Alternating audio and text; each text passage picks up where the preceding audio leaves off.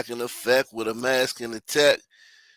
What's happening? How's everybody doing, man? Salute to everybody out there watching, wherever you watching at, man. Whether it's Twitter, whether it's Arc Nation News, whether it's Black Columbo, wherever you watching, man. Um, Salute to you, man. Salute to you and yours. We are in the building, man. Got a great show for you guys tonight, man. A great show for you guys tonight. We're gonna get right into it, man. Without further ado, man. You feel me? Buckle your seatbelts, man. Shout out to Not Jimmy Stewart. Not Jimmy Stewart is in the building. First and foremost, in the building. Not Jimmy Stewart.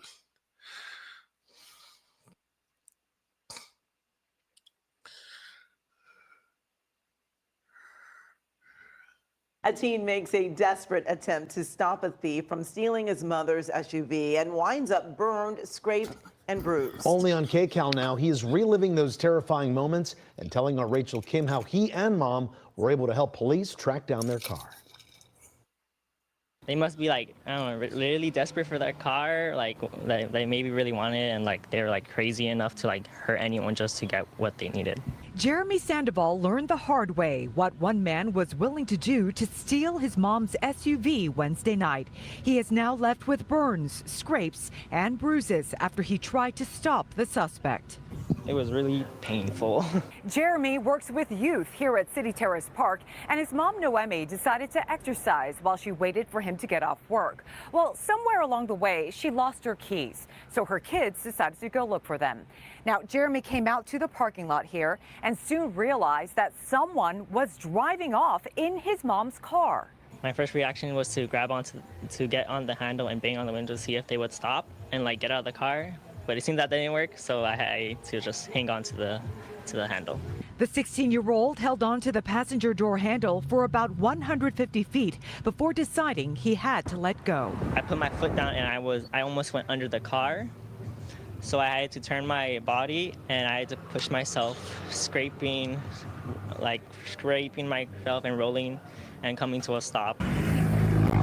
While the suspect drove away, Jeremy's sister remembered their brother's phone was still in the car. That phone had a tracking app on it, so Jeremy's mom used it to help sheriff's deputies chase the suspect, something one of our assignment editors learned and caught our attention as we covered the story from SkyCal Wednesday night. I was like, I had the app 360, I'm like, the Life 360, I'm like, okay. So we were seeing, and I was telling the officer on the phone, like, oh, he's in Ramona Boulevard. The less than 2-mile pursuit came to an end with a pit maneuver in Monterey Park. The suspect was arrested. The SUV is a total loss. I should have done like more to like try to get the person, like that what makes me cry, that he couldn't do enough.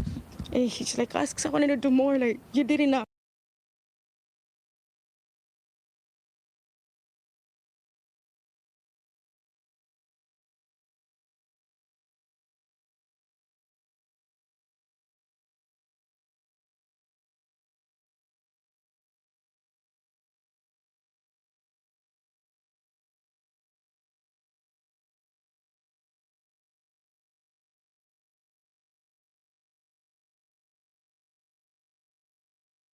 That kid will kill you to joyride. That kid that stole that car will kill you to joyride for 5 minutes. You did too much, man. The car is not worth your life. If you would have gone under the car, it would have been a different whole story. I would have lost it. Thank God that they caught him and that, that the law gives him what he deserved because he endangered my son's life. Rachel Kim, KCAL News.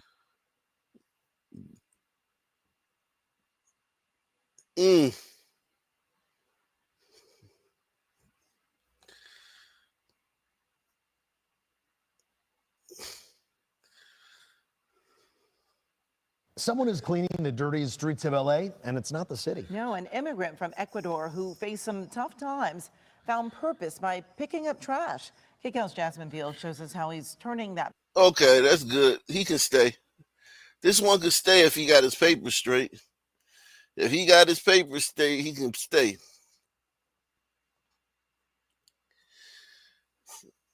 Thank you for your service, immigrant.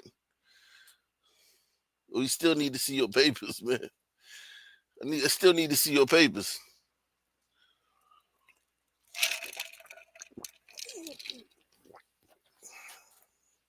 Hell with that, man. I still need to see your papers.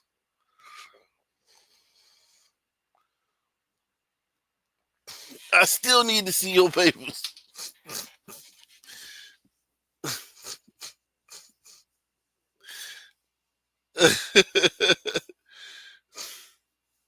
Salute everybody out there, man. Hit that like button. Continue to smash that like button, man. We're going in. Passion into a nonprofit to give back to the city he loves. Heavy duty gloves. On this stretch of road near downtown LA, Let's go.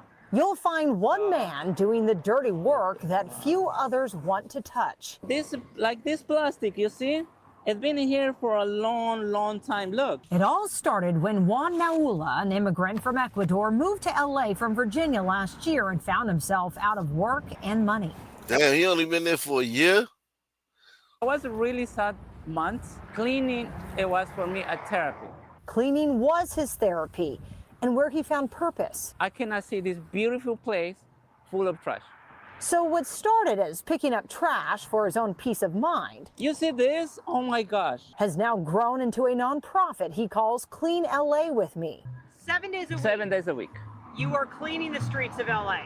Streets, parks, alleys, wherever I see trash. He has started trash cleanup groups on the weekend.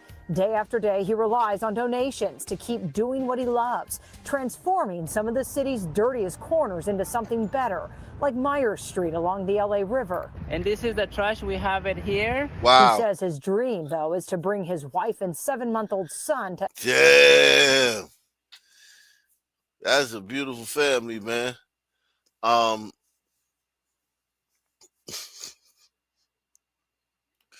Who's gonna tell him, man? Who's gonna tell him, man?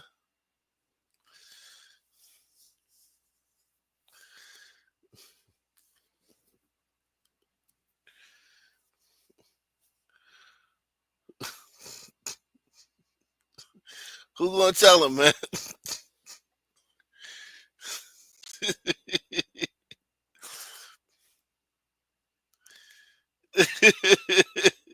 Who's gonna tell him, man? He's a nice guy, man. He's a great guy, man. He's a nice guy, man. He's a dynamite guy, man. That shit ain't right, man.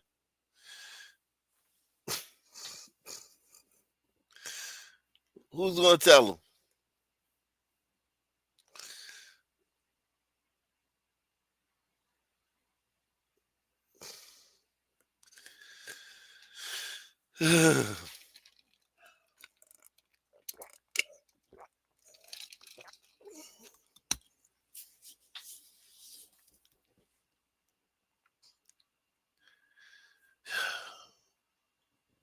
the city's dirtiest corners into something better, like Myers Street along the LA River. And this is the trash we have it here. He says his dream, though, is to bring his wife and 7-month-old son to LA from Ecuador.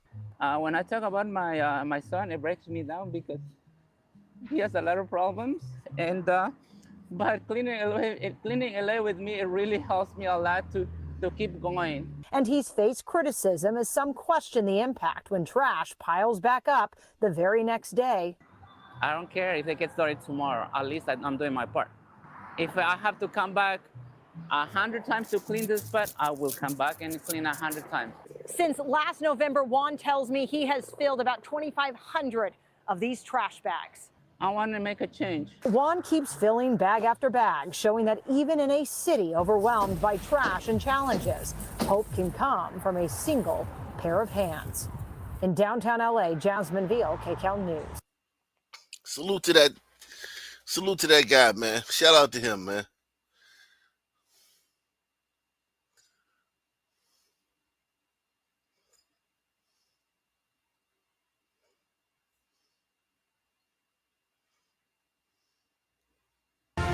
Ian Roberts now in federal custody, facing several charges of being in possession of firearms. Good afternoon. I'm Katie Kaplan. And I'm Samantha Mesa. We thank you for joining us. We are learning more about the federal charges against Ian Andre Roberts after Roberts made an appearance in court yesterday. The criminal charges state Roberts is, quote, an illegal alien in possession of firearms. WHO 13's Zach Fisher joined us in the studio with more on these 4 firearm charges, Zach. That's right, Katie and Samantha. There's a lot in this complaint, so we're going to start by going back to last Friday. We'll show you video here from the scene where Roberts drove away from his home at a high rate of speed, turned into a mobile park. That's what you're seeing here. ICE officers wore clothing that displayed themselves as ICE officials. They approached his vehicle and he fled. That's according to the complaint. The Jeep was later found abandoned after a search of the area. Roberts was found 200 yards away from the car. Now, this first firearm, we've seen one photo of it going back to last Friday. It was in the school-issued Jeep Cherokee. Seeing one of those images. This is a Glock Model 19 9mm pistol. It was wrapped in a towel underneath the driver's seat. That's new. We didn't know that. It was chambered at the time. This was seized and transferred to the ATF. The complaint says that the firearm was purchased by Lanisha Roberts on October 4th in 2019 in North Little Rock, Arkansas. It also indicated that Lanisha Roberts is believed to be Roberts' spouse. That's according to law enforcement databases. Now, the next firearms that we're going to show you were found during a federal search warrant at Roberts' residence on St. Andrews Circle Drive in Des Moines. The same day, September 26th, there were 3 firearms found inside the residence. This first one is a Sig Sauer Model P320 9mm. This pistol was chambered with a round. It was also located underneath a seat cushion. You can see it there in a chair in Roberts' living room. The second firearm was a Remington Model 78 270 Win caliber rifle. This was located in the master bedroom closet in a case. The third firearm was a Remington Model 870 20-gauge shotgun located in the master bedroom. That's that top image there. It was behind the headboard. At the residence, there was also multiple firearm magazines, an assortment of ammunition, and a lot more. The criminal complaint states that there was a Ford Mustang that was parked in Roberts' garage. It had immigration court documents located underneath the floor mat in the back seat in that array of documents. It also contained a copy of the May 22nd, 2024 order that Roberts had to be required to remove from the United States. That's what we've been talking about over this last week. So we're going to have more on the criminal complaint and what's in it, and it gets into much more in his immigration history on the WHO 13 News at 5 and 6. Katie. Man, every time we turn the page, there's more to the story. Definitely. All right, Zach, thank you for that. Yeah. Every time we turn the page, there's more to the story. He a tether, man. A tether. He doing what tethers do, man. He doing what tethers do, man. Everybody hit the like button, man. Smash that like button, man, so we can get this in the algorithm. Smash the like button so we can get this in the algorithm. Take the $5 pledge. And take 10 seconds to share this on social media.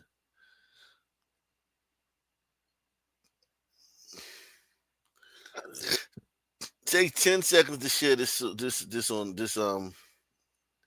social media.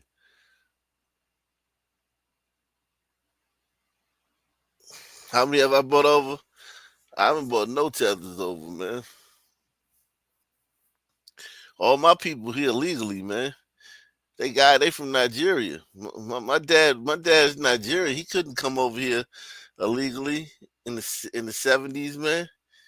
60s and 70s. He had to catch a plane, man. You get on a plane, man,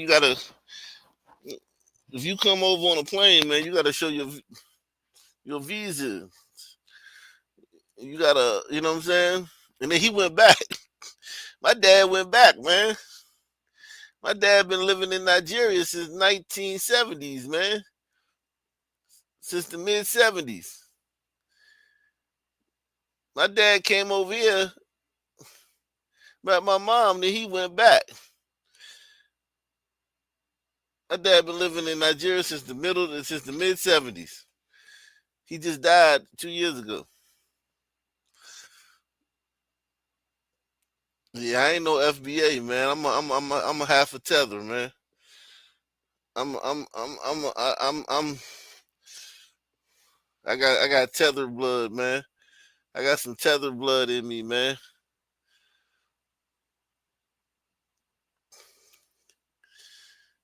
I wish I could be whole FBA. If only I could be 100% FBA. Y'all are God's chosen people, man. Y'all are God's chosen people, man.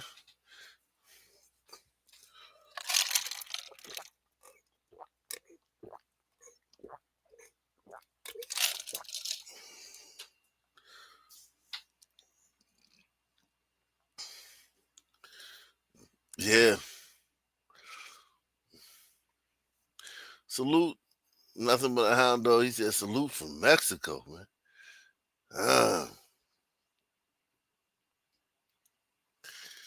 Salute.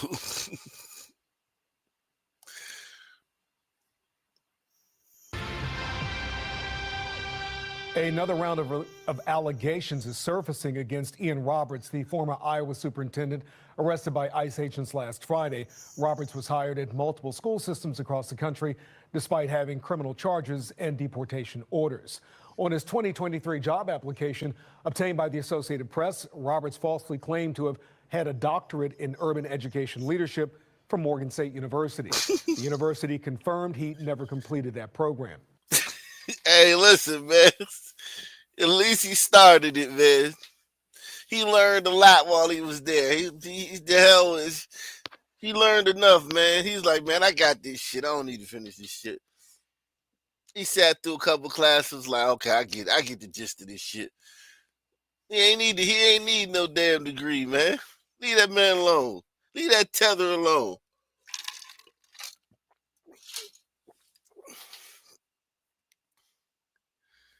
Leave this Tether alone, man. He said, are the Muslims really killing Christians? They've been doing that for decades, man.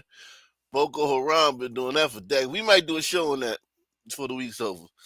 Boko Haram been killing them in the northern part of Nigeria. They've been doing that for decades. Yes, it's true. It's true. It's very true. Roberts is also accused of registering to vote in Maryland. His name, birthday, and address appears active on public voter rolls, though state election officials say records do not show a voting history. And as we know, Roberts also spent nearly 8 years working for Baltimore City Schools. New tonight, we're learning he's been accused of pressuring teachers to change students' grades while serving as a Baltimore principal. Fox. Pressuring teachers to change students' grades. And still, none of them. Oh, yeah, because that's the test. That's right. See, this is the thing. When we hear about Baltimore and they say no students proficient in math, no students can read at the third grade level, that's from a test. So he can't mess with the test because the test is scanned by a computer. Take the $5 challenge. Support the channel, guys. Support the channel, guys. Jeez. Take the $5 pledge. Support the channel. You think the computer scans the standardized test, but the grades, so he's trying to he pressured teachers to change grades, which the teacher does have control over. The teacher can change the grades.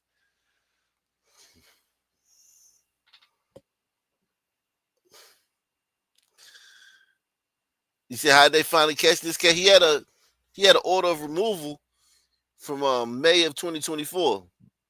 Biden was like, yo, you gotta get out of here, cuz.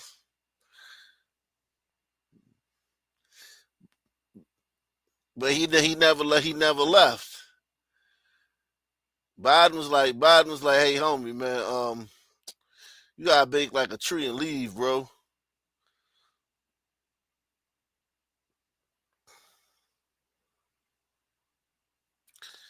You gotta make like a tree and leave, bro. And he ain't want to leave. He ain't want to leave.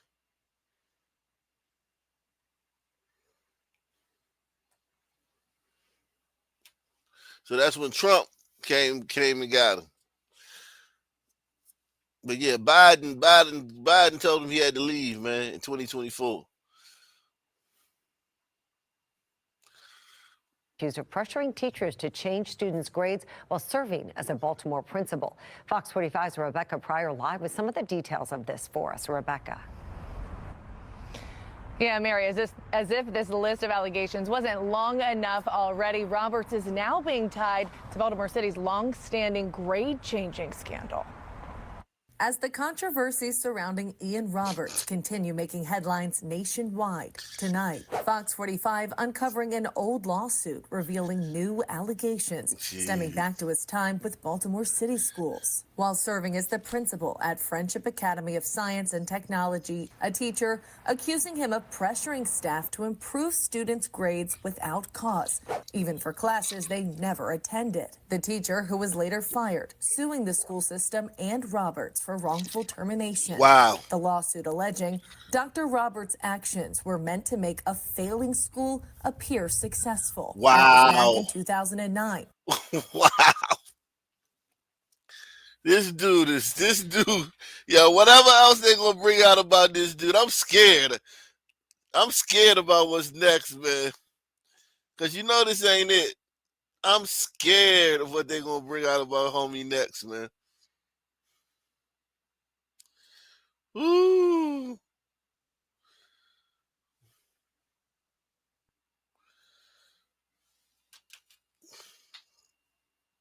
Him of pressuring staff to improve students' grades without cause, even for classes they never attended. The teacher, who was later fired, suing the school system and Roberts for wrongful termination. The lawsuit alleging Dr. Roberts' actions were meant to make a failing school appear successful. That was back in 2009, but the lawsuit wasn't filed until 2013. In turn, the school system successfully arguing the statute of limitations had run out. BCPS also claiming the teacher harassed and threatened school leaders, including delivering a bat to the HR department with a letter reading in part, "I hope it feels good to beat a teacher." Another message reading, "This is why children are not learning."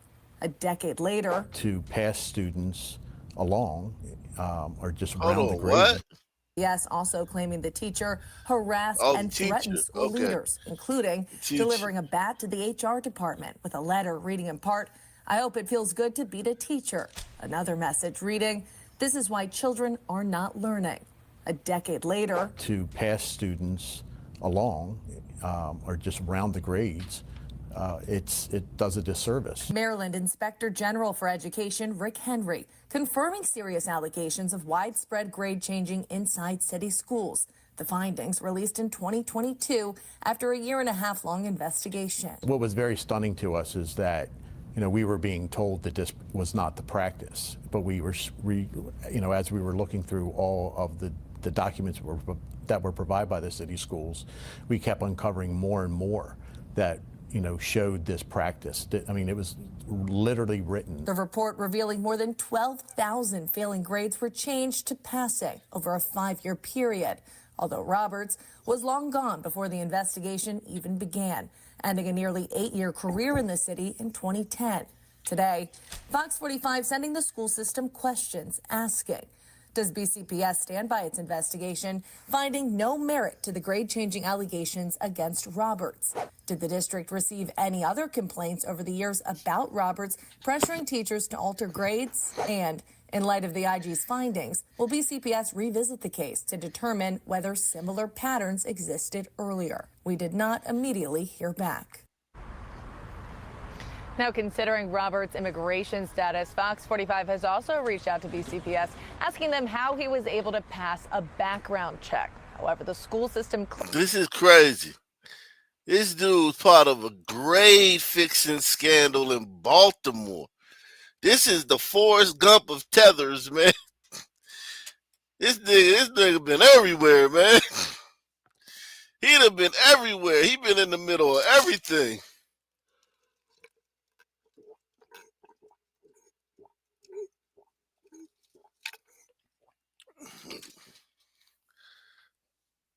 This nigga, man, damn. Fucking tether, super tether. super tether, man.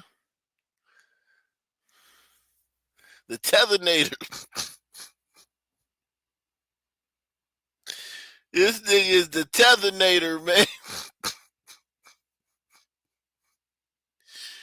Yo. The Tethernator. This motherfucker, he came over here, man. He just worked this motherfucking system. He worked the shit out of the system. He worked the hell out of the system. The Tethernator. Damn.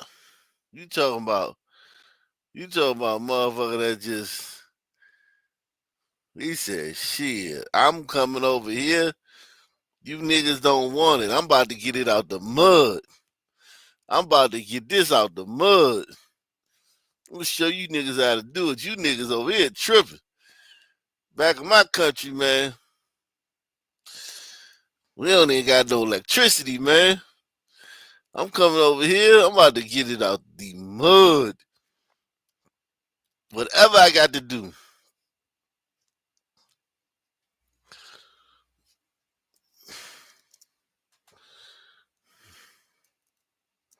Shit.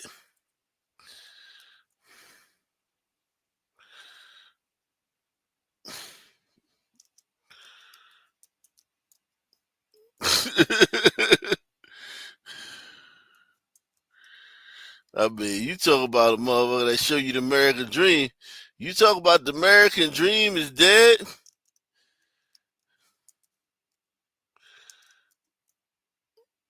Who said the American dream was dead?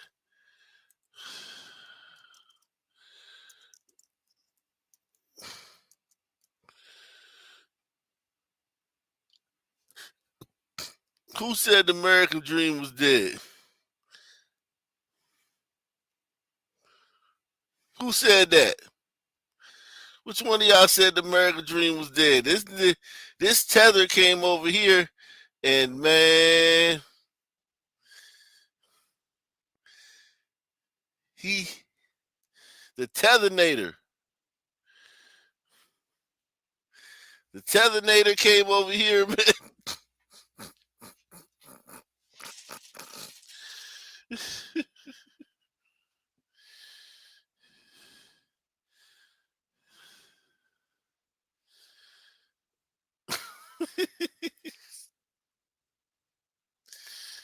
I am the Tethernator. I am the Tethernator.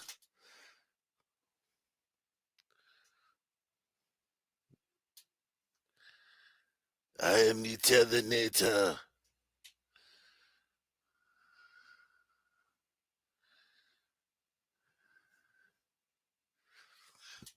Man,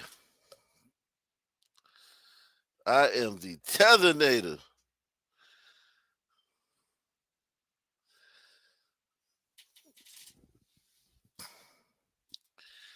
That motherfucker came over here. He lived the American dream. You talk about the American dream. Hey. He said, I would never turn down a Sun Fruit Bowl ever. Hey, man, he went out to Iowa, man. Them people ain't racist out in Iowa. Caitlin Clark, oh, y'all owe Caitlin Clark an apology, man. The people in Iowa ain't racist, man. They gave the Tethernator. They put the Tethernator in charge. He could have probably ran for mayor, man. Trump messed up his fucking shit. He about to run for mayor.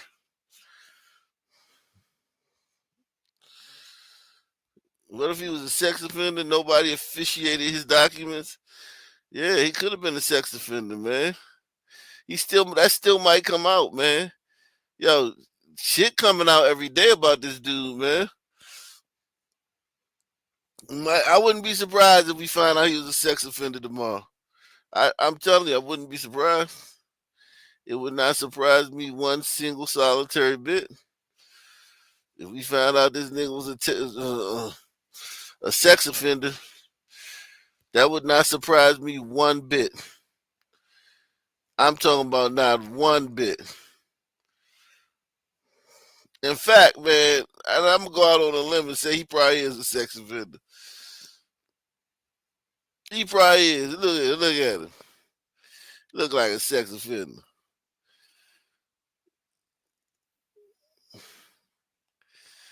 Yeah, man, he probably is, man.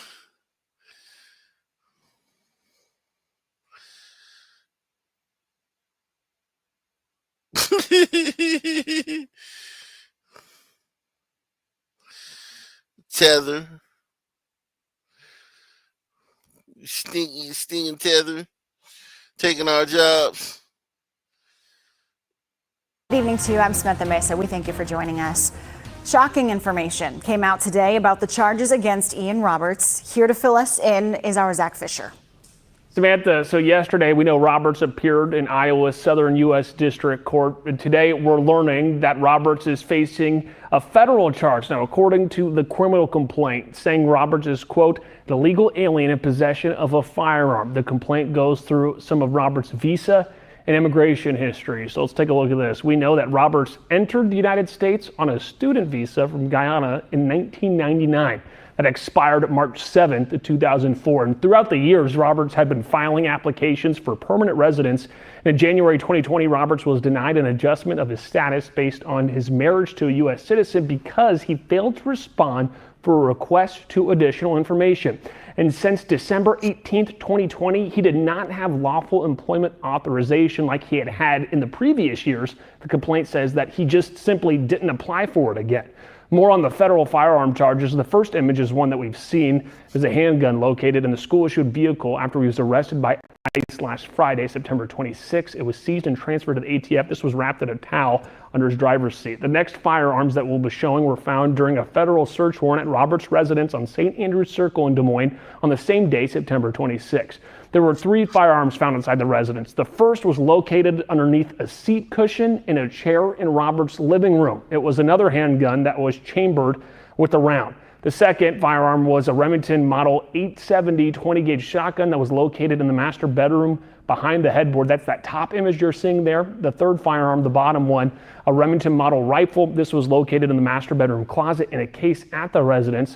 There were also multiple firearm magazines and an assortment of ammunition.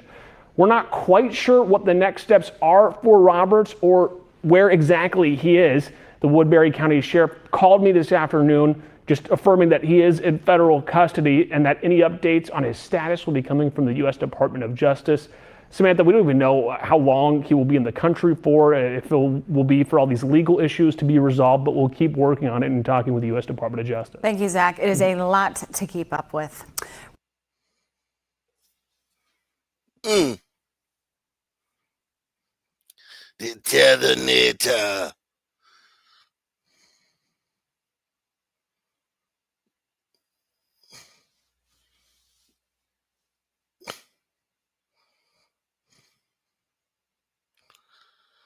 We covered this yesterday. I wonder if there's any oh wow, let's see this one. Crime is down, everybody. Started with a stolen package and unraveled into something much bigger. A repeat porch pirate, a car full of stolen goods, and a suspect already on the radar of multiple police departments. Despite all that, he walked free, but now police are searching for him again. And Tia's back from Suburban Lions with this story. Tia. Well, we first reported this story last month, and you remember that incident clearly because it was captured on video. Lions Police Chief Thomas Herian points the finger at the Safety Act here, saying that's why he's constantly being let out of jail. We first learned about 27-year-old Joseph Davenport on September 9th, the day everything unfolded. That was when Davenport was caught stealing a package off of a front porch in Bellwood. He was arrested, but then he was let go. And this is that viral video that I'm talking about. It was the day that Jaleel Anthony, a licensed concealed carry holder, decided to detain Davenport until police arrived. Davenport had been accused of stealing a package from the front porch of the family's home in Bellwood. He returned a second time and tried to pull the same stunt, but this time the package was a decoy. He was arrested on the spot, and during a search of his Chrysler 200, officers uncovered 30 other stolen packages. Despite the discovery, Davenport... Damn. 30 other packages. Jeez. Jeez.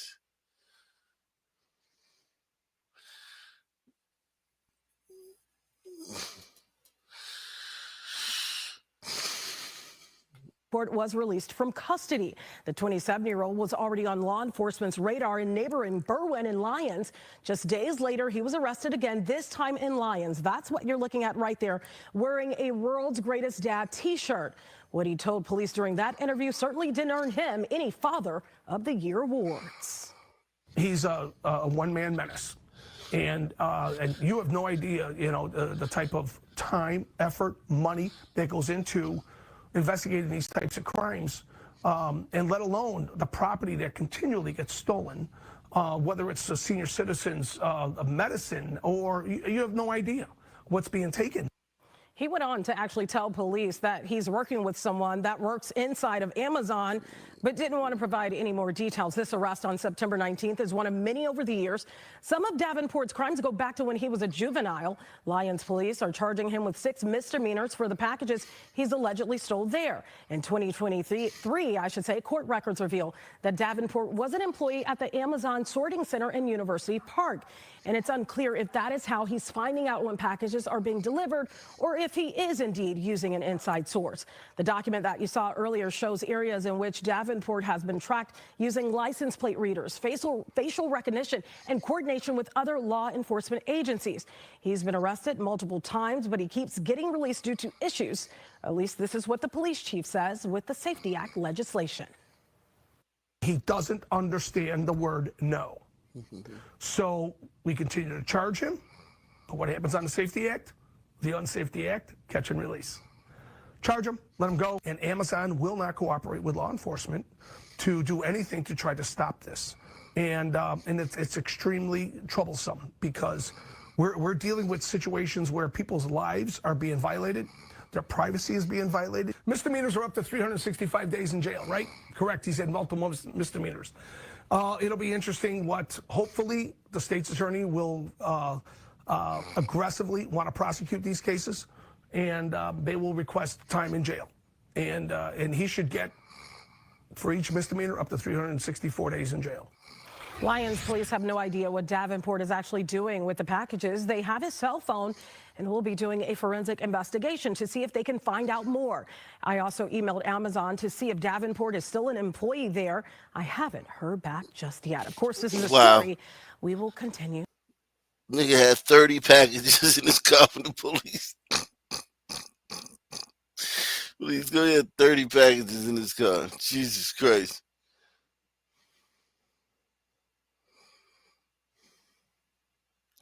White Chicago, man, you got to stand up, man.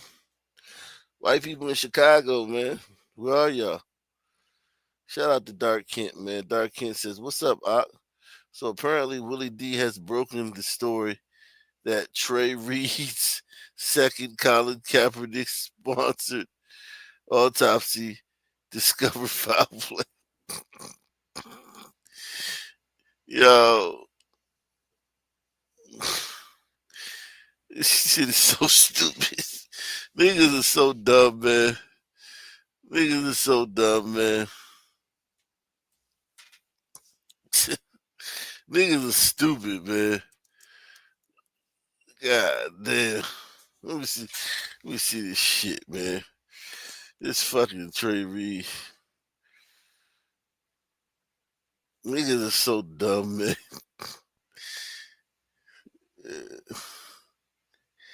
Ain't nobody on camera but his ass. And it ain't with a bunch of other niggas at the HBCU.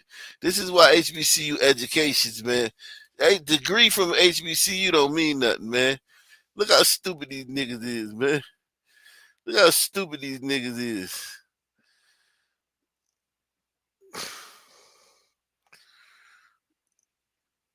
Is not. On the 15th of September, a black student was found hanging from a tree at Delta State University in Mississippi. His name was Trey Reed.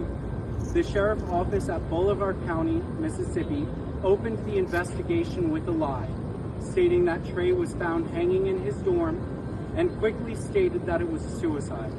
Not a possible suicide, but a suicide. Both the county coroner... Jeez, I'm not listening to that whole thing, you fucking...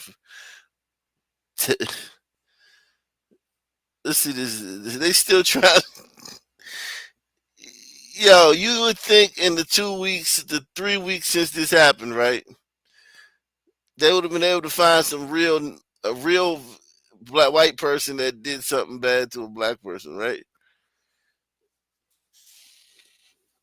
Because it's every day, right? Every day, white people just fucking over black people. You would think that they would have been able to find some more shit by now, man. Fact that they can't find any more. Let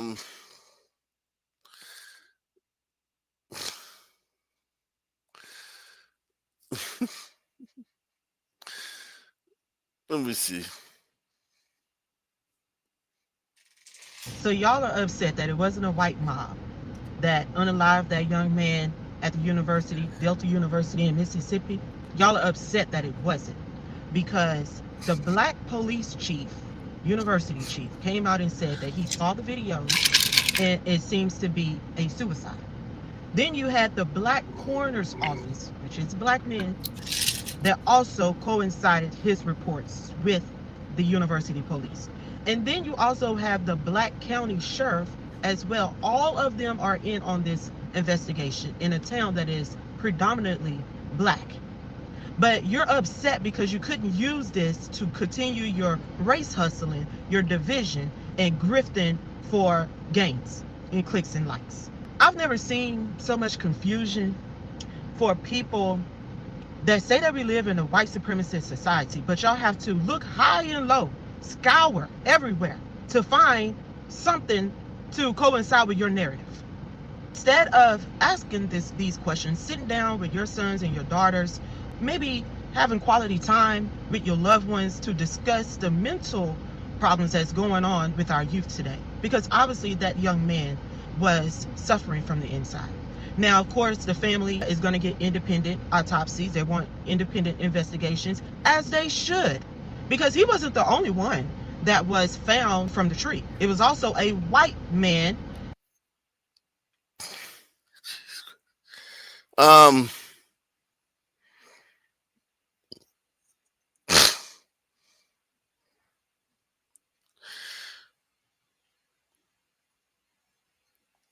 Colin Kaepernick.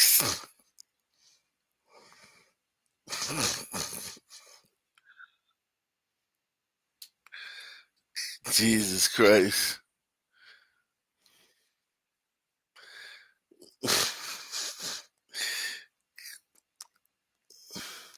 Trayvion's second autopsy proves he was unalived off the Delta campus in Cleveland, Mississippi, and his organs were missing. His organs were missing. That's because he was embalmed, man. They take your organs out when they bury you. That's why his organs is missing, jackass. Who the fuck wants a black? Who the fuck is gonna run around and kill black people for organs? Think about it. Who's running around killing black people for their organs? We need some organs. Let's go find some niggas.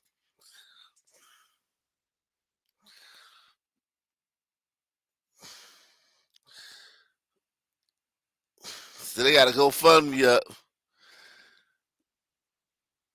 They gotta go fund me up.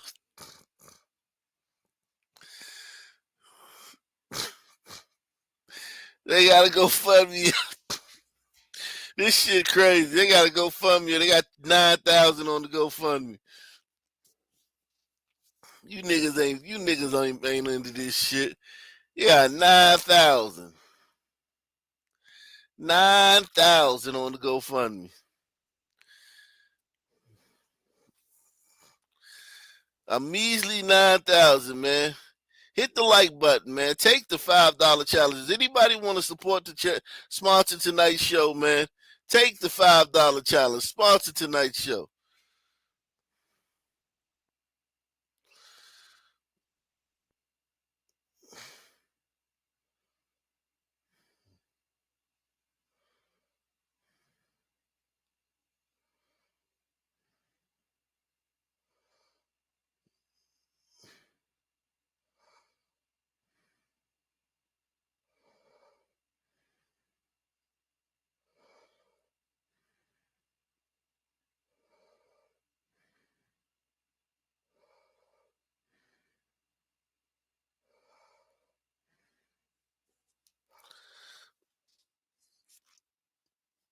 Trey.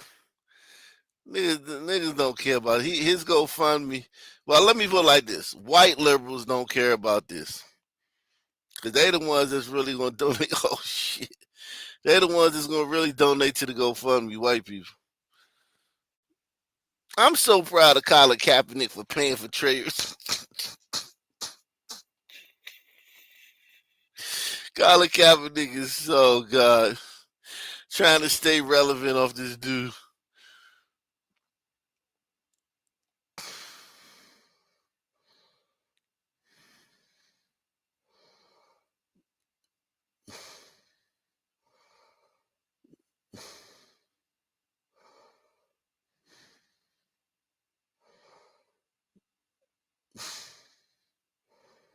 Come to find out, the second autopsy has shown blunt force trauma. Someone got some explaining to do. If he got blunt force trauma, it was by a nigga. So y'all ain't gonna care. So what is the point? Y'all ain't gonna care.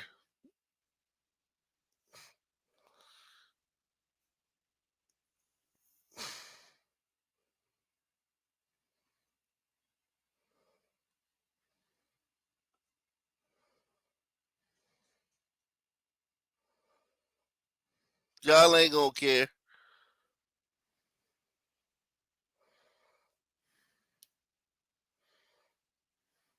The only way y'all gonna care is if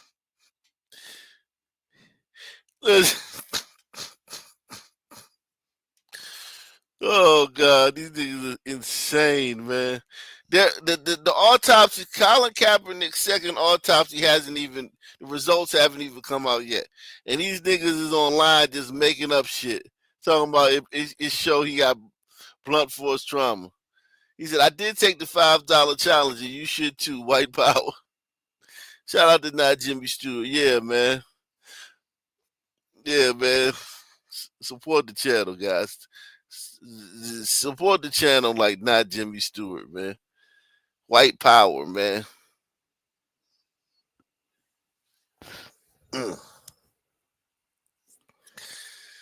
Hey, they boycotting. I think everybody boycotting the channel right now, man. But Trey Reed, man, listen, Trey Reed. The results haven't even look. It says the second autopsy on Trey Reed revealed crucial new findings that were not noted in the first autopsy.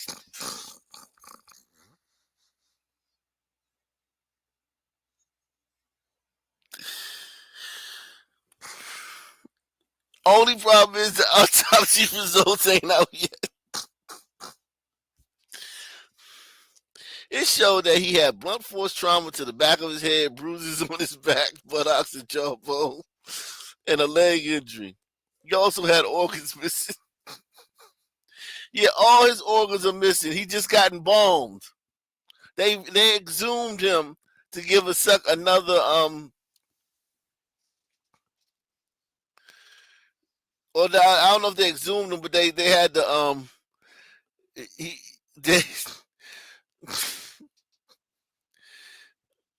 they already prepared him for burial.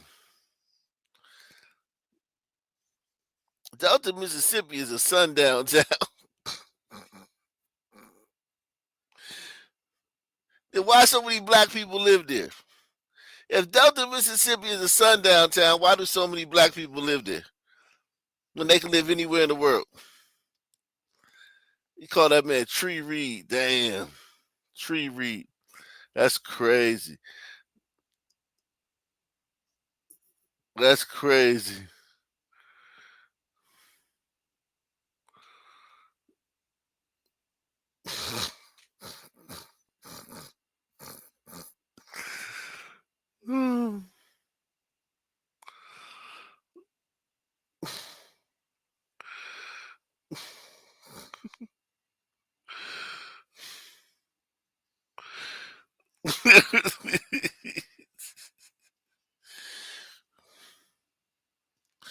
This is so sad. We knew this young man did not hang himself. He was beat to death, bumps and bruises on his face and body, then hung in Mississippi. Officials are recovering of his murder.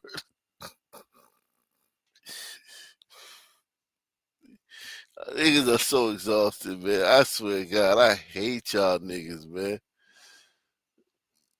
Y'all are so hateable, man. Y'all niggas are so hateable, man. I mean, y'all niggas are hateable, Jack.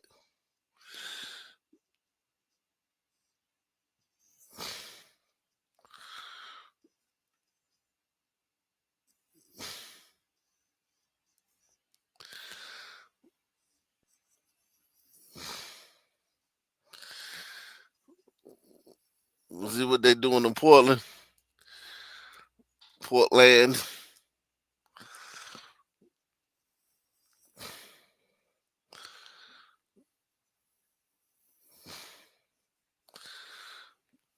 And we continue to follow our breaking news. Just a short time ago, President Trump announcing on Truth Social that he is sending troops to Portland, Oregon to protect ICE facilities. Now, Portland is just the latest Democratic-run city that the president has either sent or threatened to send troops to in his growing crackdown on immigration and on crime. CNN's Kevin Liptak joins us now from the White House. Kevin, tell us, what more have you been learning about these latest developments here? Yeah, and there's no question this is an escalation in the president's push to deploy the U.S. military on domestic soil. It follows this pattern. We saw it in Los Angeles. We saw it here in Washington, D.C. If the president choosing Democrat-led cities and states to make this push and really kind of pushing the boundaries of the use on domestic soil of the U.S. military. The president writing on Truth Social this morning that at the request of Secretary of Homeland Security Kristi Noem, I am directing Secretary of War Pete Hegseth to provide all necessary troops to protect war-ravaged Portland and any of our ICE facilities under siege from attack by Antifa and other domestic terrorists. I am also authorizing full force if necessary. Thank you for your attention to this matter. Now, there are a lot of unanswered questions here. One is the timeline, when exactly we would see these troops arrive into Oregon. We also don't know what types of troops the president is talking about here, whether it's National Guard, whether it's active duty military, and we don't know exactly what legal authorities the president will be relying on, because remember, under law, it sharply limits the use of U.S. troops for domestic law enforcement purposes, and this has really kind of prompted a legal debate after the president did this in other cities around the country. Now, Portland has seen a number of protests around an ICE facility that's about 2 miles south of the downtown. They have been mostly peaceful, but there have been some violent clashes that have led to injuries for federal officers. It's led to arrests of some of the protesters. At one point, a guillotine was erected outside the building. The Homeland Security Department said at the time that that was unhinged behavior. And we've also seen President Trump talk about this city over the last week. He said on Thursday in the Oval Office that we're going to get out there. He said, quote, "We're going to do a pretty big number on those people in Portland." He called them professional agitators and anarchists. And you saw in his Truth Social posts today referencing Antifa, the president has taken steps this week to label that group a terrorist organization. Now, leaders in Portland have made pretty clear that they are not welcoming federal intervention. The mayor said this week that, like mayors across the country, I have not asked for and do not need federal intervention. That's the mayor, Keith Wilson. We've also heard from leaders in the city and state just last night as it seemed clear that this was happening. Listen to some of what they said. I am sick and tired of watching the people in my community getting brutalized because they are immigrants or because they dare to speak up. I am sick and tired of it, and I'm tired of your lip service. Hey, man, listen, man. We don't care what you sick and tired of, bitch. We don't care. See, that's the problem. People think they can just get up and say what they sick and tired of. Random woman. I'm sick and tired of, well, listen. We don't care. We don't care what you're sick and tired of. That might have worked last year. That shit don't work no more. Random ass motherfucking on breeder talking about, I'm sick and tired. Who the fuck are you sick and tired of? Fuck you. Show up and do something! Well, I share their frustration. We're trying to use every power we have as the federal team. Obviously, we're in the minority. So you also heard Jeff Merkley and other officials there say essentially, don't take the bait, raising the prospect that sending these troops into Portland could be essentially an effort to try and goad them into conflict. And so it will be very interesting to see how this plays out over the coming days, over the coming week, just as we learn more about what specifically this federal intervention might look like, Danny. Yeah, very interesting indeed. Appreciate you breaking that down for us, Kevin. Thank you. Well, tonight we're tracking major developments in Oregon's attempt to block President Trump's order sending the National Guard to Portland. The federal judge originally on the case has recused himself at the DOJ's request. The Trump administration claimed Judge Michael Simon couldn't be on the case because he's married to Congresswoman Suzanne Bonamici.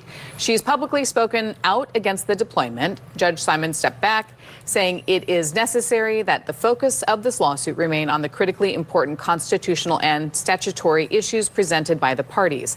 The case was randomly reassigned to Judge Karen Immergut, who was appointed by President Trump during his first term. Tomorrow's hearing will go ahead as scheduled at 10 a.m. and K2's Christina Giardinelli has spent the day reviewing new details on this lawsuit. And Christina, Trump's lawyers submitted their response to that lawsuit?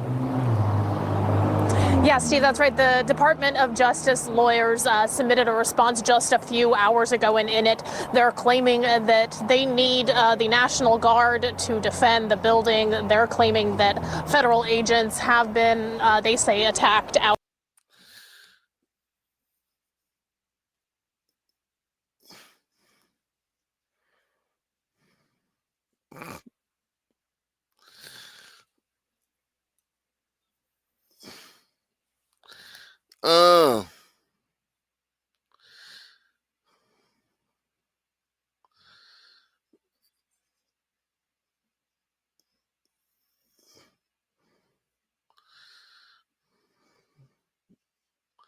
A federal crime crackdown is picking up steam in Memphis. Just yesterday, Secretary of War Pete Hegseth and Attorney General Pam Bondi visited the city to get a closer look at the operation for themselves.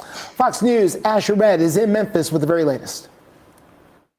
Memphis, Tennessee is consistently at the top of the list when it comes to U.S. cities with the highest violent crime rate. So now the Trump administration says it's sending in more than a dozen federal agencies to try to turn things around. On Wednesday, Hegseth and Bondi toured the command center and spoke with federal agents about the operation. Bondi says the feds have already arrested 53 people and seized 20 illegal guns in the last 48 hours. She also says that agents found a missing child. Right now, it's really just getting the crime under control in Memphis because it has been out of control. And, you know, we have a Democrat mayor there who understands it. He understands they want to make Memphis prosperous. About 2 weeks ago, President Trump established the Memphis Safe Task Force. It includes the National Guard and more than a dozen other federal agencies like the FBI. The governor says National Guard troops won't be armed and they won't be making any arrests unless local law enforcement asks them to. I've been speaking with folks who live here and people are split. Many longtime residents say they want this because they're sick of the crime, but some people think the military troops patrolling the streets is going too far. Shelby County Mayor Lee Harris says he's very much against the National Guard being here and he wants people to resist. If we don't say no to this, the use of military against American citizens, when are we going to stand up? When are we going to say no?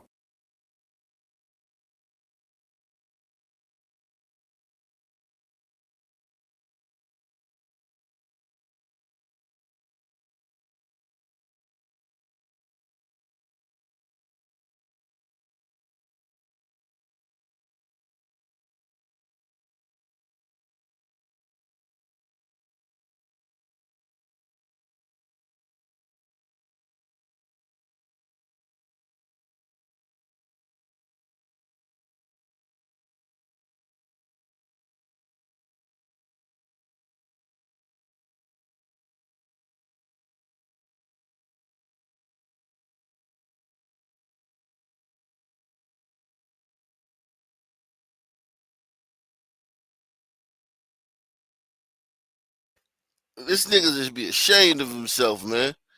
This nigga should be ashamed of himself. This is the mayor of Shelby County. These niggas should be ashamed of themselves. Like literally, Trump gonna save hundreds of black lives that y'all said mattered. He gonna save hundreds of black lives in Memphis.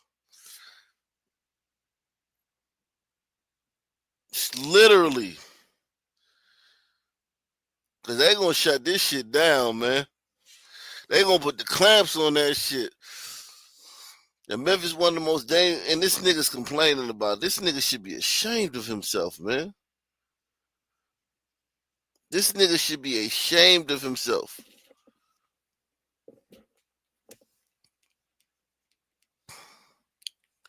This nigga should be ashamed of himself. You can't hear me? You can't hear me? Press 1 if you can hear me. Press 1 if you can hear me, man. Press 1 if you can hear me. Press 1 if you can hear me. Okay. Yeah, this nigga should be ashamed of himself, man. This nigga should be ashamed of himself.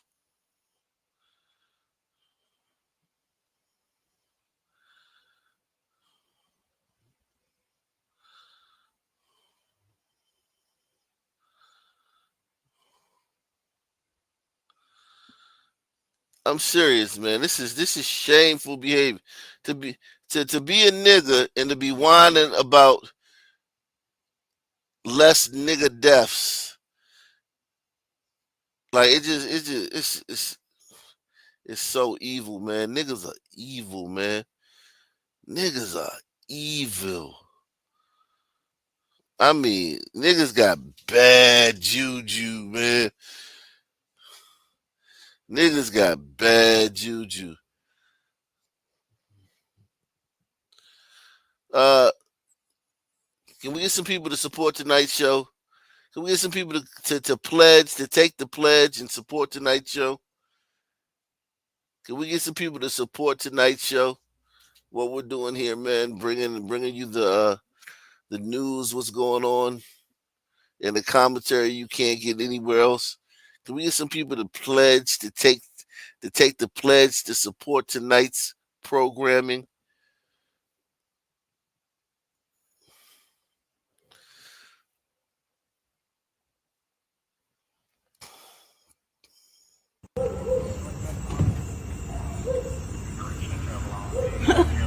What the hell?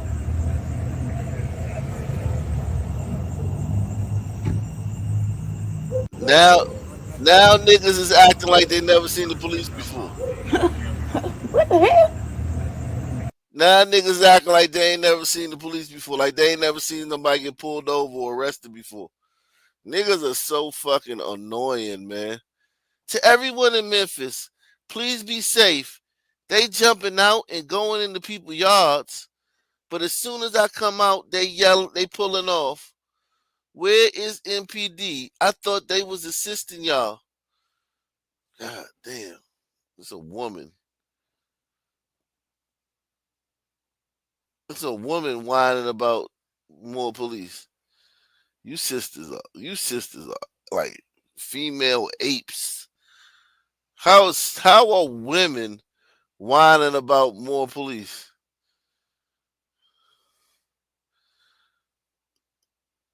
He's going to actually declare y'all, did y'all see Stephen Miller say that he's going to actually declare a federal surge in Memphis? Yes, he said that he's going to he said we're sending real cops with guns shoulder to shoulder with ATF, DEA, ICE, and the CIA. He said the Department of War will also be sent out there to Memphis, y'all. And this isn't a public safety issue. This is martial law. Martial law. This is what the fuck this is. They're declaring martial law in Memphis. How are you going to send the DEA, ATF, ICE, and the Department of War, the Department of Defense originally, the fucking military to Memphis? There is some crazy, there's a war on citizens, y'all. Literally, a war on citizens. People need to fucking prepare. After all of these lynches we found out that been happening in fucking Memphis, you guys are going to send the military out for what? Who are the thugs? Y'all, did y'all? Yo, black women deserve what they get. Press 1, man. Black women deserve what they get, man. You black women deserve what y'all get, man. Shout out to Not Jimmy Stewart for the 3rd time, man. Jimmy Stewart taking the $5 challenge again, man. Salute to Not Jimmy Stewart, man. Appreciate you, bro. You sponsoring tonight's programming. Thank you, man.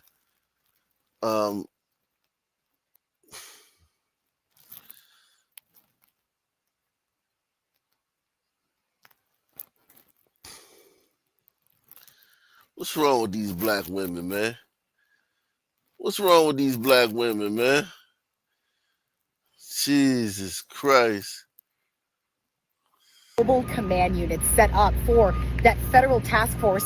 It's just outside Memphis. You've got the Tennessee Bureau of Investigations, the State Highway Patrol, U.S. Marshals. That's just a few of the ones we've seen here. This has essentially become the place where they have set up shop. We saw several dozen of those federal agents here this morning getting their marching orders and then taking off for their assignments for the day. Again, these are members of 19 federal agencies that are in Memphis right now as a part of that task force. But this is where we saw Defense Secretary Pete Hegseth and Attorney General Pam Bondi come to speak to those nearly 700 men and women. They said they want to rescue Memphis, and they said they also want to bulldoze the criminal element. That is them talking about their efforts and their commitment to reduce crime in the city of Memphis. We've talked about just how unfortunately high their violent crime rate has been, despite the fact that in the first 8 months of the year, they actually saw a significant drop in the crime rate. The federal task force is absolutely already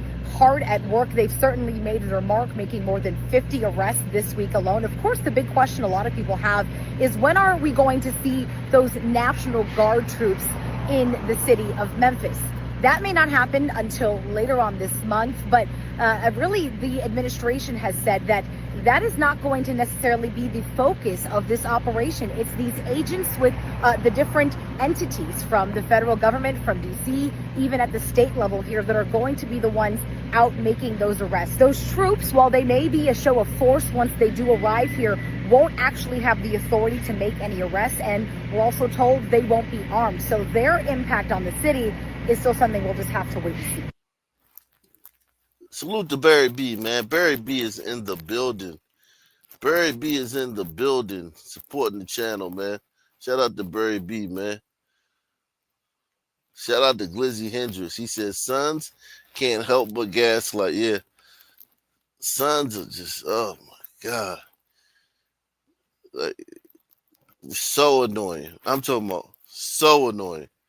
Members of If you're a gang member in Memphis, Tennessee, you better retire right now, because the feds have just unleashed 200 federal agents in your city. This is called the Memphis Safe Task Force. They released 200 federal agents, FBI, DEA, ATF, all that. They're trying to make the city of Memphis safer, so they're releasing all these agents to take over and stop crime. They already started arresting people and getting gritty. You might be thinking you're selling to the home, you're selling to a customer, whole time you're going to be selling to an FBI agent. Over 200 agents are in your city right now. So anything you got going on in Memphis, anything, just stop. The mayor is mad. He said this is an invasion of the public. But the feds don't give a fuck. They're tired. They're tired of Memphis being a shithole, so they're there to control shit. No, it might lead to racial profiling, so a lot of people in the community are scared about that. That might target black neighborhoods and just start attacking people. You know how it go, man. The normal shit. This is nothing new. My question is, damn, the feds can actually just come into a city even if the mayor doesn't ask and just start controlling shit? So who really runs the city? Does the mayor run the city?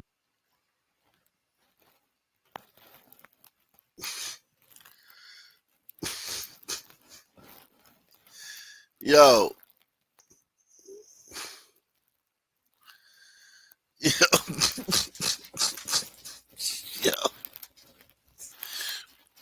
All these black people hate the crime. That's the thing about black folk, man. Niggas hate this crime, man. They hate that shit. Their family members get killed. The YNs walk around like they all of that, like little fucking warlords and shit. Now somebody's come to fix it.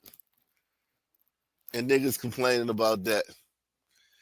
Niggas are complaining about that and creating fucking bullshit ass stories about boogeymen and shit. God, y'all niggas are awful people, man. I'm not even trying to lie. Niggas are terrible people. Like, they're just awful human beings. And when I say that, of course we're talking about within the framework of Western society, which niggas weren't meant to be in Western society. Press 1. Niggas were not meant to be in Western society. Shout out to Laughing Dog, man. He said they wouldn't let me comment above SC. Salute to you, man. That's all right, man. You made it through, man. Shout out to you, man. Thank you for taking the $5 challenge. Thank you for supporting this channel, man. Supporting tonight's programming. Niggas are awful people. They weren't made to be in Western society. And they show it over and over again. They show it, their responses to everything. Niggas, the collective, okay. So you got a nigga, and then you got niggas, right? You have an individual nigga, and then you have the collective of niggas. Some individual niggas are okay. There's individual niggas that are dynamite. But anytime blacks, as a collective, when you talk about culture, you're talking about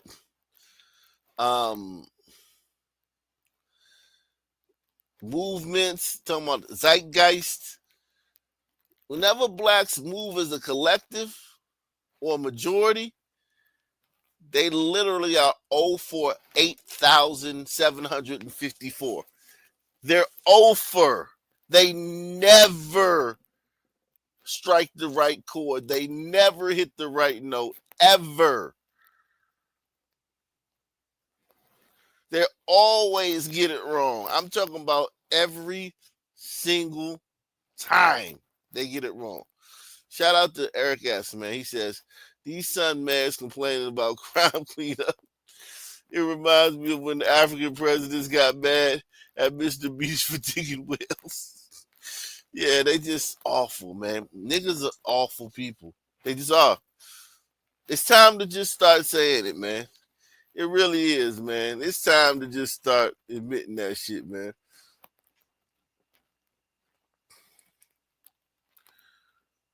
We out here like messing around, man. We out here messing around, man. We out here messing around, being jackasses. And we really need to sit here and be like, yo, we need to really sit around and be like, yo, niggas are awful human beings, man. They're just awful.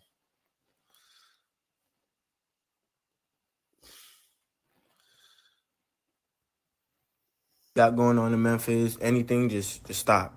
The mayor is mad. He said this is an invasion of the public, but the feds don't give a fuck. They're tired. They're tired of Memphis being a shithole, so they're there to control shit. No, it might lead to racial profiling, so a lot of people in the community are scared about that. That it might target black neighborhoods and just start attacking people. You know how it go, man. The normal shit. This is nothing new. My question is, damn, the feds can actually just come into a city even if the mayor doesn't ask and just start controlling shit?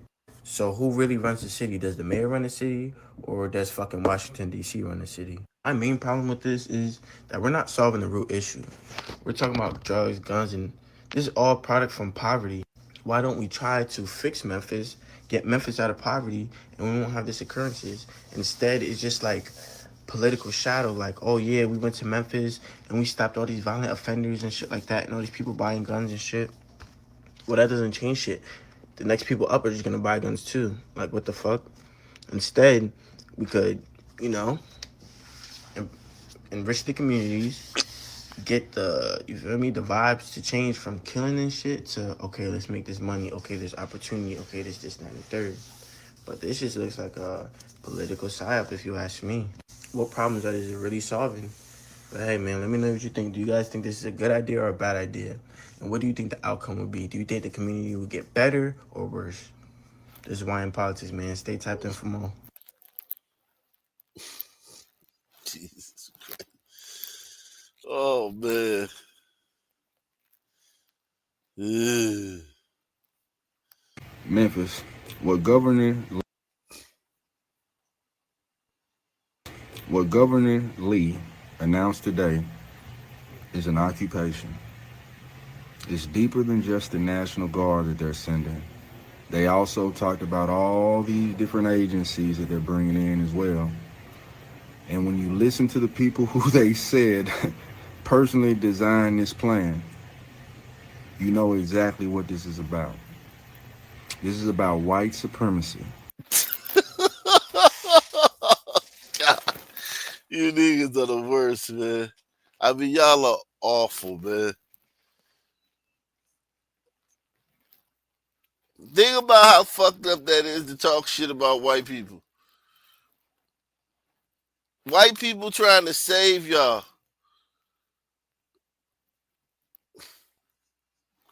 White people trying to save y'all.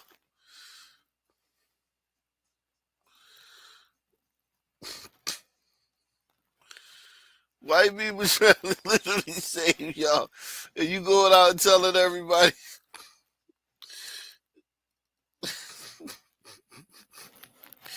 You go out and tell everybody that. Damn, man.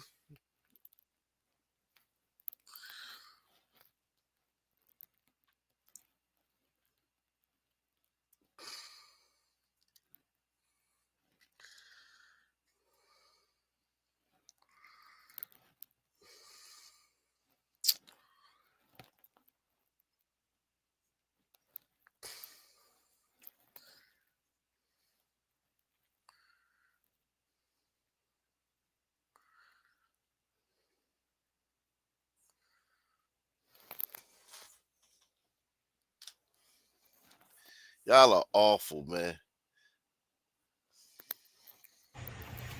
White supremacist ideology believes that African Americans, that black people are animals.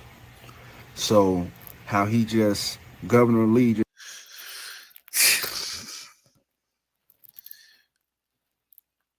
I wouldn't say that, man. I think that y'all are animals. I don't think white people think y'all are animals. I think y'all are animals.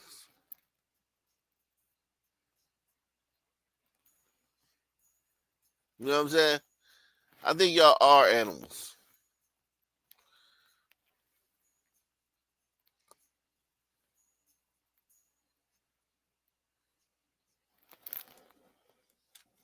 I think that's what it is, man. I don't think white people think y'all are animals. I think y'all are that animals. African Americans, that black people are animals.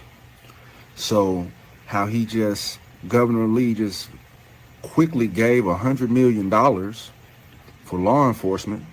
They had the same ability to give that $100 million or $1 billion to our schools so we could educate our babies.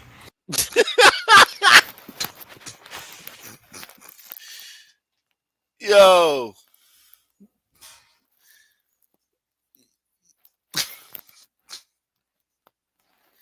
If y'all can have $100 million, the last thing y'all would do is spend it on educating y'all babies. It wouldn't be a fucking rim left in the world. It wouldn't be no studio time left. You couldn't get into a music studio if you gave niggas in Memphis $100 million. Every studio be booked up from here until fucking 2029 and shit.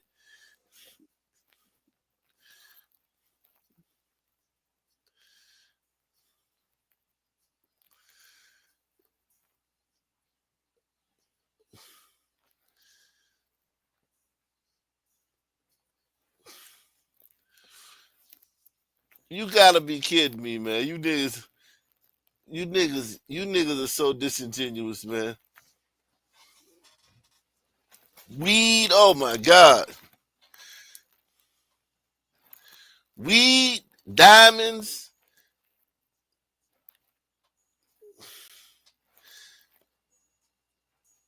the little stand in the mall. You know, you go to the mall and you got the Arab dude, he got his little kiosk where he sells jewelry and shit. Those motherfuckers will be rich. Those motherfuckers will be living in mansions. Anybody who sell diamonds and fucking chains and trinkets and shit, they gonna be generationally rich. If you gave niggas in Memphis $100 million.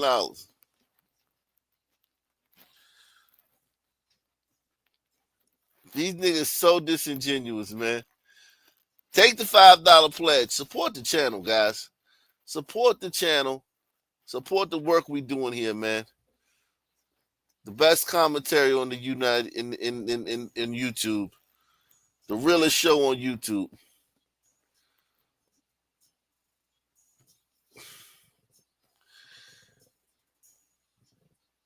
These niggas are sick. You niggas are sick. Also, hit the like button, man. Hit that like button, man. Smash that like.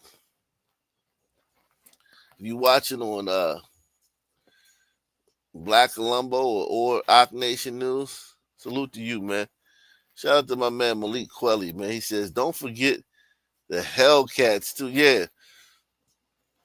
Niggas gonna... Yo.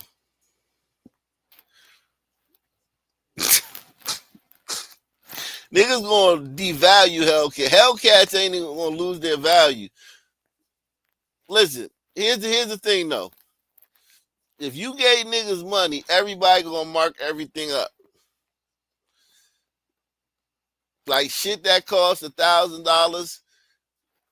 The Jews and the Asians and the whites and the Arabs that own all the stores. Once they give you niggas some money, they're gonna mark everything up. Them jeans that cost $150, them shit's gonna cost $250 now. And you niggas gonna buy it because you gonna think it's better. Niggas love buying expensive shit. So, and everybody know that niggas like buying expensive shit. You niggas ain't gonna have... Yo, that's why reparations is so dangerous, man. Because if you give blacks reparations, you're really giving it to everybody else. That's why they don't want to give blacks reparations.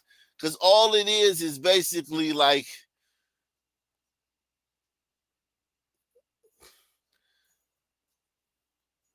It's like a chain of custody, right? You really giving the money to everybody else, but the blacks are the first ones to get it. The blacks are, it's like we're going to distribute this to all the races. Reparations would be like this. We're going to distribute all this money to all the other races, but we're going to give it to blacks and let the blacks distribute it. We're going to let the blacks distribute the money to all the other races.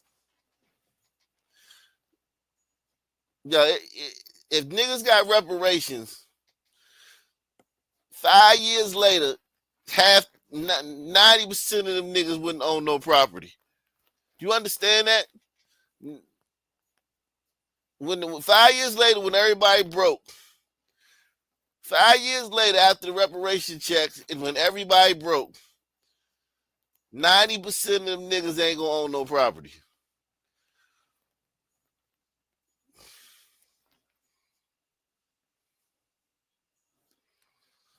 Let's get back to these niggas in Memphis, man.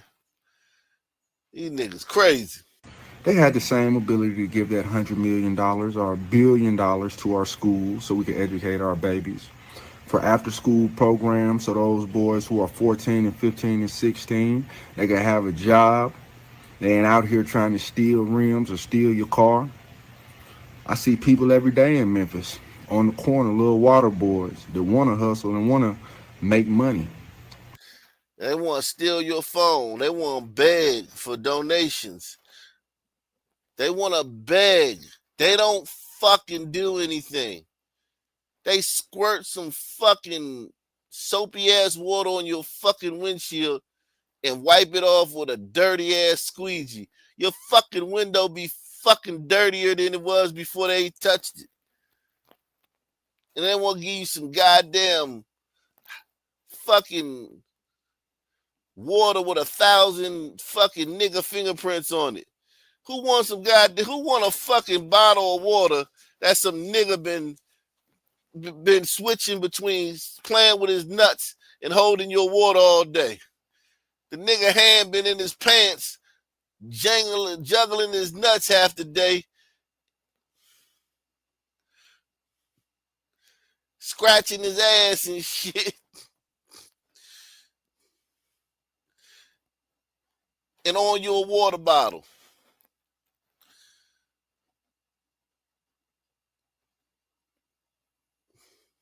Selling water at the light. Grown ass niggas selling water at the fucking light off the exit ramp.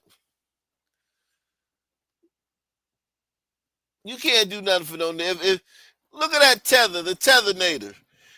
That's something that you would think the Tethernator would be doing. Press 1. You would think the Tethernator would be doing that, but he was the fucking superintendent of schools in Des Moines.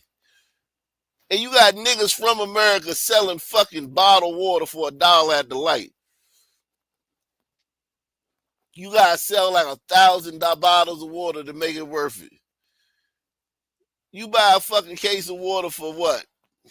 You buy a case of, let's just say you buy a case of 24 waters, right? Let's just say you buy it for $8, right? It's going to take you all day. You out there with a bunch of other niggas. You out there with a gang of niggas. Let's say you sell that 24 case of water, right? You made $16. You got to buy another case, so you got $8. You can't even buy a bag of weed. You can't even buy a bag of weed. You got to go 5 on it. Hey, man, can you go 5 on it with me? All right, but you gotta buy the papers.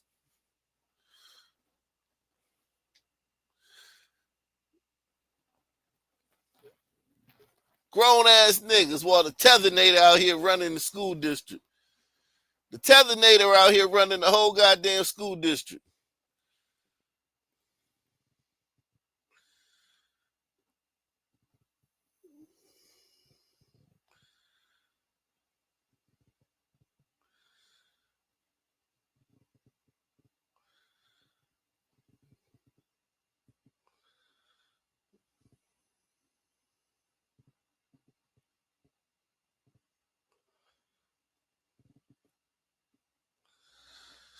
Slim 74 says, so ungrateful. I thought today, what if the war between the states never happened? So ungrateful. Niggas are ungrateful as hell. This is peak ingratitude. There are lots of options of what resources can be implemented.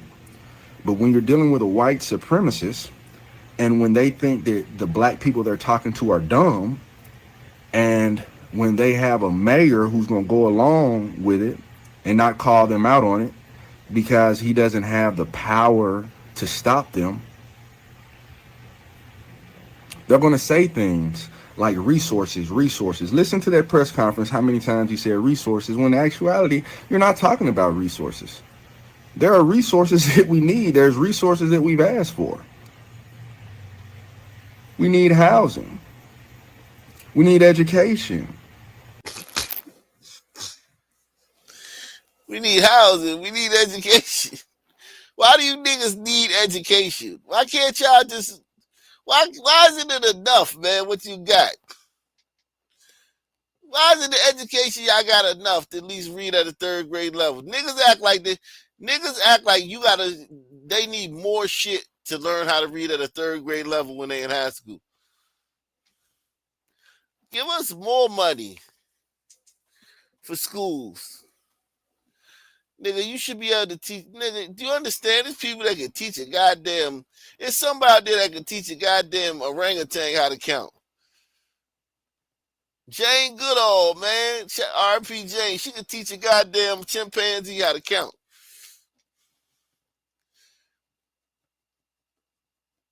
And you niggas need cyber, goddamn futuristic space schools to learn how to read at third grade level. You should be able to take a textbook from 1920 and teach a nigga how to fucking count and fucking add and read.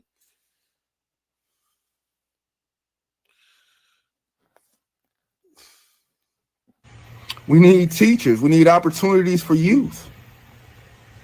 There's lots of things that we need, but what you bring is soldiers and occupation. Because after like 50 years of you niggas killing, after 50 years, yeah, after 50 years, you niggas just fucking, yep. They should have did it. They should have did this shit in the 70s, but they gave you niggas 50 years to figure it out, and you didn't. Press 1. They should have did this shit right after the Civil Rights Bill. Once they signed it, they should have sent the troops in nigga neighborhoods after the Civil Rights Bill. They gave you niggas 60 years to figure it out. They said, man, look, get these niggas, what, 70 years. They gave you niggas 70 years to figure it out. And you niggas couldn't figure it out in 70 years. you do not believe that an investment in black people, an investment in our young black boys. All right, here's what we gonna do. We wanna invest a jail cell in them niggas, man. Fuck them niggas, man. Them young black boys ain't shit, man. You got eyes, nigga. Do you see what they doing? You see what these young black boys is doing out here? Ain't nobody investing in that shit no more. We trying to fucking strengthen the juvenile law so we can lock more of these niggas up. They out of control, these young black boys. Every time you see a young black boy out here, it's not good, man. When people see young black boys, they don't see nothing good. They don't see nothing worth investing in. They see something maybe you can give some charity, but it ain't an investment, it's charity. There's a difference between investment and charity. Charity is like you just feel sorry. This nigga pitiful. Look at this pitiful ass young nigga. But you don't see nothing where you can invest and get something back. You ain't getting shit back. You put some money in a fucking young ass nigga, you ain't getting a goddamn thing back. Press 1. You ain't getting a motherfucking thing back. You invest in like 1,000 rappers. Even if you invest in 1,000 rappers, one of them might become NBA Youngboy or Kodak Black. You gotta, that's the only thing you can invest in niggas in is rap or football or basketball. And even then,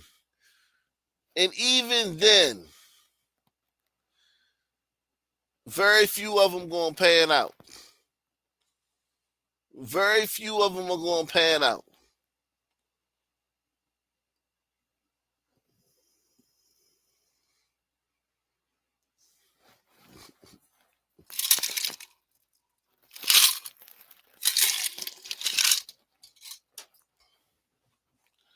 Very few of them gonna pan out. And our young black girls will yield results because you're a white supremacist. And you think that the only thing that can help the black man is more troops, more guns, and more police. But I'm going to tell you, a day is coming when Memphis is going to see you and see all those that help you for exactly what they are. Let's see the comment section, man. Let's see the comment section. Susie says, white Memphian here, public school teacher. You speak the truth. Oh my God. White liberals are evil, man. This sister says, Memphis is strategically the most important city in the nation. So it's not New York. It's not D.C.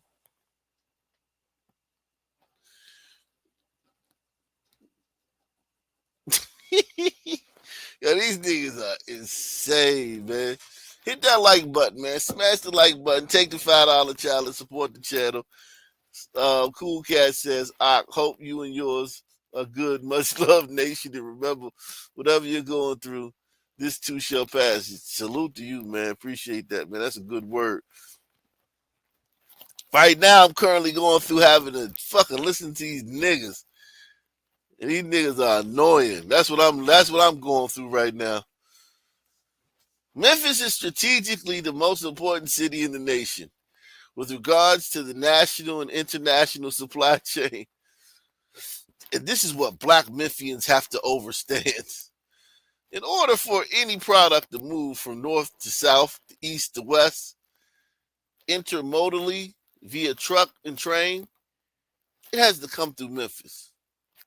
We got to think beyond just white supremacy, which is only a partial issue. I've been in transportation for 3 decades, from trucking to the railroad. It's a real thing when people call Memphis the gateway to America. To white politicians and business people, Memphis is American capitalism, and black Memphians have to redirect the narrative. White folks don't provide for people, they protect profits.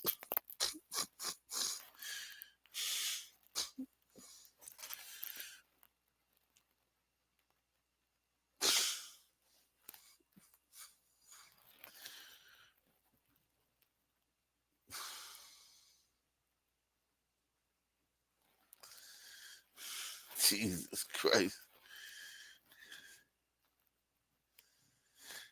It says, then coming down here has nothing to do with violence. They want Memphis to themselves.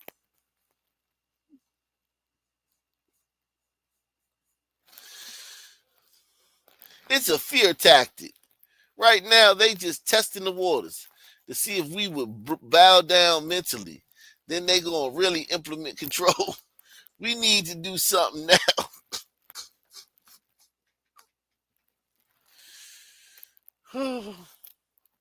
Spot on. Give the kids something to do and put resources in the neighborhoods instead of fear mongering.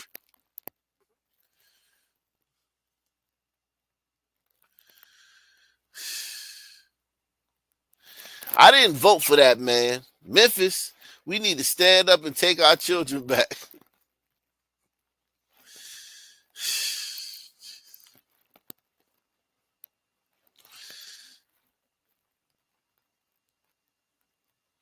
Pray for Memphis because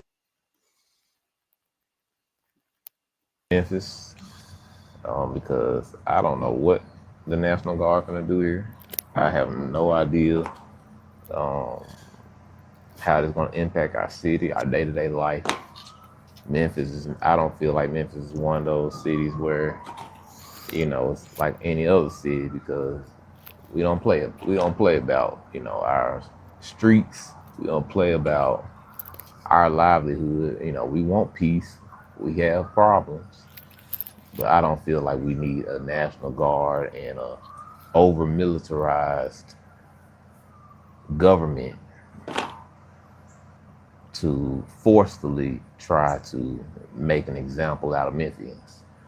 Memphians, we are one-of-a-kind people, and we should be respected as such. We have our problems, yes, but I think we should settle those problems with resources, not tanks and bullets and rifles. That's just my take on that, though. Now they are peace-loving people. Listen, man.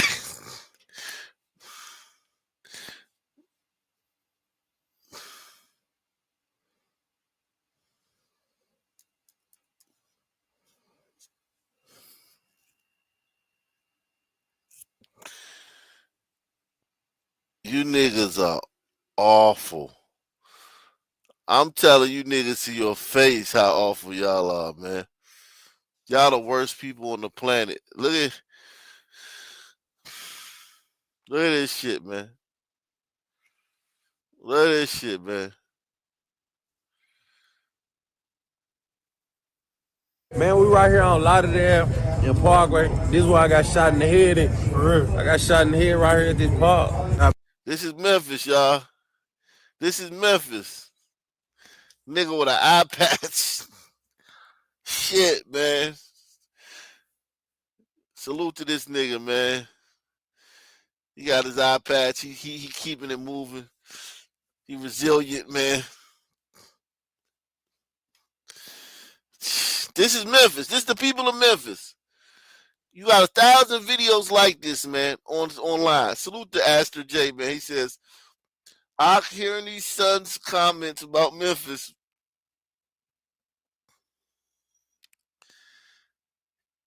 Is it humanly possible they can be that fucking dumb?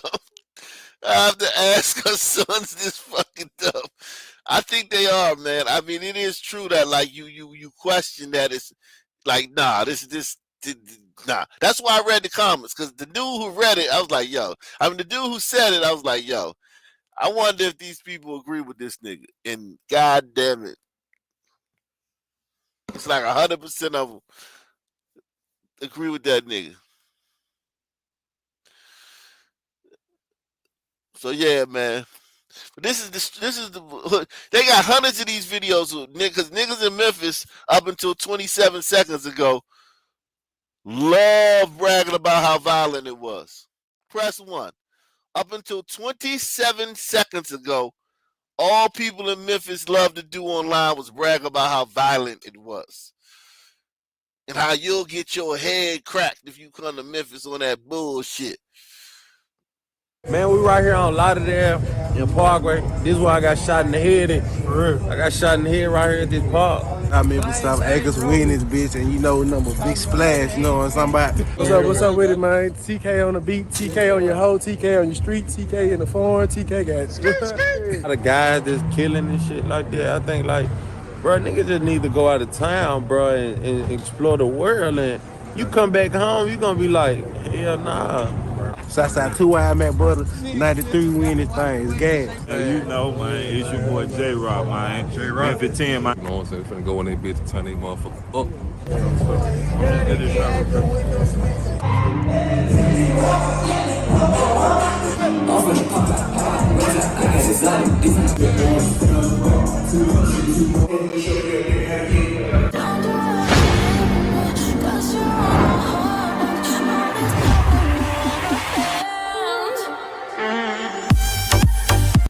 My boy. Man, nothing finna enjoy the night. You know what's going on. Facts. Tell them what's good, man. Let them know where we at right now, man. Man, we in South Memphis right now. We in the heart of this shit. Yeah, we all meeting up right now. Nigga, get your ass out the...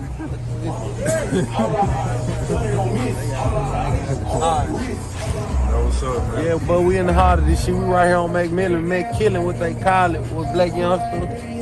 He said Macmillan, Mac Killing is what they call it. So they call it, instead of calling it Macmillan Street, they call it Mac Killing. Niggas always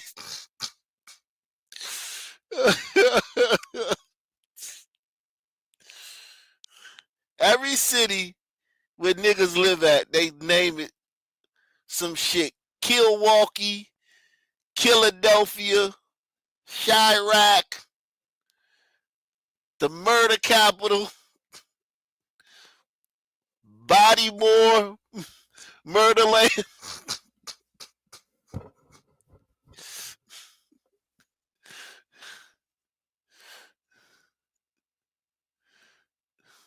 Murderham, Jafrica, Mob Town, everywhere niggas gonna, they name it. They call it that. They call it that. A couple miles down on the other side of the South, you know, that what this shit happened to dog, but shit, we in the heart of this shit. We right up the street from all this shit. This shit ain't nothing but a circle. Man, we know what just happened, man, with Young Dolph, man. Rest in peace, Young Dolph, man. And so, To the goat. yeah, man. You know. Man, you trying to make sure you get cremated, you know what I'm saying? We back to back in Elan. We trying to make sure a nigga get cremated. You hear me?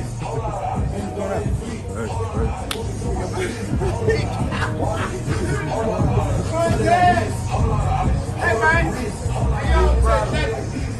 My boy right here, what's happening? Yeah, man. Say, man. You hear it? Who we here with, man? Who we here with? But the fire go, man. You never know how fire go, man. You hear me? Yeah. Don't lie, right? Don't be they stink. You know what the fuck we ain't.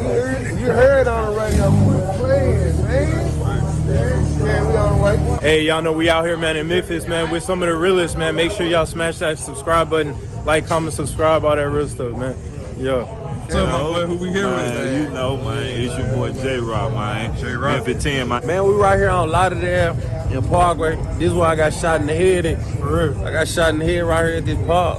That's crazy. And I got shot in the head and it came out my eye. Broke all the bones in my face. Tell them a little bit more about that, man. How did that happen, man? Because it's a blessing that you're here right now. 2000, I want to say like 17. Nah, 2015. I got shot in the head. It came out my eye. 5 people in the car. I'm the only one got hit. And my car got hit like 40-something times. And last year, I just got shot 10 times. Somebody tried to rob me for my motorcycle in Texas. Bro,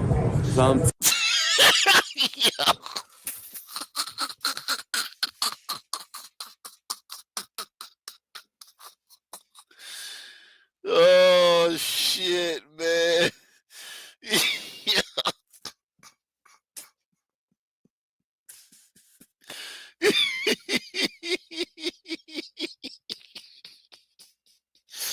Salute to this nigga, man. This nigga is a soldier, man. Hit the like button, man. Hit the like button. Subscribe, man. Support the channel, man. Take the $5 challenge, man. Take the $5 challenge, man. Black Columbo in the building, man. We solving the case, man. They say they don't need the white supremacist National Guard in Memphis, man. They don't need them, man. They white supremacists. Mob Town in the building. Mob Town in the house. What's up, fisherman? Arr, matey. What's going on, man? What's your thoughts? I think this scallywag needs to find the the sun turds that did this to him and make them walk the plank into the fucking river. You know what I'm saying? Yeah, man. Jeez. 40 shots, hit one person. That's a new low. That's crazy, man. The person shooting at him had 2 fucking eye patches on. Jeez. Temporarily paralyzed. So happy I'm driving a van like it ain't nothing. You understand me? Yeah, this shit can't hold no robot down. You understand me? So, you know, niggas just keep pushing, but I ain't gonna lie. The pain, the depression, the anxiety, all this shit, bro, fucks with a nigga, bro. That shit fuck with a nigga. Nigga paranoid to death, but being paranoid like that is a good sign, bro. That make me stay on my toes. Facts. So it make me stay on my toes. What's man, that's an incredible story, bro. What's something you would tell people that's watching from like all over the world right now? Like, what's a message you would send to them? Man, you know, somebody try to rob you, just get this shit up. Know what I mean? And, bro, Give him like the life booty. too short. Know what I mean? So you wanna I say stuff like this, man. Like a lot of people that's going through what they going through, a lot of people that's murdering people and stuff like that. I think like if they was to go out of town and see different things, that shit wouldn't happen. You see what I'm saying? Like people ain't. Nah, y'all stay in Memphis, man. We don't need y'all spreading out. We don't need y'all spreading out. Go, Seeing through yeah, things. go to another town, shoot that shit up. That's a solution. This Seeing is the high world, IQ so stuff right shit here. happening. This But is if a motherfucker go PhD out and see level a blue stuff. ocean, motherfucker like hell. Nah, I'm finna, you know what I mean? So motherfucker, I think about what's up, bro?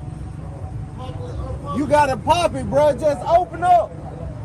Y'all dumb as hell. Got it. I ain't ugly as hell. He knocking on my window and shit.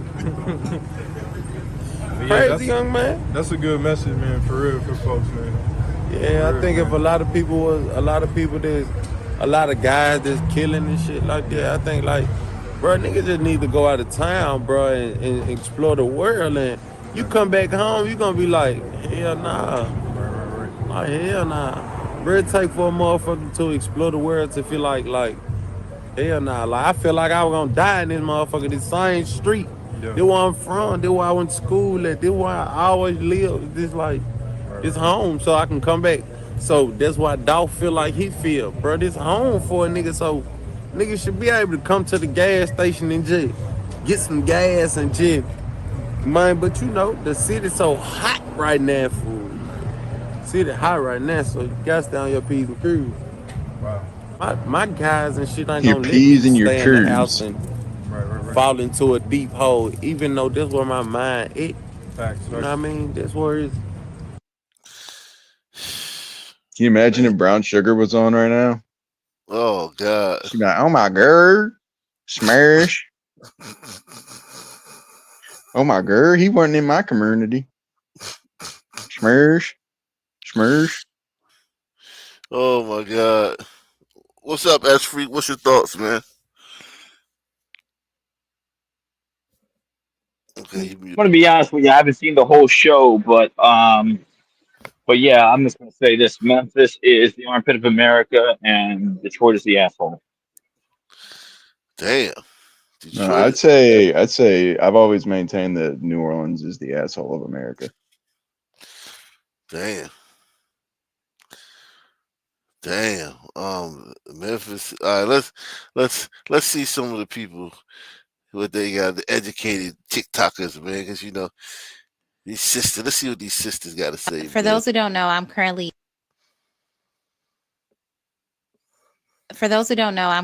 in Memphis, and we are actually one of the first cities underneath the initiative of making America safe again through the federalization of civilian spaces. So I'm actually working on a larger piece for my YouTube channel right now, but I wanted to share just some quick information. This is new news that just came in like last night. Officers are being special deputized, and what that means basically is that local police officers are actually being put into positions where they now have federal authority, and they're now underneath the federal authority of those specialized task forces that are currently in play to make America safe again in Memphis, Tennessee. I'm like, what does that mean? I have an idea. And coincidentally, I had a friend call. It means, bitch, if that nigga with the eye patch can't make it in Memphis without getting shot up over and over again, your prissy ass better not fucking leave the house. That's what the fuck it mean, bitch. Your prissy ass better not step foot off your fucking porch. If them niggas in that gas station parking lot is going through what they going through, you better not step foot off your fucking porch, you fucking nerd. Talk about something. Make America safe again. Dude, seriously, man. Like, these people, they don't care, like, that their own people are killing themselves, but, like, they only want to say something when a white person does it. You know what I mean? Like, they say race is a social construct, but all they do is see that social construct. So, yeah. But it's not a social construct. Race is real. Race is real. That's what I'm saying. But they like to lie to themselves. They like to lie to everybody. No, they just proving that it's real. They see it everywhere and they act it everywhere. They prove that it's not a social construct. The biggest recruiters and the biggest supporters of white supremacy are blacks. Without a doubt. And others. Yeah. This girl's complaining about Memphis becoming safer overnight. She's complaining about it. She's there. That is insane. She is a whole victim, a whole mark, a whole lick.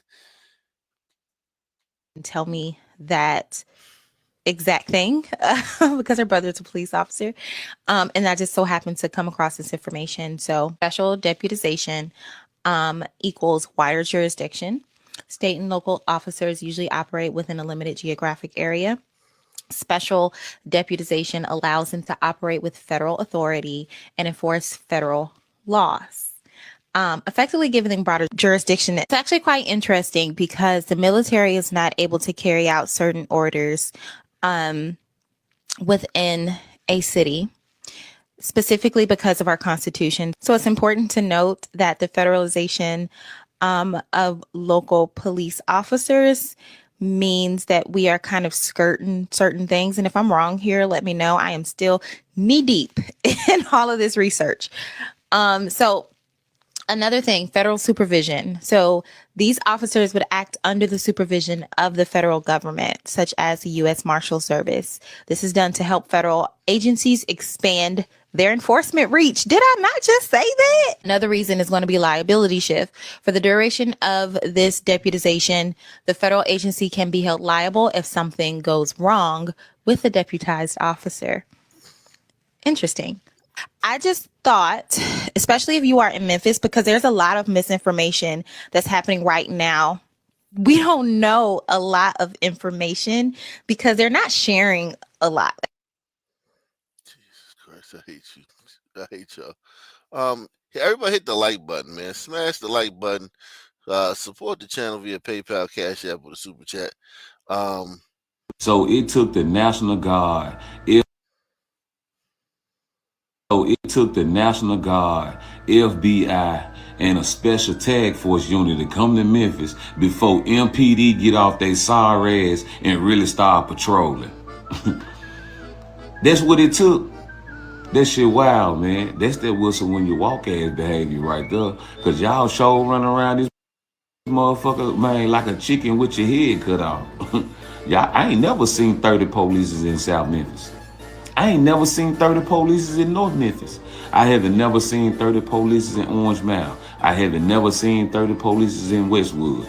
I haven't never seen 30 police in motherfucking East Memphis. Now I know they ride all day in Germantown. They ride all day in Cordova. They ride all day in Collierville.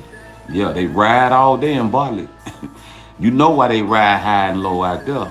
I ain't got to explain that. Those are the white neighborhoods. He said the police are all the police are in the white neighborhoods and none of them are in the black neighborhoods.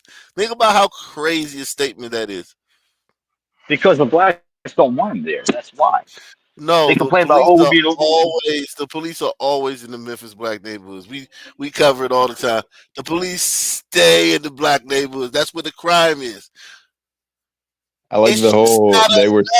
It's not enough. That's what you know what I'm saying? It's not enough. He said the Memphis police sit on their ass. Well, what happened to the Scorpion Squad? Exactly. You need what you're having now. What he's basically saying is you need what's going on now. But he's complaining about it. You literally need what's happening now. What's your prayers are answered.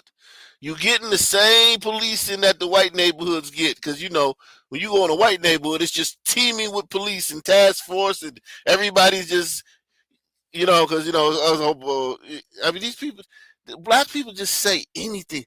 They lie so much they confuse you. Like, yeah, there's no coherent argument ever.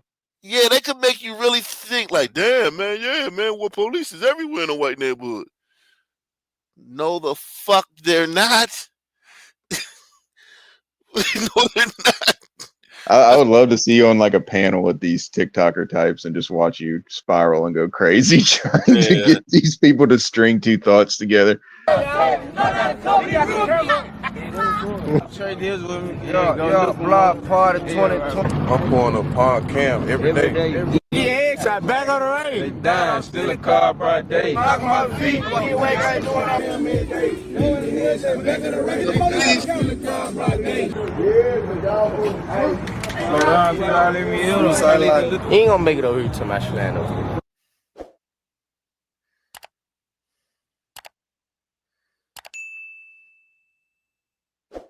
All right, let the people know who we got out here on the couch with us, man. Yes, the boy EBG Woozy in the middle of North Memphis.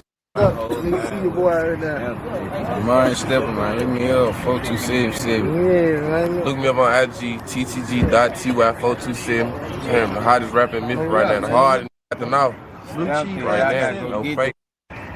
Hey, man, EBG Crab, man. You know I'm big. Go add me on Facebook, slamming Crab. What's up, bro? Y'all live better, bro. You touch it.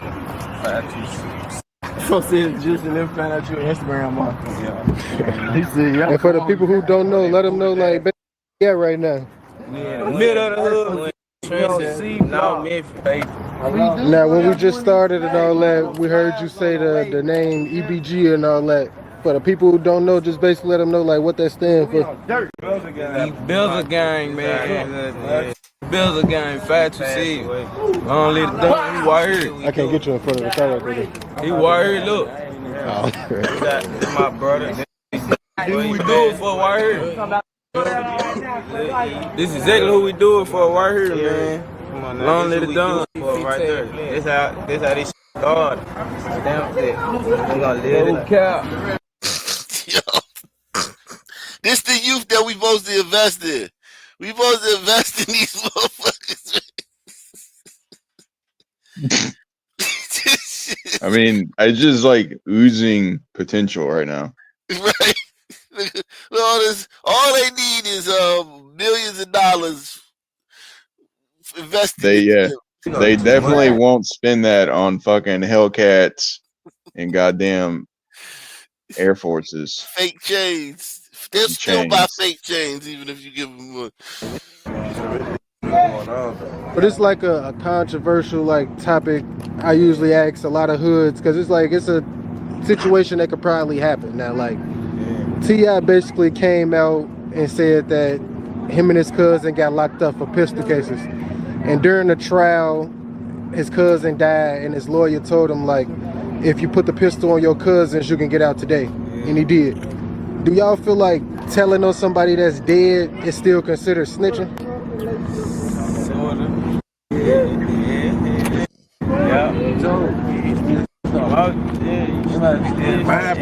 Now all their brains just exploded. All these niggas gonna snitch. Okay? When they get caught with the, you know what I'm saying? As we've seen, with the rappers and all this stuff, all of these guys are gonna snitch when the shit hits the fan. Right? Every last one of them is gonna be an interrogation video of them talking to the police for hours, giving statements, getting on the stand. All of these guys are gonna snitch when it comes to it, but they sit around and talk about how they're not gonna snitch. Real already. Going on. Man, being the hood y'all is, and like clearly y'all ops is like mainstream. Do y'all feel like the people try to blackball this community just to be cool with the other ones? Yeah. You're talking about. They clicking enough. You see, we still doing that thing. We don't get no bother nothing. I'm trying to tell everybody that yeah, we out here. Don't nobody really seem worried. You know, I go to other hoods. Everybody be looking over their shoulder. Everybody chilling. They ain't dumb enough to do that. Ain't nobody coming. I'm telling you. We stand on business. All they rapping they doing, y'all let they rap what they get done to them. They know we stand on business. You ain't gonna make it over here to my land over here. You should land over here, you might shoot from the corner somewhere. Come down, crack. Somebody keys the crib, come down, crack. You don't get away. How? Get away. How's that? Not get away. You would not say. You feel like since everybody got guns now for real, can't nobody really fight? Man, these ain't more fight. Only fight you do it is in jail. Yeah, because everybody probably going to jail and it's like on the time, shake them, get popped down in this cell. You scared in that day. You need these guns, though. Right. And that little nerdy girl wants this to continue in her city. That little nerdy bougie bitch that was on TikTok. She's attracted to their prime, raw male energy. That's what it is. Press 1. Yeah. Shout out to Big Pete, man. Big Pete says, when is Trump derangement syndrome going to be officially listed in the DSM-5? Just this small example of how sons are acting towards law and order coming their way is keeping the glider befuddled. Trump derangement syndrome is yeah, that's true, man. Like this is like kind of like some Trump derangement syndrome, a byproduct of it. Not wanting your community, wanting these niggas to stay like the dominant like force in your community just because Trump is gonna clean it up. Like people that like literally don't want to come across those. Like I don't want to come across those niggas. I don't want to cross paths with them little fucking niggas right there. In no situation. I don't care what it is.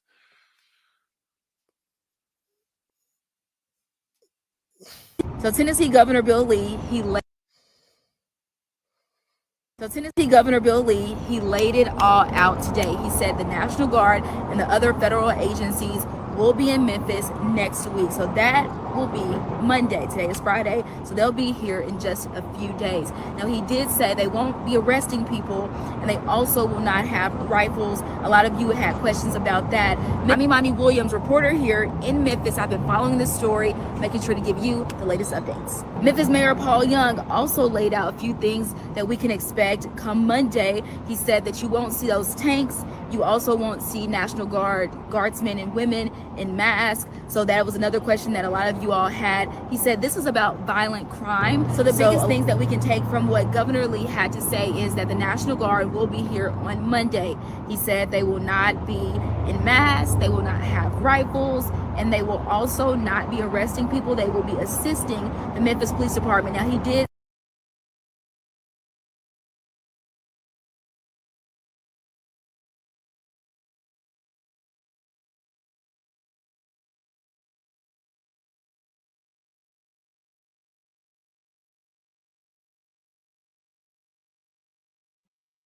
You muted. You niggas are like, I mean, my God, you niggas are like frustrated too. Like, it's just dealing with y'all is like, it's just like, man. It's just frustrating, man. It's frustrating, man. Let's see this white girl, man. Well, it looks like Memphis has had a pretty good week. Looks like Memphis has had a pretty good week. What am I talking about? Well, I'll tell you. This week, President Donald Trump sent the National Guard into Memphis to clean that place up. And as of October 2nd, there have been 93 arrests made and 28 illegal guns seized. According to Pam Bondi, some of those absolute gems of human beings were a Trinidad terrorist, a felon in possession of a firearm, a man wanted for the of a child, and an arrest for assault on an officer. And as a reward for all of their hard work, they got Chick-fil-A catered, which is really nice. But why didn't you feed them barbecue in Memphis? I'm just kidding. That was really nice. And according to Todd Starnes, Elon Musk was the one that provided the catering. So thanks for the Chick-fil-A, Elon Musk. All in all, this is so desperately needed in Memphis because it is the homicide capital of America, and it has been an absolute nightmare for at least 20 years. So thank you, Bill Lee. 20 years? We did a documentary from the 80s. Remember that? It was talking about that shit. Man, listen, the 20 years, Memphis, dog. Yo, man, one thing about niggas, man, is like they never change, man. Ever change, man. DNA is DNA, man, and it is what it is. Let me show y'all this. Everybody hit the like button, man. Support the channel, man. Take this $20 challenge, man. Support the channel, man. We going in on this shit, man. This is what I voted for, man. Memphis, Tennessee police have killed 10 suspects so far this year, a number that seems excessive to many when compared to only 2 deaths by police in all of 1969. Officers have been cleared by grand juries in all of the 10 shootings. The most controversial took place at Gene's Liquor Store in the black community. Officers stopped to ask a vendor to move his stand off the business property. Store owner Eugene Mickey came out to protest, explaining the man had his permission to work there. The officers insisted on evicting the vendor. Mickey went back inside, witnesses say, to call a friend on the force for clarification. The 2 policemen followed Mickey into a storage room. One was heard to say, "Don't do that." Then, say witnesses, they started shooting. A store employee says 8 or 10 shots were fired, and that he saw the guns pointing downward, as though the victim might have been on the floor. Officers say Mickey pointed a shotgun at them, and they fired in self-defense. Other shootings varied. Some suspects were armed, others were not. A police stakeout at another liquor store killed 2 blacks in an attempted robbery. One was armed. He was killed instantly with a shotgun. The other, unarmed, tried to run, but was wounded near the door. He attempted to crawl out of the store and was shot again by the officer. Police have also been injured in these encounters. A suspect grabbed an officer's gun, ran to the rear of this house, and in a shootout, 3 policemen were injured. One remained in critical condition for several days. Of the 10 deaths, 8 were black. This figure, plus constant charges of police brutality in the black community, brought an investigation of the department by an ad hoc committee set up by the Memphis NAACP. It's 1970. This 50, whatever the fuck, 5 years ago.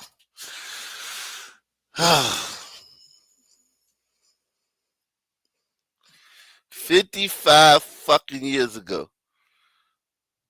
And here's the thing. And here's the thing. You gotta turn that shit off, man. You got a mean echo, man. Yeah, that's what I know. That's what I'm doing right now. But that's what I'm saying. This is so like. Here's what I'm saying. Like, some say back in the 50s or 60s, we had to put our head down, this and that. Yes sir, no sir, man. So we had to be on our best behavior. But this is only a couple years afterwards, and the violence is exploding. That leads me to believe that they never had to do any of that stuff, or when those restrictions were lifted, they immediately diverted to their primal nature. Exactly. They never did that shit. It was only two sons got shot in 1969, and 8 got shot by police in 1970. So that means they had police ain't just shooting you for no reason. So it's like once you take off the shackles, don't get me wrong, they was wild with the shackles on, but once you take them off, man. And look at this, they getting investigated. They investigating the police department in 1970. So that dispels another myth. You niggas was the investigating police department in 1970. Y'all wasn't downtrodden. Y'all wasn't second-class citizens. Y'all was stirring up trouble back then and caping for criminals. Cooperation came from the U.S. Justice Department, area legislative, judicial, and enforcement agencies. Only the Memphis Police Department refused to take part. And says Director Frank Holloman, they'll refuse in the future. He says a citizens committee has no business interfering in police affairs. I feel that if the responsibility and the duties are given to the police executives throughout the country, then those executives must have the power in order to carry out those responsibilities. And I do not think that a civilian review board of people who do not understand and who are not in a position to handle the problem can help it. I do not see the reason why we should have a civilian review board when we have so many review boards at the present time. And in each one of these cases in which you referred to as those individuals who have been shot in Memphis, every one of those have been considered by the Shelby County grand jury, which have been given all of the facts, and they have exonerated the police officers. And these are citizens of the community, black and white, who are sitting on the grand jury and who have been given all of the facts. In addition to that, we have the FBI, which investigates most of these cases where a complaint is made. We have the Department of Justice, the Civil Rights Division of the Department of Justice, attorneys who also look at it. We have the federal grand juries. We have civil courts. So 1970, when a criminal nigga get killed by a cop, like 20 different agencies do an investigation to try to lock up the cop in 1970.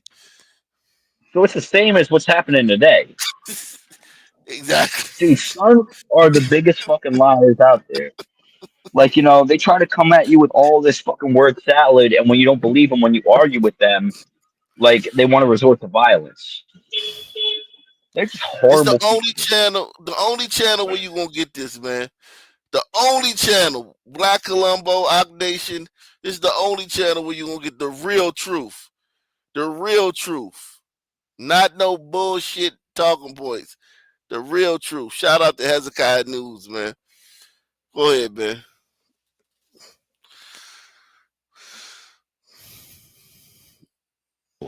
So I feel that with all of that, together with the electorate, who can vote in or out any administration or any group, I think that that is sufficient. I think that is a democratic, proper, official way to handle the problem.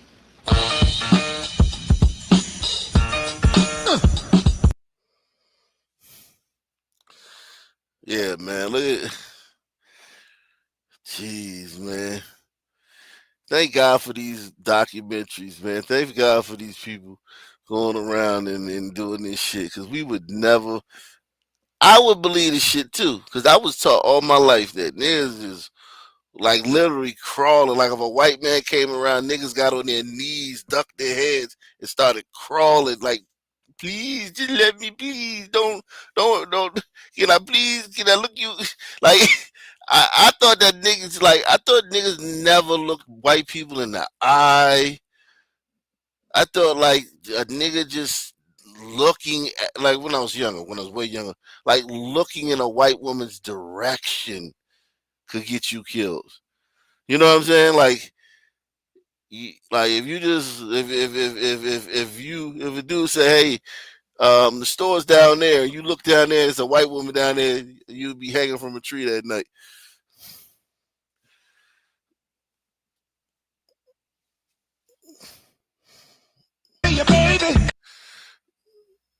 Jeez.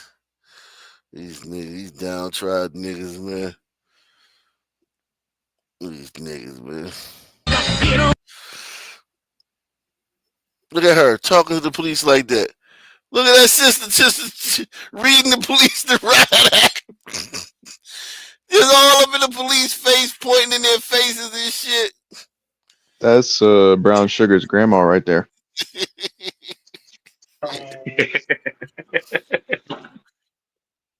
God damn, man. I'm telling you, man. I'm telling you, man. Unbelievable. Memphis. Here we go. I think they about to stop playing that dumbass music.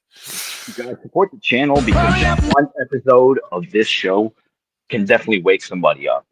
Literally. Yeah, share this. Definitely share. And if you want to share any video, share this one. Take 10 seconds to share it. Just press share underneath the video. Press the share button, and then click the social media icon of where you're going to share it to. It takes 10 seconds at the most. Share this video, man. That's caused an enormous, a certain brutalizing experience, either physical brutality or psychic brutality. That's caused an enormous credibility gap between the police and this community. It is interesting to note that last year the Sheriff's Department of this county made 16,000, I won't sign it, 49 people. I think they are objective. I think they're fair. I think that they really believe that they have a responsibility for the safety and welfare of all the citizens, white and black. And I think they're dedicated professional men.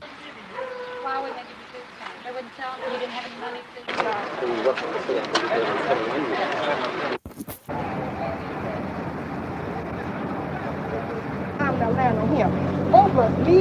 The terms of those in power, and if the terms are not acceptable, the only recourse is through the electoral process. He says his policies will not be changed by citizen recommendations. Del Vaughn, CBS News, Memphis. Well, I think it is some encouragement to the people who live in poverty to see these women come, because it's an indication that they care, particularly on the day of this kind. And I think the good that will come will be the action.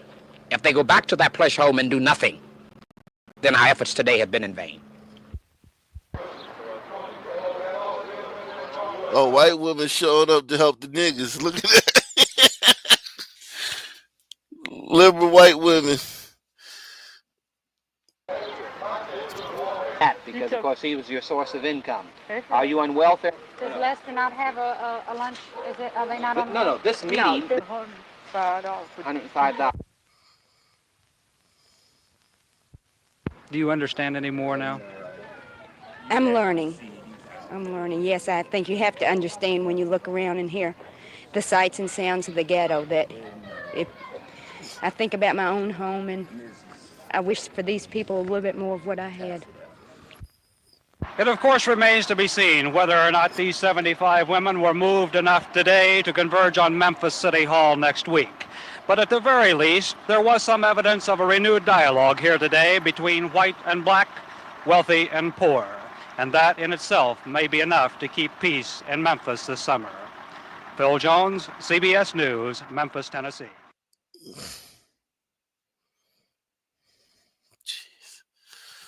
Those white women raised a whole generation of woke fucktards, man.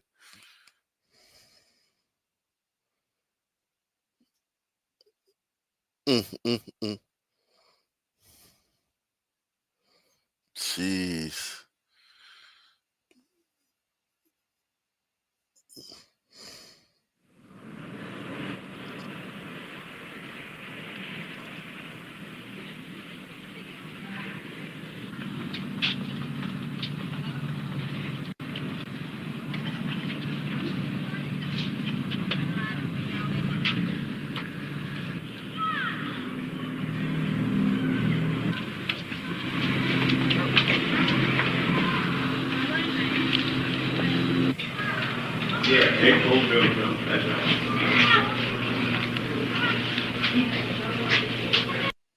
Paper while there are holes right down through, and there are holes and also in the bathroom too, right above the bathtub.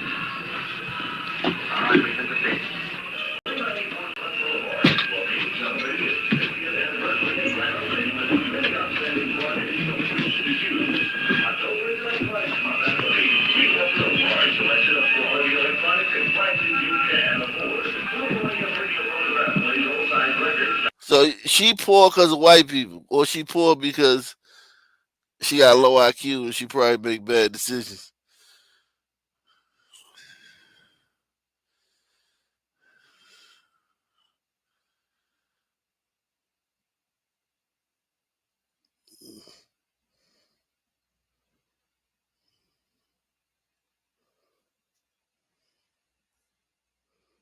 Good evening, and thank you for joining us on the news at 6. I'm Pepper Baker. Fresh off her visit to Memphis, U.S. Attorney General Pam Bondi announced in just 72 hours, the Memphis Safe Task Force has made 93 arrests and seized 28 illegal guns. Bondi is praising the early results, but some are sounding the alarm. Tonight, one advocacy group has concerns about profiling. An organization that supports people affected by ICE says 3 individuals were detained here at the Lion Mart in Hickory Hill Wednesday night. Members of V901 say now they have concerns about racial profiling. And that is not something that we will stand for. And I'm sorry, I'm pretty livid right now. I'm pretty livid. Frustration. That's the message members of V901 are expressing to Memphians. They are flooding impoverished black and brown neighborhoods and doing mass pullovers for either no reason or for the lowest level issues like a broken taillight. ABC 24 obtained video that appears to show federal agents, including FBI and ICE, detaining 3 individuals outside a Lion Mart gas station in Hickory Hill near Winchester and Perkins Road. At this time, we have not confirmed the identities of those detained or the origin of the investigation. For what? What were they pulled over for? For looking Hispanic. And that is racially profiling. That's exactly what's happening. Maria Oseja with V901 says she will continue to fight for social injustice. We will not allow that. We will not stand by this. This is Memphis, Tennessee, the city where we saw the great Dr. King fight for people's rights, and we're going to continue his legacy, and we're going to continue following in his footsteps.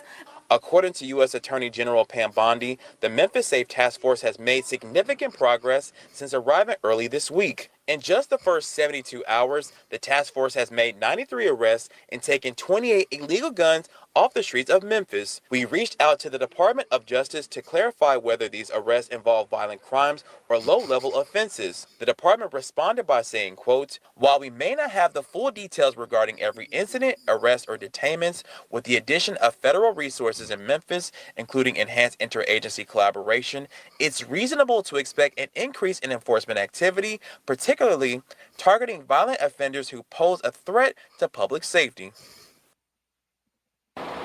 While these arrests continue, Shelby County District Attorney Steve Mulroy told me yesterday that his office is prepared to move forward with prosecutions. In Hickory Hill, I'm Desmond Nugent, ABC 24 News. Jeez.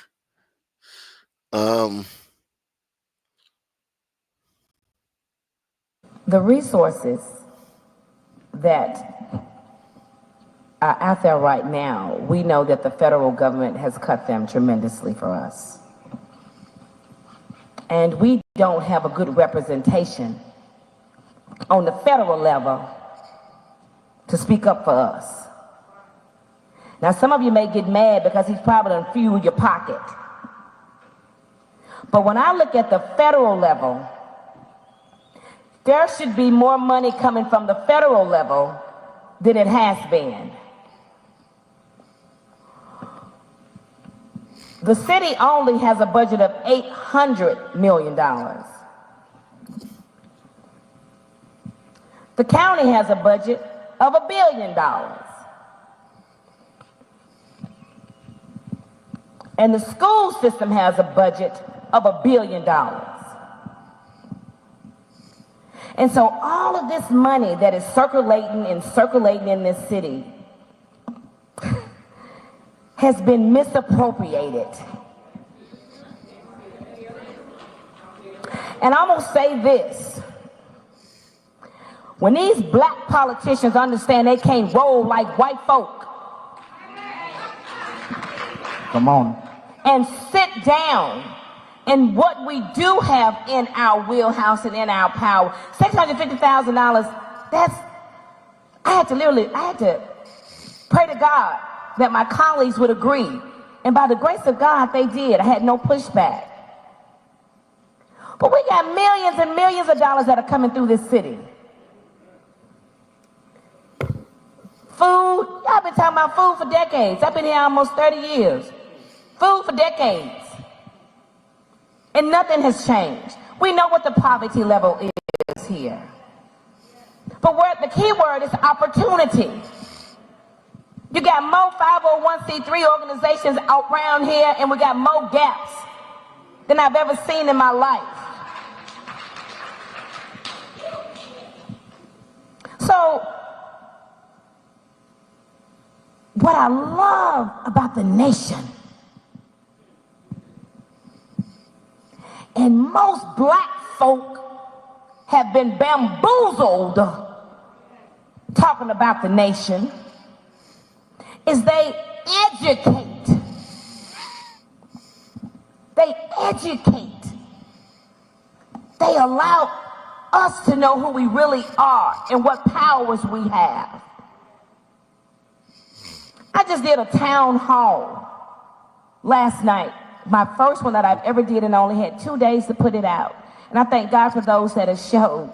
But there's a root cause that we ignore. We're constantly putting Band-Aids on it. Catholic Charities, the Mid-South Food Bank, that's been cut by the feds. So where's our federal person in District 9 representing us talking about it? Over decades sitting in the same seat. You can go back and tell them I said what I said. I'm waiting for them to call. We need some money. And when we get it, do right by the people. You bragging about a bridge, one of your biggest accomplishments, and we got people here dying and starving in our city. But see, what y'all done did is behind the doors, you done took them little crumbs and want to call it progress.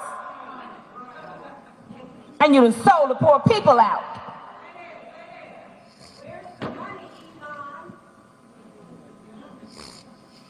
So, when you got different people, you said we can be truthful and say, I'm in the house. Yeah, see, let me tell you something.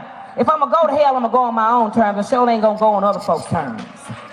But I got enough word in me to keep me out, too. Did you hear what I say? Because I already got a seat on the right hand of the Father. You re-elect these same people that go from position to position to position to position. To position. And they continuously lie to us.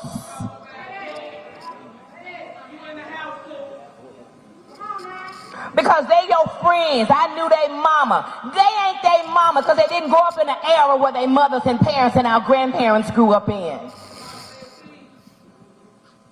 So, if you keep doing the same thing, you're going to keep getting the same results.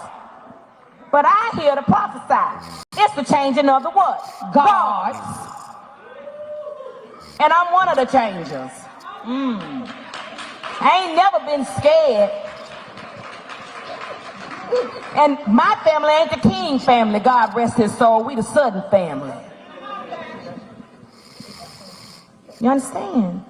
Quit doing the same things and voting for the same people. This church ought to be full. Because we are in critical times. We got $100,000 that they say they're giving to us. I wonder where that's going. Let's talk about the real elephant in the room. I'm going to let you have. You can move on. We'll get back to it.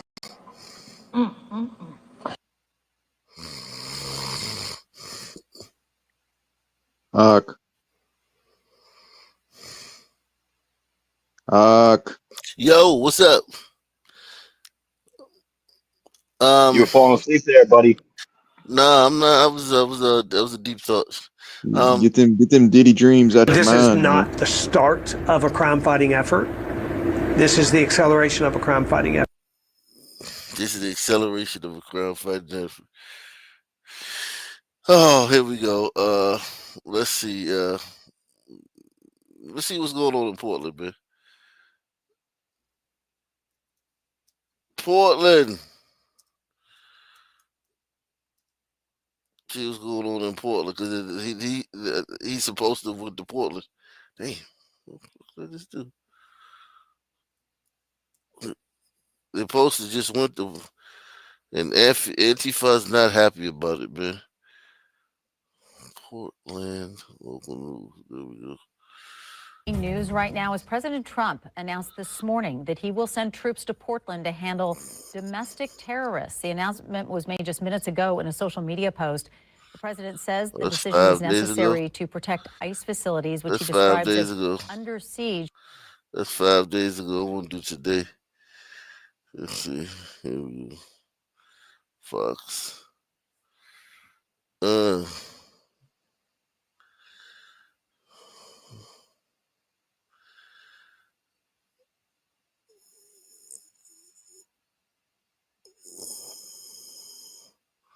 Thank you.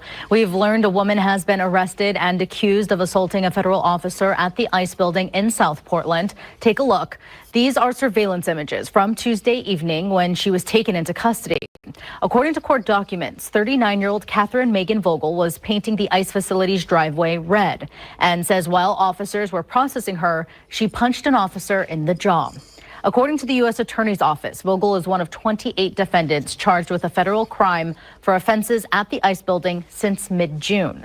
At this point, the Department of Homeland Security has not provided any other names of those arrested. Neighbors near the ICE facility are bracing for the arrival of National Guard troops. President Trump says troops are already in place, but local officials say that's not true. Fox 12's Mackenzie Richmond has been on the scene every morning this week and has the latest.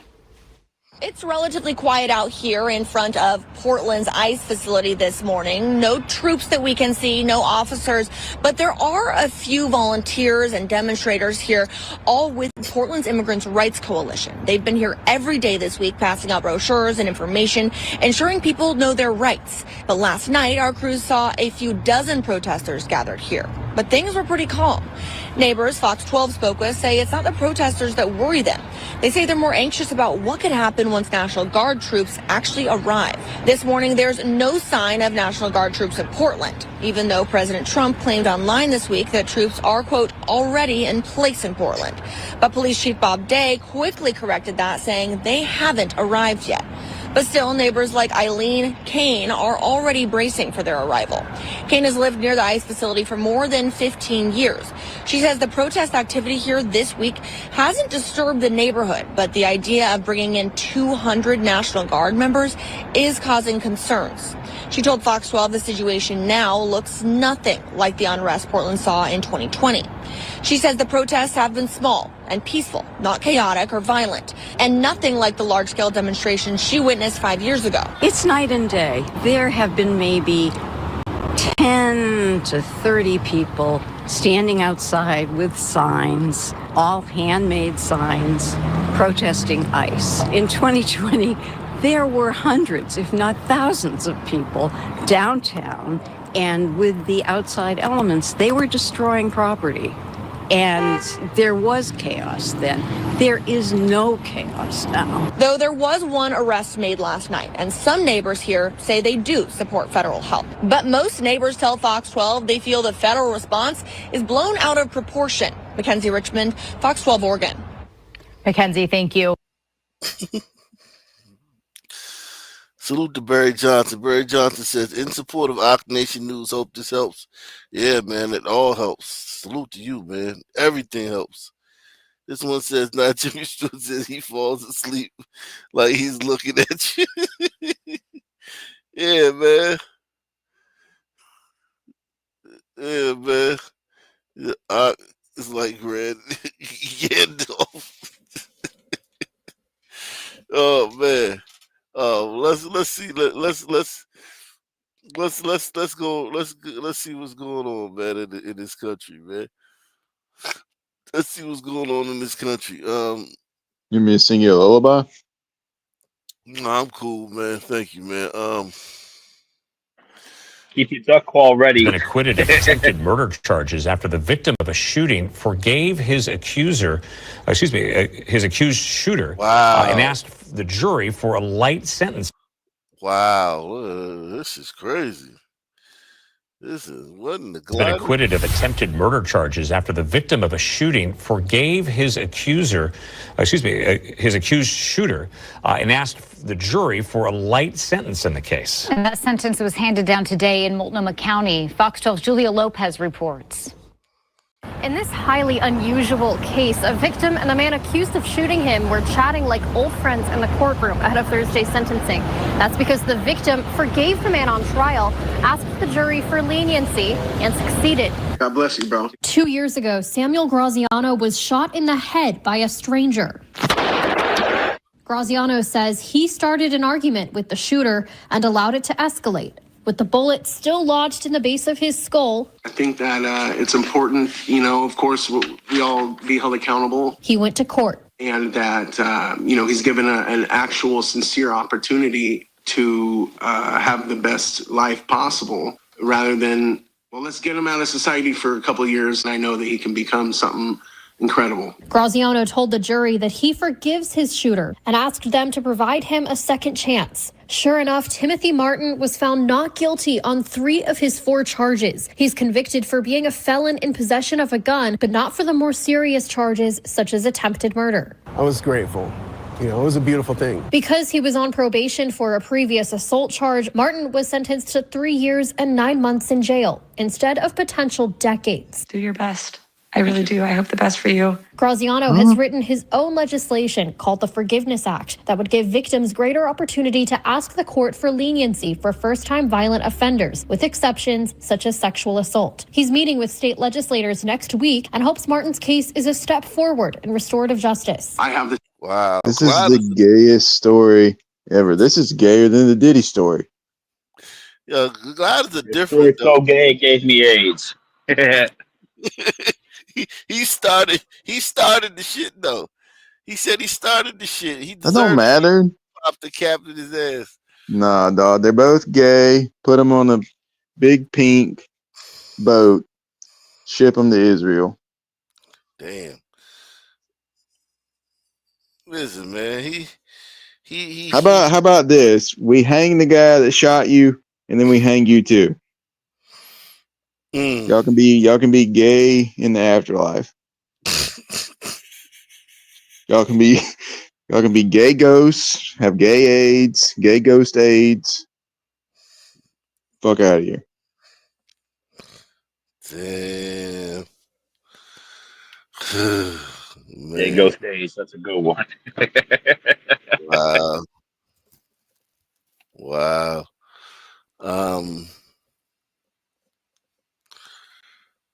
Wow.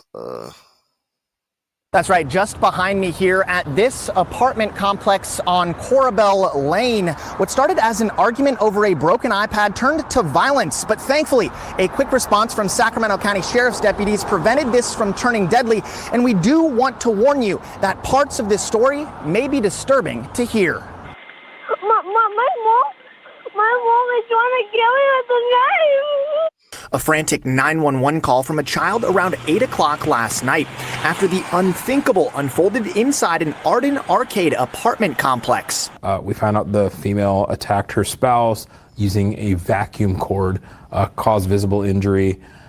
But where it takes a more sinister turn is when she starts turning toward her children. 38-year-old Farishta Rahimi, a mother of 3, erupted in violence. And after striking her husband with a vacuum cord, deputies say she assaulted her 10-year-old and 11-year-old children. There's a metal pole that she used and attacked one of her children, hitting that child in the arm, possibly a broken bone. And she grabbed the knife and was actually chasing her other kid around. And actually made contact, cut the kid's hand. She was threatening to cut the kid's hand off. All 3 suffering visible injuries. Rahimi's 4-year-old was also present, but was unharmed. They'll all physically recover. It's going to be the mental part and the emotional part that they're going to have to deal with for years to come now. All of this unimaginable harm after an argument over a broken iPad, investigators say. But luckily, deputies arrived within minutes, guided by 911 dispatchers. Hold on. I'm getting help started.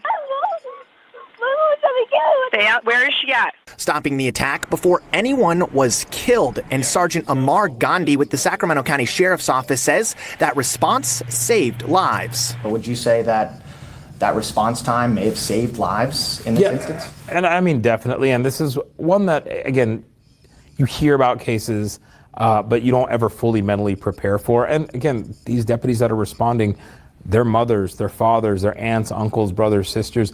So when they hear kids involved, trust me, they are getting there as fast as they can to save those kids.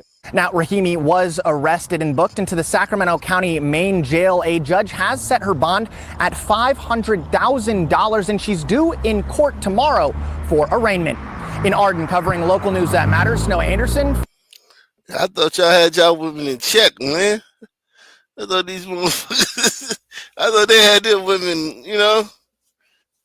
Is that a Patel or a sand demon? It looked like Farishta. I would say the demon. Yeah, she's a desert demon. Yeah, she's some kind of desert demon. She probably took the fucking hijab off and he went, whoa. And then she just went to swinging. She could be Iranian. She's not, that's not Arab, but it could be that too. American, man. She got Americanized. She brand new over here. I think the most important thing we could do right now is write her a forgiveness letter. Jesus. Send her back. Yeah, man. Check, see if she got her papers, man.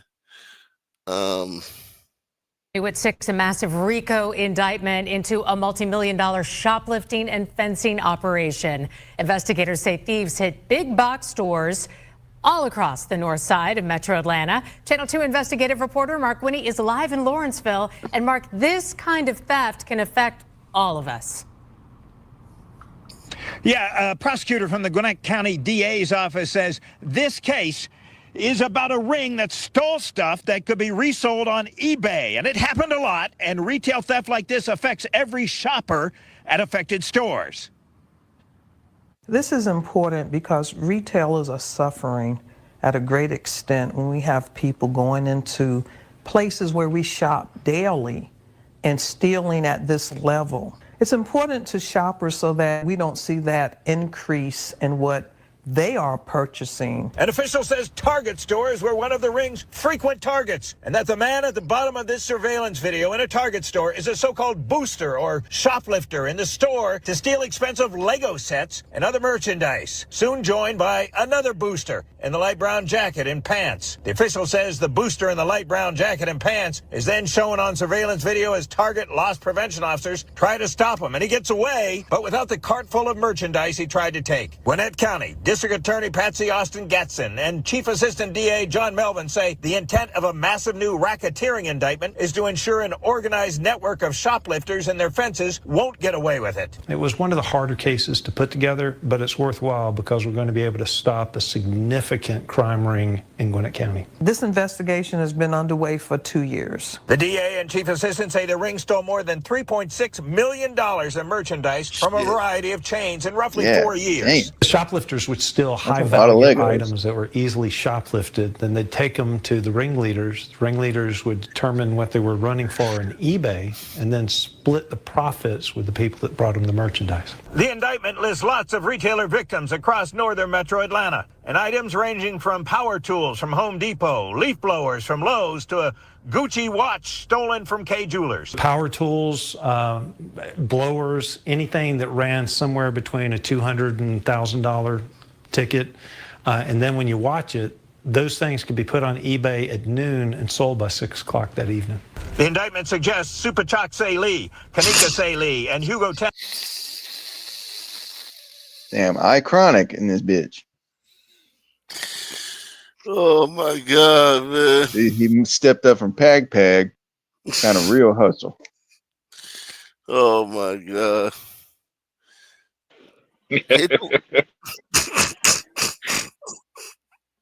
I not do nothing. I not do nothing wrong. Chak Say Lee, Kanika Say Lee, and Hugo Tang posted over 21,000 transactions through the Kanika Say Lee Superwoman 12 eBay account involving stolen. You know what? This was too complex and too organized to be Sons, even though it's Atlanta. It does kind of check out. Yeah, $3.6 million of moving goods. There's probably like a warehouse involved and vans and hierarchy and spreadsheets and shit. Yeah, that's way too much. merchandise. Even people that are innocently purchasing items could end up with stolen goods. What the indictment indicates is that at the home of Supachak, there was over $76,000 of merchandise taken from the retailers in Atlanta, and at the home of Hugo Tang, $24,000 worth of stolen merchandise was just sitting in the garage. Now, a statement from a Home Depot spokesperson said in part, organized retail crime is a serious issue for our communities. This is not theft for need, but theft for greed. Now, we've reached out to attorneys we believe may be representing some of those charged. We have spoken to a couple and are waiting to hear back, and we've left messages for some. Of course, all the defendants are cloaked in the presumption of innocence, but we look forward to bringing you their side if and when we get it. Reporting live in Lawrenceville, outside the Gwinnett County Courthouse, Mark Winnie, Channel 2 Action News. So, Mark, if we see more security at stores we go to or the merchandise locked up, now we understand why. Thank you.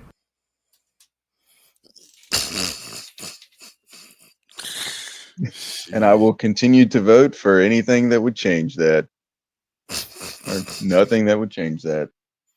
Because I'm a dumb white woman. Yeah. I got an idea to take your channel to the next level. Go ahead. I think it's time for you to start rocking a Hitler stash. Or maybe just stay awake and take some caffeine pills. That's what a lot of people in chat are saying, because they're getting turned off by the constant sleeping. I haven't noticed. Og falls asleep. Yeah. I mean, you can't hear the snores, man. I can hear them all the way from Philly. we need something to help you go viral. Like we need you to leak some nudes or Hitler stash or something. I think the sharing on social media is definitely helping. But I think if he interviews with more high-profile people, it would definitely help get his name out there. Maybe. What do you think, Fish? Yeah, that's like David Duke. Get him on, co-host. David Duke, I don't know. He's kind of fell off the earth, man. I haven't heard about him in a while. Yeah. I used to watch his stuff way back in 2009, early 2010s. You could do the whatever podcast and the Fresh and Fit guys and just yell at a bunch of whores for an hour. Yeah, man. That's true. But I would have to have them virtually. I couldn't be in the same room with them. Yeah. Yeah, and then hollering at a bunch of whores, man. Let's see. I'm Ashley Sears, and these are Wisconsin's Most Wanted for September 2025. A family feud spills out of a bar and onto a popular Wauwatosa street and ends with one person shot. Fox 6's Ashley Sears digs into the search for the suspect who then took off. Like the branches of a tree, families can grow in different directions. Investigators say what happened between Willie Anderson, his brother and cousin, only moved them further apart. Someone who's willing to make that type of reckless decision needs to answer for it. On August 3rd, Willie, his brother Terry, and cousin Jamal Davis were at a popular Wauwatosa bar when investigators say an argument inside spilled onto North Avenue. It becomes physical. Some people do call it in, and officers are quick to respond and break that up. Police left when they thought cooler heads prevailed, but what happened a few minutes later was not rooted in love. The two brothers are fighting, Terry and Willie, and Jamal tries to separate them at one point. U.S. Marshals say both brothers pulled out guns and began shooting at each other on the busy street around bar close. Definitely a reckless place. Any place is reckless, but right down kind of Main Street there is Jamal. Reckless. Jamal was hit in the leg. Police say the two brothers took off. All 3 men were charged. Willie is still on the run. I'm sure he has a side to the story, and if he wants it to be heard, he's going to need to answer what he's done. U.S. Marshals want this fugitive to know he's not out of the woods just yet.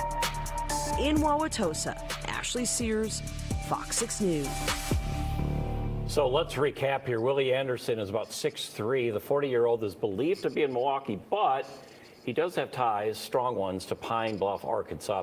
If you do know where he is tonight, the U.S. Marshals tip line can be reached at 414-297-3707, and you can remain anonymous. 3 people accused in an armed robbery are on the run tonight. Investigators say they used Facebook Marketplace to find a target and steal a truck. Fox 6's Ashley Sears shows us the evidence they left behind.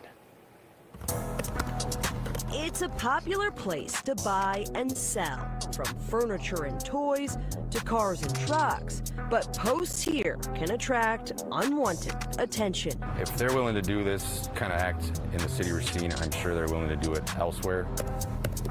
In June 2024, one ad listing a truck on Facebook Marketplace became the target of some people who investigators say never intended to buy it. Cesar Silva made arrangements to meet. They met in Racine. They did a test drive. Scott Keelan is an officer with Racine Police and part of the U.S. Marshals Task Force. He says Silva, along with Fernando Diaz, Emilia Gutierrez, and another person, met up with the seller. When they got there, Cesar remained in the car with Emilia, and Fernando Diaz and the 4th suspect went for a test drive with the victim. U.S. Marshals say Diaz took the victim's cell phone and threw it out the window, then pulled out a gun. He tells them, I need the money, don't do anything stupid, I will shoot you. Investigators say they drove around Racine discussing plans to head back to Milwaukee when they got stopped in traffic. That's when the victim opened the door, ran off, and called police at a nearby gas station. Based on their criminal history and prior police contacts, we do know that they're involved in a lot of illegal activity. The stolen truck was found the next day, and a juvenile was arrested. Diaz, Silva, and Gutierrez were charged and have been on the run ever since. They kind of disappeared after that. Fernando and Cesar both have active warrants in addition to the armed carjacking. Diaz has recognizable tattoos on his arm, hand, and behind his ear. Investigators believe the 3 are on Milwaukee's south side. I highly recommend they turn themselves in, face the consequences for their actions. U.S. Marshals say they want to make sure these fugitives pay for what they did so they can close this case for good. In Racine, Ashley Sears, Fox 6 News. Cesar Silva, Fernando Diaz, and Damn, on Burritos tearing Milwaukee up. Ain't that some shit? Wicked, no comment. A highly debated topic got even more intense at Milwaukee City Hall today. Council members grilling police over the department's chase policy. Yeah, the growing scrutiny fueled by the deaths of several innocent civilians killed as a result of these chases. We get how serious this is. That's why I think this is a very tense conversation, because people are dying, right? We checked our own files, and according to our reporting, at least 9 people have died this year in police chases. 6 of those deaths involve people who had nothing to do with the crimes police were investigating. Kendall Keys is live tonight at City Hall. And Kendall, there were some really intense moments today. Yeah, right, Derek. It's an urgent matter added to the committee's agenda just this week. Members of the Common Council wanting to look into Milwaukee Police's current chase policy and wanting to know if it's safe for the city. It broke my heart, the last incident where 3 family members died. A mom and her 2 children. At the forefront of Alderwoman Charlene Moore's mind, this West Dallas mother and her 2 sons killed last month when a car speeding away from police crashed into them at 35th and Valete. It was simply being in the wrong place at the wrong time, and I don't want that to be our reality. At least 6 innocent people have been killed so far this year after getting caught in the path of a car running from the police. Chief Jeffrey Norman absent from the Public Safety and Health Committee meeting Thursday. The chief today is unavailable for. What part did the nigga who stole the car have to do? Like, why are the police the only ones on trial? Why the police are the only ones that are being questioned about this? What part about, like, what about the nigga who actually stole the fucking car? And is speeding through the city running stoplights like a fucking goddamn chimpanzee behind the wheel. What about him? No smoke for him. Chimpanzee behind the wheel.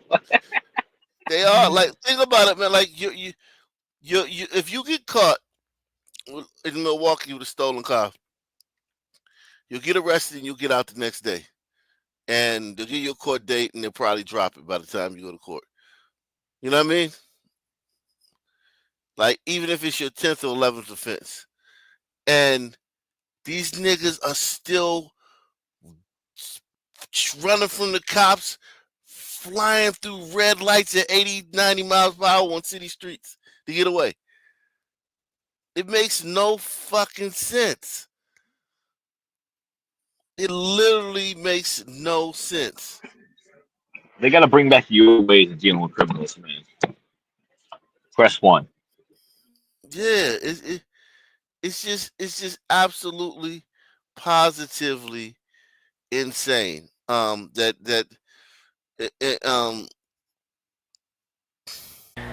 This meeting and this conversation. In the hot seat instead, Norman's chief of staff, Heather Huff. This is a very challenging and complex topic on what is the appropriate thing to do in these situations when individuals who bring harm to our community are driving reckless and fleeing the police. The department presenting data that shows an increase in police chases this year. Through September 15th, Milwaukee police say officers have been in 778 pursuits. It was 683 in the same time frame last year. This year, about a third of the chases were terminated. Fewer than half resulted in an arrest. What accounts for the amount versus the arrest? Like, you didn't catch them, or like what accounts for that gap? That I couldn't say right now. The discussion was at times heated, the chief of staff making an abrupt exit. We're in the process of preparing. I'm sorry, I just feel like Alderman Spiker, you're really rude sometimes, and it just has to take a break. Okay, you shouldn't have this job. Bye-bye. Jesus Christ. Everyone had a sigh of relief when she finally got the fuck up and left the room. Jesus. Now the adults are in the room. To exit. We're in the process of preparing. I'm sorry, I just feel like Alderman Spiker, you're really rude sometimes, and it just has to take a break. Okay. It's okay. Is she an ADA? Would you like to take off the Prosecutor? cuff? Testimony continued without her. I will be, on occasion, direct to the point of rudeness, but that is my job to exercise that oversight. So just want that clear, and it's not a small matter. This is a life or death discussion we're having. Kendall's back with us live tonight. Kendall, some of the aldermen there on the panel questioned those police leaders about why they're not using different technologies to stop people they're chasing rather than chasing them.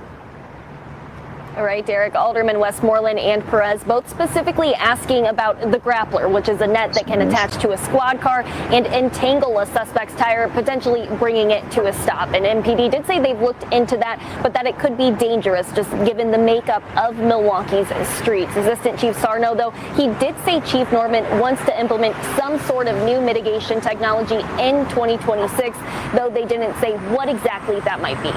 And Milwaukee police also are going in front of the Fire and Police Commission to discuss. Jesus, man.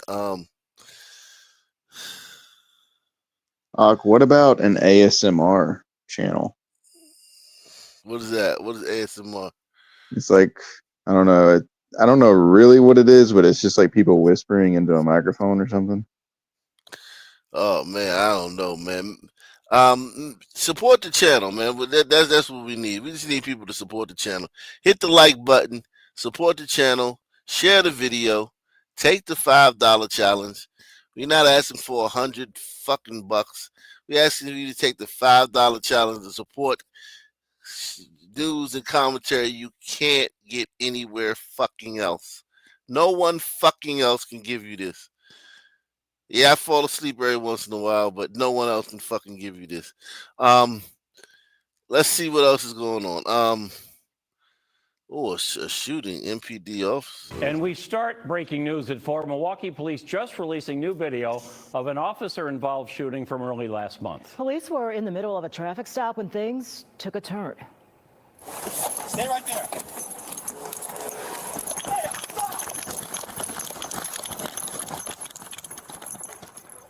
This all happened near 12th and Greenfield on September 17th as police were chasing the suspect on foot. Investigators say the suspect dropped a gun and then tried to pick it up. That's when an officer opened fire and hit the suspect. No one else was injured. The suspect, Kenneth Cubero, is now charged. That officer fired the gun is on administrative duty, which is the protocol. And now on to our big story at 4. Wanted for homicide in Wisconsin and arrested states away. Clark County, Indiana, sheriff's deputies arresting the man wanted in connection to a shooting. Oh, yeah. Speaking of Indiana, yeah, Indianapolis had a rough weekend, man. Indianapolis had a rough weekend. A highly debated topic got even. Oh, where is it? I think it was.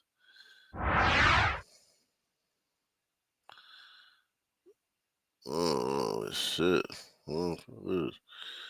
Let me see. Indianapolis.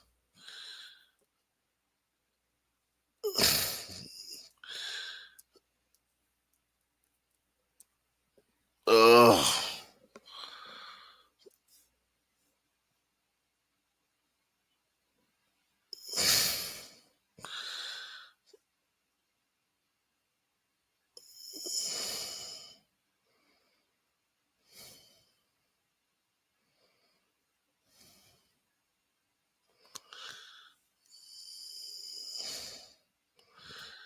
Damn, that was a fucking war zone.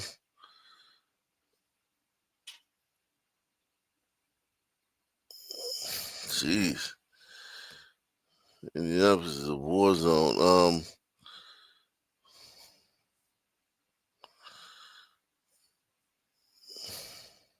Jeez. Right now from Metro Police, 4 men in jail. This in connection to a shooting that injured 1 man. This happened Saturday on East South Street in downtown Indianapolis. Police say when the officers arrived, they found a man with a gunshot injury and several vehicles hit by bullets. Now, police have arrested Joshua Vaughn and Ron Paul on the scene. The 2 other suspects, Dejamejian Cantrell and Deja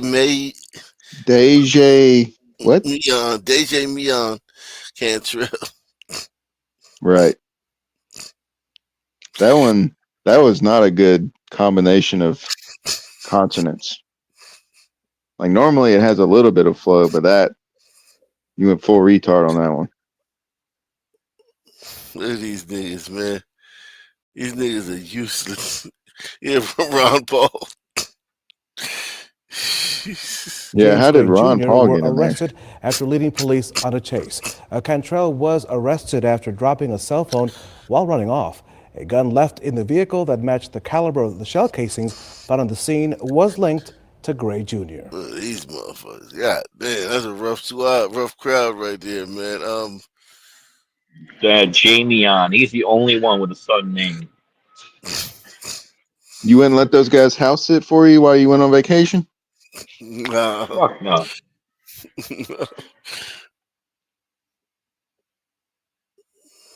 We begin tonight with breaking news. A shootout outside Ross Park Mall forcing shoppers to shelter in place. Right now, a wide search to find the shooters. Police launching drones to track down suspects.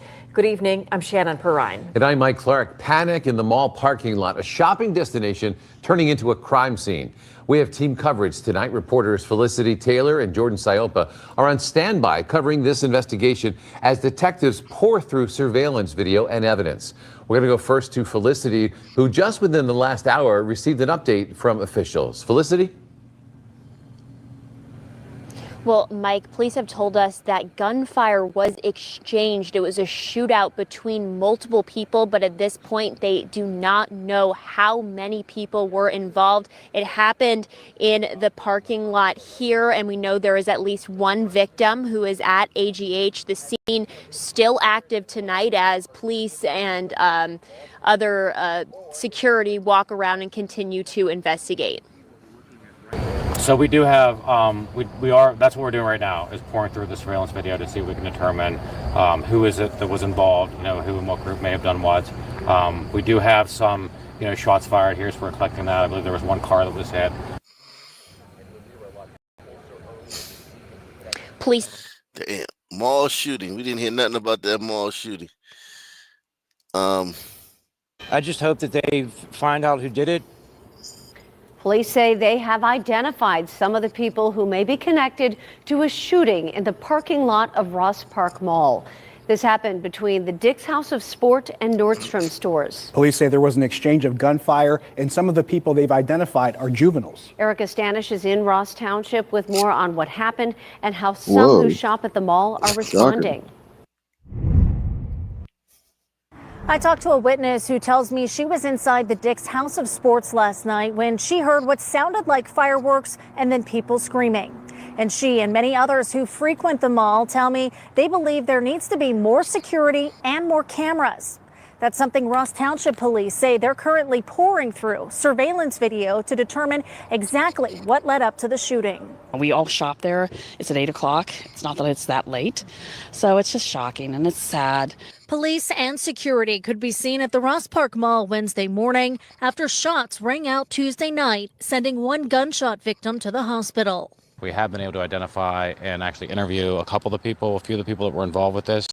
Ross Township police say so far they've interviewed a group of juveniles, but say it remains unclear who or how old the suspected shooter is. I think the country's going crazy anymore, especially with the juvenile crime. Those who live in the area say this isn't the first incident to happen at the mall and want to see more consequences when it comes to juvenile crime. We need to have a better court system to punish these kids, because it seems like every time there's an incident like this that it's the juveniles, and then they just let them off, or they send them to JV until they're 18, and then they're out in the street again doing the same thing.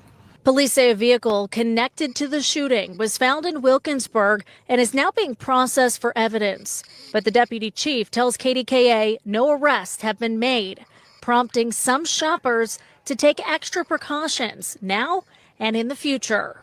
I make sure I'm well aware of my surroundings. I make sure that I look around me before I get in my car. I look in my car behind me.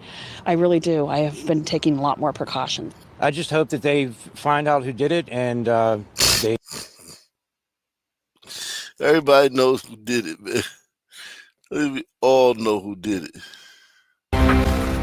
Over the past several months, there have been mass shootings all over the United States.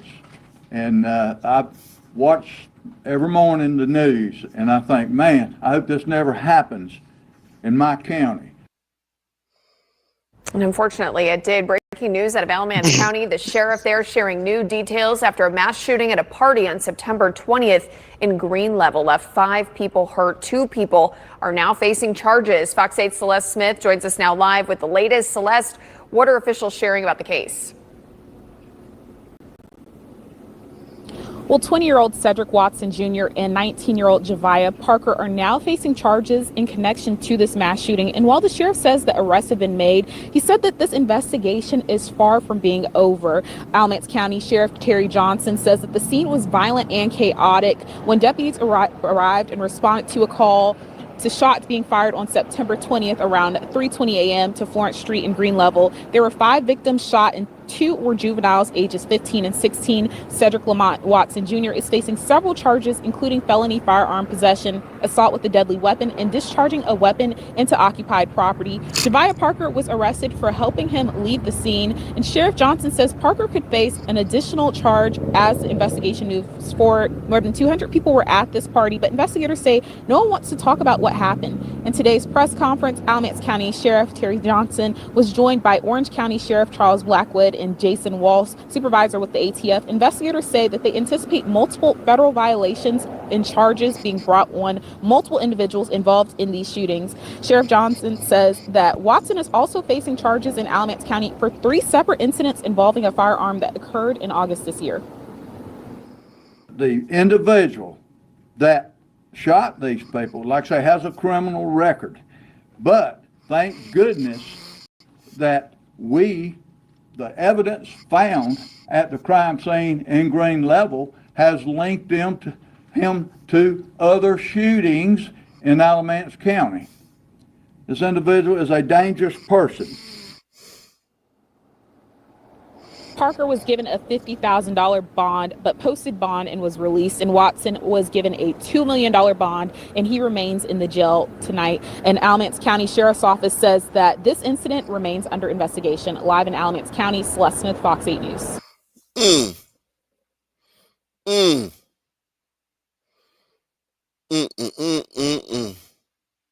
I just hope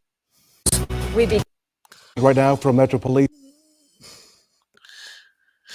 Indianapolis always gives us some good stuff, man.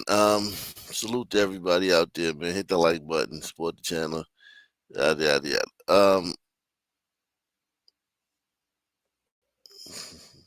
More than a year after an inmate at the Plainfield Correctional Facility was beaten to death in his cell, a fellow inmate is now facing charges. Thanks for joining us at 4:30. I'm Aaliyah Blackburn. And I'm Rafael Sanchez. The Hendricks County prosecutor charged Robert Miller with robbery and aggravated battery this week, but not murder. Fox 59's Max Lewis tells us that the charging decision has angered the victim's family as well as their attorney. The 60-year-old Jeffrey Clouser was serving out a 5-year sentence at the Plainfield Correctional Facility for a DUI charge. Last July, police say a fellow inmate, 26-year-old Robert Miller, walked into his cell and beat him to death. Clouser was found dead in his cell the next day. The coroner ruled it a homicide. He was in a wheelchair. He was, not able to defend himself. And there's a question as to whether he should have been in this area at all. Surveillance images from inside the prison captured Miller going into Clouser's cell and emerging a short time later with swollen knuckles. Police say he later returned to the cell and stole several of Clouser's personal items and reportedly told the other inmates to mind their own business or they would be next. The evidence is there.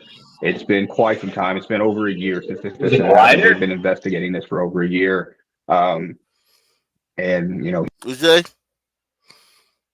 It was a glider who did that? That got his ass beat? No, that did the beating. Oh, yeah, I think the glider did beat his ass. Yeah. Killed him. Wow. I was expecting that 100% to be a son. There you go. Never know. C'est la vie, man. Never can That's tell. jail for you, you know what I mean? Like, my biggest fear is getting locked up because you don't know who you're going to be in with. I'm telling you, what it is. Hope that he'll be remembered and all of the skills that he's passed on to all the people that he's worked with in the city.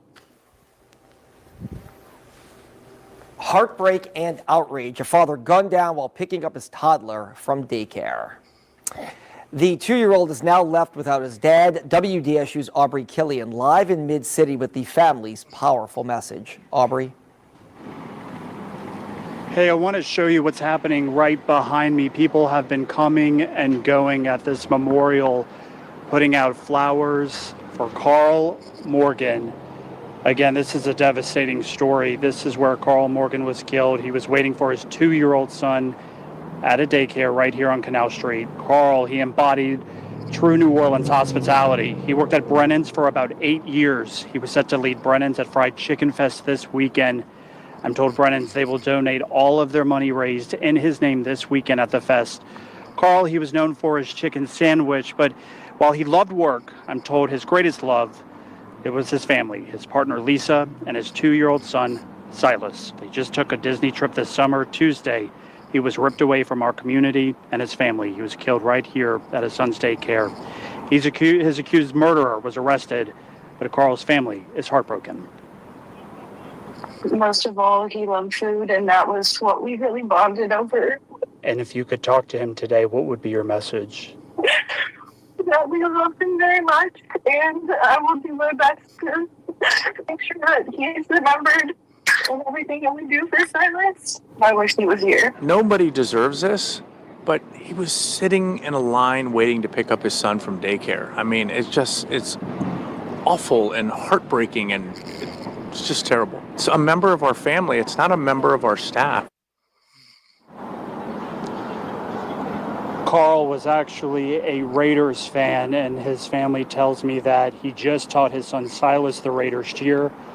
Again, you can see the memorial out here growing as we speak. Carl, he was just 36 years old. Reporting. Wow, killed in a carjacking.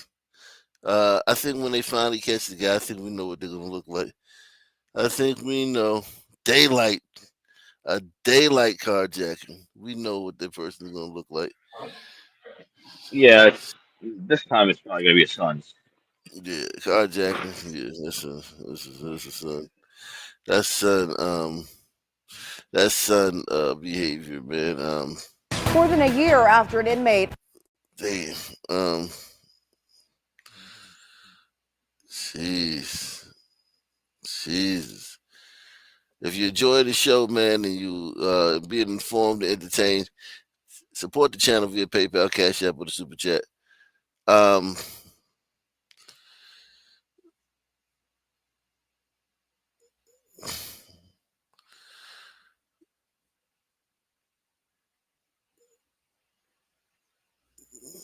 Jeez.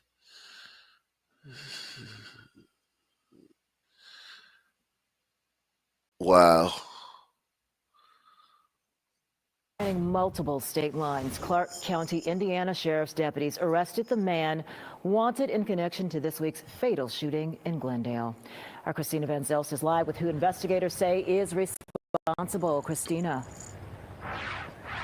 Kim, loved ones say that the woman killed has 3 children and also was a dental hygienist here in the Milwaukee area. Today, there is a sense of relief knowing that the man wanted in connection to her death is in custody. She was calling for help. She was asking for someone to call 911. Carissa Tillich was sleeping when she heard screaming, then the shots. I opened the window up and heard 2 shots, and I saw her fall to the ground. And right after she was continuing screaming, she was on the ground, and then the individual kind of stood up a little bit and just shot her, just point blank. It's a sound she can't forget as her neighbor, 45-year-old Kamonte McFarlane, was shot and killed on her own front lawn Monday night. Glendale police were called to Shasta and Custer just before midnight, where McFarlane was lying in her front yard. It was terrifying. It was really terrifying. A day later, and across several state lines, police say the shooter is now in custody, identifying him as DeMonta Hambright. They say he and McFarlane knew each other. I think it's relief, and I'm sure it's relief for the family that's involved. Indiana Sheriff's deputies arrested Hambright Tuesday in Clark County after spotting his vehicle. Indiana Sheriff's deputies say they tried to pull over Hambright, but he took off, which turned into a high-speed chase that ended in a crash. Glendale police confirmed the arrest Thursday as balloons and flowers lay in memory of a life taken too soon. Hambright is still in custody in Indiana. Here in Glendale, police say they are working on extradition, and eventually criminal charges will be referred to the Milwaukee County District Attorney's Office. Reporting live in Glendale, Christina Van Zelst, Fox 6 News. Wow. Interesting, man. Wow. Man, we did so many stories at the morning show. And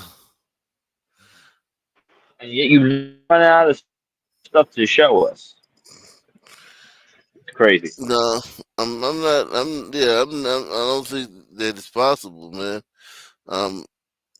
Unless we dump $1 gazillion in the Sun community and invest in their children.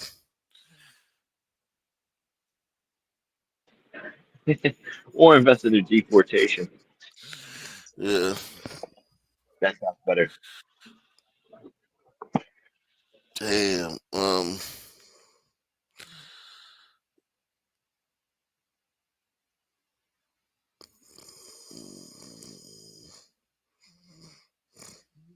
Mm.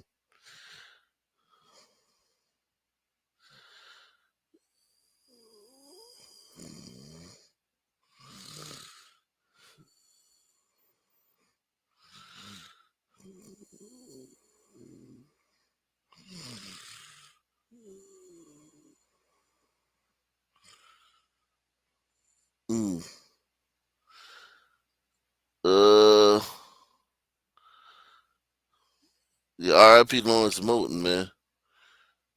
R.I.P. to Lawrence Moten, man. Great basketball player out of Washington, D.C. R.I.P. to him. Jeez. I think we covered all those people that got killed, man.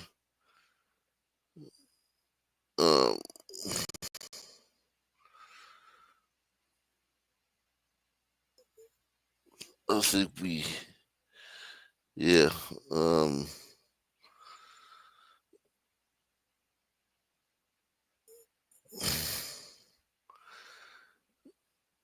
Salute to Raw Rodriguez, man. He says good morning. Shout out to Raw Rodriguez. Good morning to you too, man.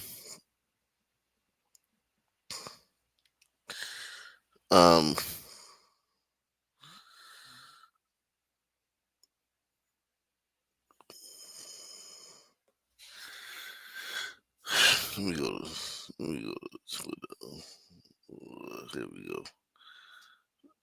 Salute to everybody out there, man. Everybody watching, whatever platform you're watching on. Salute to where you're watching at. Here we go.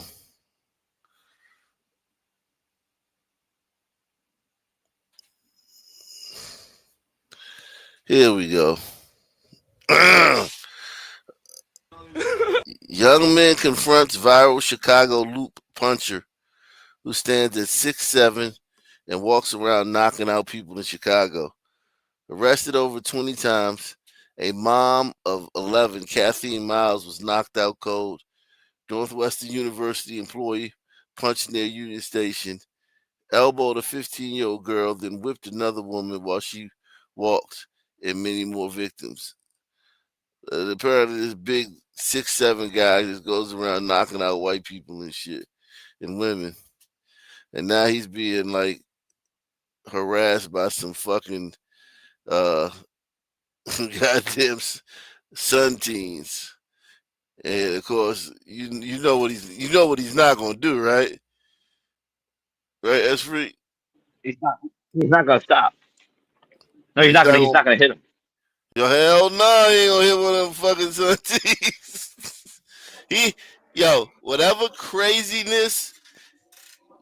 craziness he's been like, playing off on the public and shit, and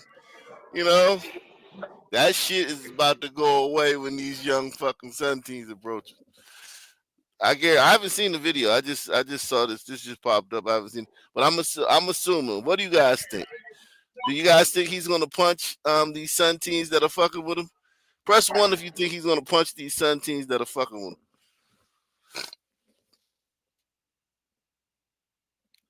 I personally don't think he's gonna have the same energy for these Sun teens. I just don't think so, man. Yeah, I think it's gonna have to take gliders starting to shoot back, and then once enough of them do, then Suns are gonna get the message. I guess that's what it's going to take, because obviously the legal system doesn't work. So how do you You know, shoot? You just make a gun appear? You just like make a gun appear out of nowhere? Like these fucking Chicago white liberals are not fucking carrot packing, man. What are you talking about? he's gonna have to do it to the right one. All right, let's see how this crazy dude reacts to these Sun teams. Hey, fo, you be punching motherfuckers, fo? I'm dead. Fo, you not even like that, little bro. Punch me. On beat, punch me.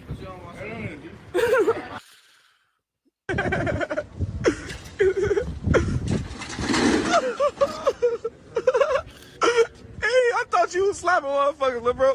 What happened? Yeah, slap his ass, little bro. Yeah, on beat. Come on. Come on.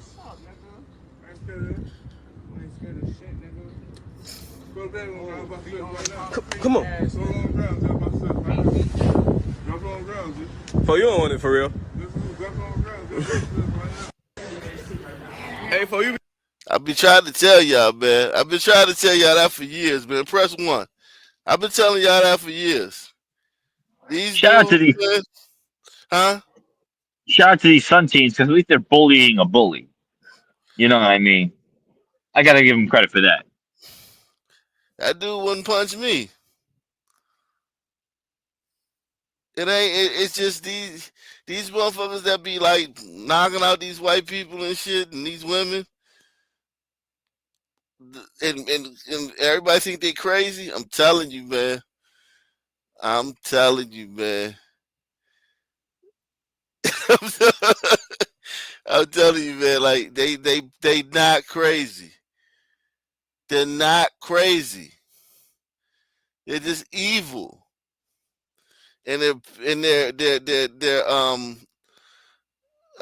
bullies, and they're what's another word for it?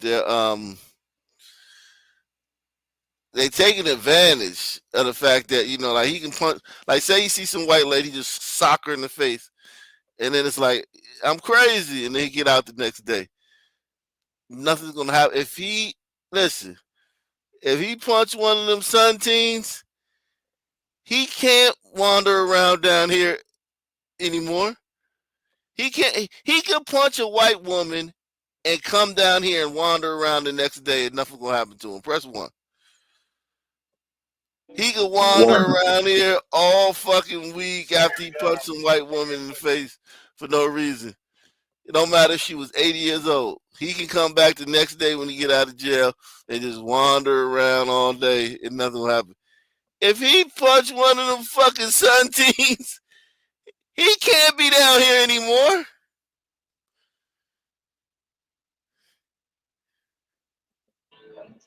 No, of course not, because like, you know, no, they're gonna be waiting for him, and they're gonna have like their homies with them, or they're gonna have a gun or something. Yeah. He can't be down here anymore. He gonna have to find somewhere else to go wander around all day. Shit. These motherfuckers are not crazy. They are not crazy. I wonder if those arguments could be made in.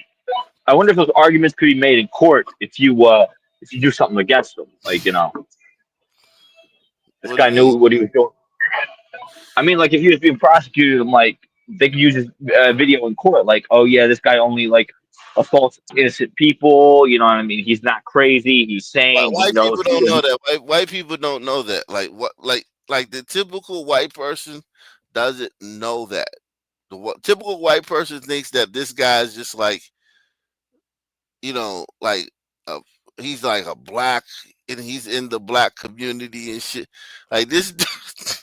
Why you think he's downtown? Like, think about it. Did you ever think like why he's not in the hood? Why he's downtown? Did you ever think about that? Why he's in the fucking business district? You know, walking around punching white women. Did you ever think about that? If you really just, I mean, if you really just think about it, like, why isn't he in the hood, like, shaking down drug dealers and shit? And, you know what I mean? If he's so bad, you know what I mean? And, you know what I mean? Like, robbing drug dealers or beating up, you know what I mean? I don't know, you know, just, why is he downtown where he's the only one that's acting like that, really? You know what I mean? Like once the kids get out of school and go home and shit. Well, like he's like the only one who acts like that. He's the only one that's gonna really be acting like this, or the only one there's nobody. There's no threats. There's nobody to keep him in check.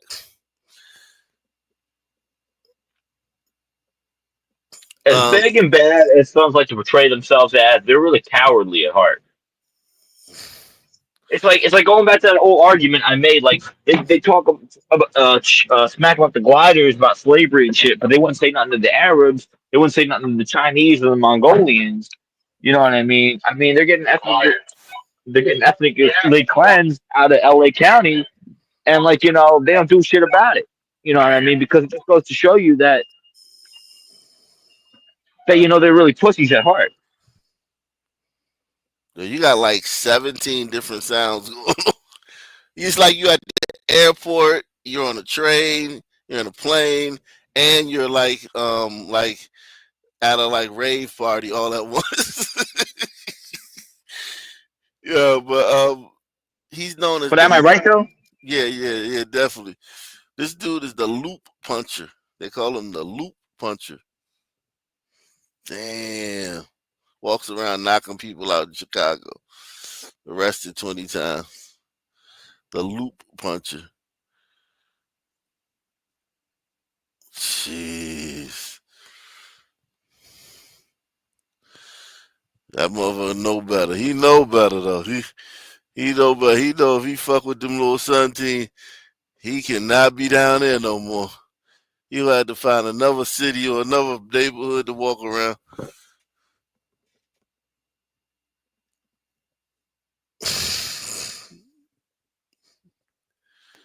Damn.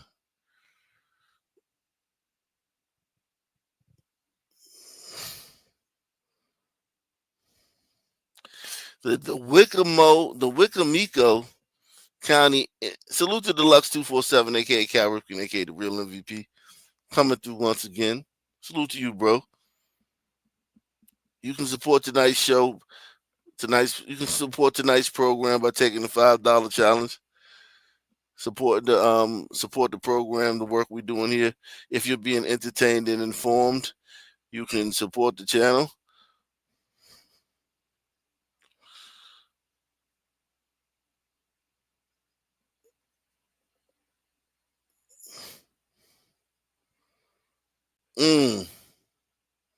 Let's see. The Wicomico County NAACP has decided to condemn the white student seen in this video, who was first attacked and nearly beaten unconscious before calling the thug who attacked her the N-word, instead of condemning her attacker. Rock that bitch. Rock that y'all. So the NAACP is condemned. Jesus Christ. How much you want to bet she didn't actually say the word? No, they say she's gonna say it after she. Hold on, yeah. Let's see. Yeah, because listen, most white kids in these public schools, they're already outnumbered.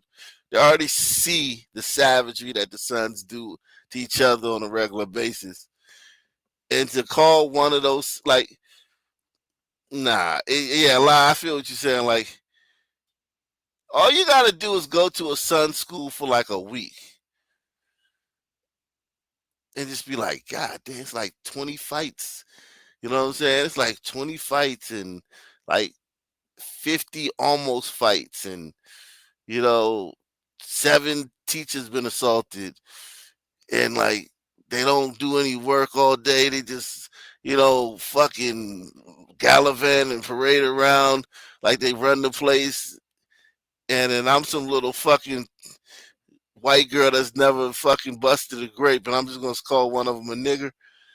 No, that shit don't even make sense. You know what I'm saying? That shit doesn't even make fucking sense, man. Unless she's crazy. See what I'm saying? Rocker, stop, rock that bitch, rock that Look, she won't stop even though the fucking teacher's right there. Think about it, the teacher's there and she won't stop. She's not like, all right, it's over. All right, I got my licks in. The presence of the teacher won't stop her. Not take, come on. All right, stop. All right. Stop. We got to fight. Stop. Get in there. Bitch, go fuck yourself! I'm gonna fucking shoot you with my fucking gun, you fucking finger! Do it, bitch! Grayson, take a walk. Watch me fucking shoot your black ass! Well, what you said afterwards. Yeah, that makes more sense. Because you ain't just going to one of these schools and saying, hey, I'm just going to call one of these people a nigger. It doesn't make any fucking logical sense. Press 1. 111. Yeah, but like I give her a break. Like that girl tried to bash her head in. You deserve to say the N-word after that, man. It's like they think they don't deserve to be hated for their behavior. That's what I'm trying to say. It's not entitlement. It's like they contribute to absolutely nothing in society. They're a taxpayer burden. You know what I mean? They commit the most amount of crimes, and they think we have to respect them simply because they exist. Yeah, and this girl's getting in trouble because she said that, which is absolutely insane. Jesus. Holy moly. Pounds per person. That's £200 off for a family of 4. Oh, let's see. He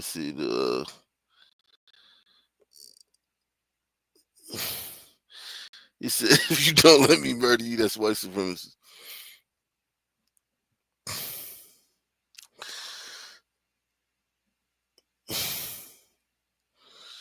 Damn, I wonder where that was at. Where was it?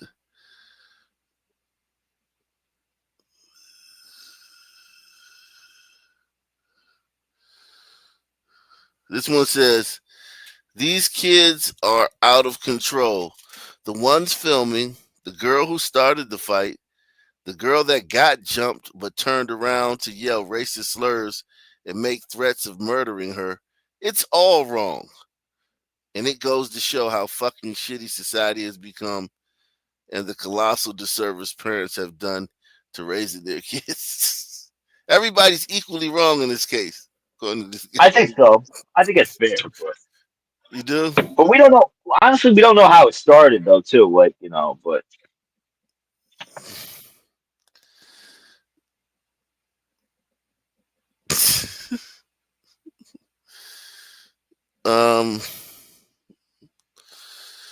Jeez.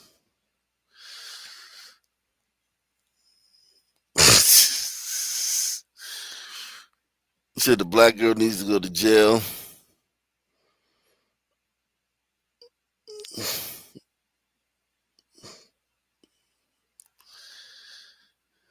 It says the real question is, does a black person have the right to attack a white person without being called the N-word? Yeah, you do. You do have the right to attack a white person without being called the N-word.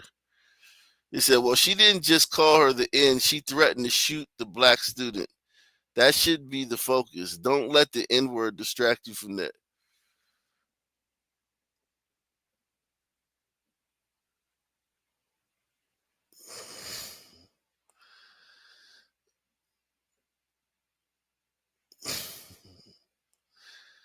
It says word crimes lead to thought crimes. Well, he didn't say it, but he was thinking it.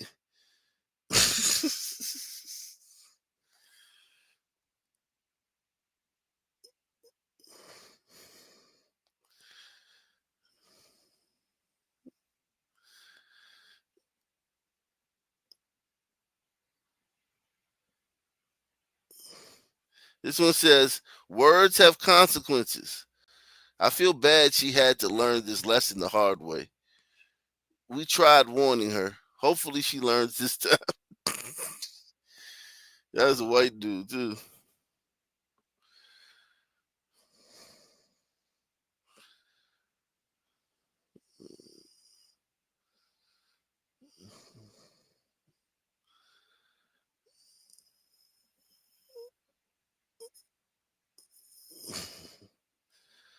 How oppressed can these people be, seriously, in today's day and age?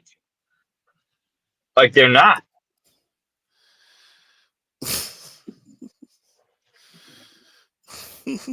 Press 1.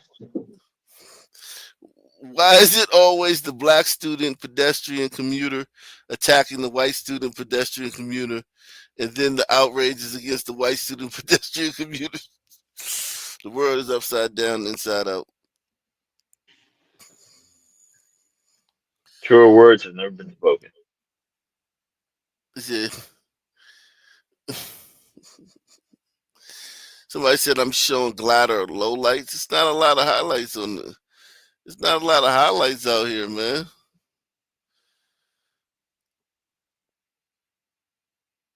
It's not a lot of glider highlights. They said they both should have been punished. Sorry to disagree with you. The white student threatened to shoot the other girl. Even as the victim, she became a criminal with terroristic threats.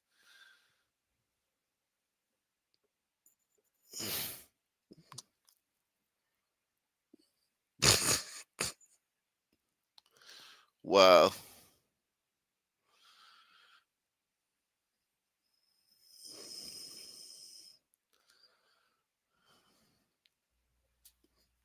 Damn. Damn. A lot of people agree that the white girl was in the wrong.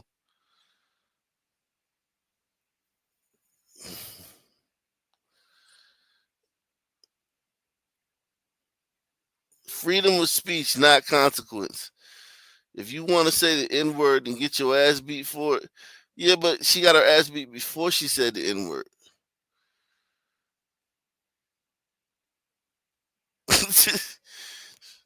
People are being willfully daft, right? Because she got her ass beat before she said the N-word. And then she said the N-word after she got her ass beat. She got her ass beat. She sure did. She definitely got her ass beat.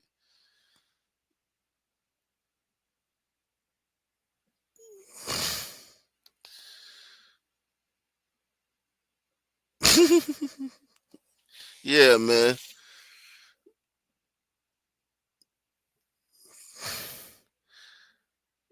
He did 2 shows today, man. 2 shows today, man. 2 shows today, man. We working hard, man. And y'all worried about me falling asleep. We did 2 shows today, man. 2 episodes today. Daytime and daytime. Damn, he beating the shit out of that girl. Daytime and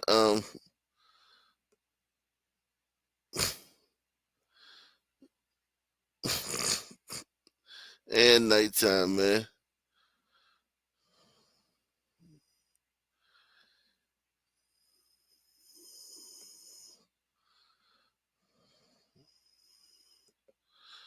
Second floor. It's emergency. I got one officer coming to the second floor. Open the door. Come with me. Yep. I'll send the rest. Thank you. Yeah, look, she came all the way back up here to start some shit. Her mama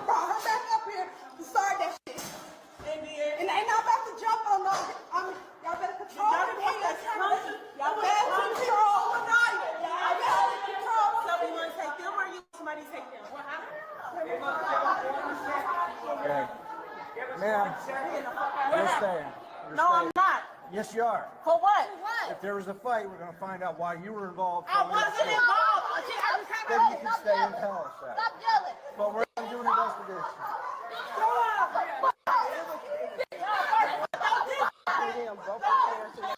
So she says we're not in a fight, and then she takes a swing at the at the white guy to prove that she wasn't actually in the fight.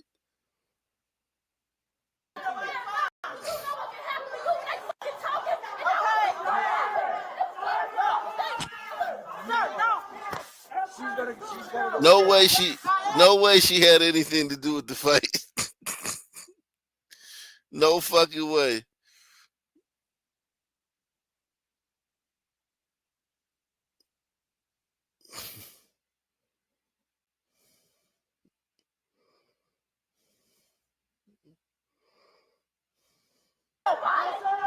For what? Because you're acting irrational. You can stay right here. I tried to break the fight. You're staying here. Okay, you and I'm sorry, what was the other unit?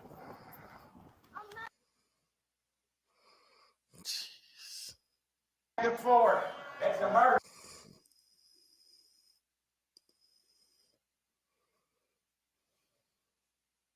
Can y'all hear me? Jeez. These people are crazy. Can you hear me? They recording y'all, and I got John's phone. Okay, hold it. Where your phone? They said check in my book bag. See if it's in the front pocket. Check all the pockets.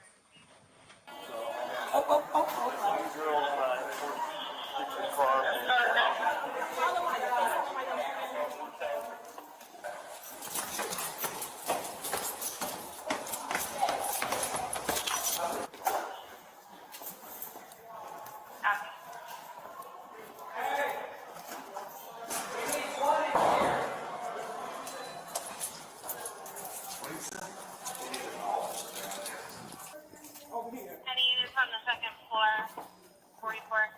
I was upstairs. And then we got one over there. Hold on. So this is a parent that's up here. 2110, 2221 is on the second. Who's the instigator? I don't know, all of them. Who's involved? Who's the instigators? This is a whole family. I don't know what it is. It's not all kind of. The girl started and the mamas jumped in. Put it like that. Who's not supposed to be up here? Who's up here that is not supposed to be up here fighting? Her. Mom and What did you see her do? I was getting her daughter. Her daughter. She came in here. I came in here and got her daughter. And then another fight broke out over here. I got the boy. The next thing I know, I see the parents down there. They weren't supposed to be up here. I see the parents down the hallway fighting. So this parent came up here and got in a fight. Okay, she's going to. And her daughter was the instigator. She was the first one to hit. Okay. She wasn't in a fight. She came up here with her daughter. She wasn't fighting. She wasn't fighting. She was up here at first, but she had a fight. Her mom came up here to get her. Okay. She was the So instigator. she's good. So she's not fighting. Okay. All right. They said she started it. Don't want the brakes. She started it? Yeah. No one hold the ice pack on her head? Yeah, the daughter was the instigator. She hit first. Then the parents came. How they got up here, the staff, the kitchen staff said he was trying to stop him. They pushed him out the way. She was not upstairs. Well, then I need to talk to her anyway about what's going on. You can talk to my child. I'm going to talk to the child first. No. Okay, You're not even supposed to be up here, so we could easily take you for trespassing. I can, actually. It's not authority. She's a minor. That doesn't matter. Can y'all hear me?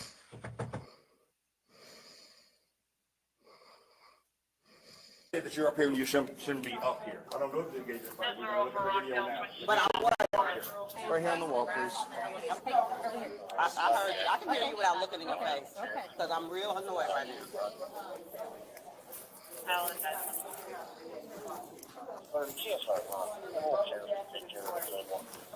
Is there anything in here?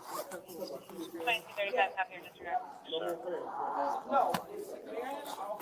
And it was the one that was going out the door. Officer was behind. Yeah, yeah. She was kept telling the police officer, she wouldn't stand. And we had to get her out the building. He followed her down the steps. So He might be still with her. Because he was telling her she has to be arrested. And she said she wasn't. She was giving the officer a lot of mouth. She was the instigator for what we seen on the camera, the one that's in there now. She did first. That's CBD, that's legal. Why are you trying to take it? It says THC. We're not supposed to have it on school grounds. 0.3%. Still not supposed to have it on school grounds. I mean, realistically, though, if your daughter was being jumped, what would you do? Okay, I'm not denouncing that. Okay, I'm not. But we get caught on everybody's streaming. We just gotta figure things out. I understand. Okay. But this So was Maybe she should encourage her daughter to be around better people. everything first. But that's pretty hard to do in such community. Right? Like, what are you retarded or something, man? How can she be around better people? I mean, like, no, because she asked him, like, somebody jumped on your daughter, what would you do? I'm like, try to encourage her. I would say that, but like, at the end of the day, yeah, I just stopped myself. I'm like, yeah, she doesn't have a choice. It's like you don't have a choice in the Sun community. You gotta go out there and be with the ratchetness, or you gotta stay in your house and be isolated. Like, there's no reasonable ground. yeah. I mean, like, be around white people, like, but like you would have to like be smart enough to get into one of those schools. You know what I mean? Where the white people go, and your parents would probably have to have enough money, or you'd have to get a scholarship to go to one of those schools that you could get away from niggas. But yeah, like it's not like, yeah, no, it's like hang around better people. Like, where? And here's the thing, and listen, there are good kids in these. Relatively, everything's relative, right? But say you hang with those good kids, right? Those good kids are food. Yeah. They're marks. They're, they don't get treated well. So it's like, do you want to be like somebody who's like on the menu, or do you want to be, do you want to be, one of the diners, or you want to be on the menu? That's a good point. It's either kill or be killed. Yeah, I mean, like, and then especially that girl, she's so aggressive, right? That girl, she's so aggressive that, like, how could you put her in an environment where kids are? How could you just sit her down and take a test? Like, say the school has a test, right? A lot of those good schools, you have to take a test to get into, right? How could you sit that girl down long enough to, like, take a test? And then she probably doesn't know the stuff that will be on the test, because she's going to this school when she's a son. So she might not know. And I guess they'll say, well, dump millions of dollars into her, invest millions of dollars in her. No thanks. No thanks. No thanks.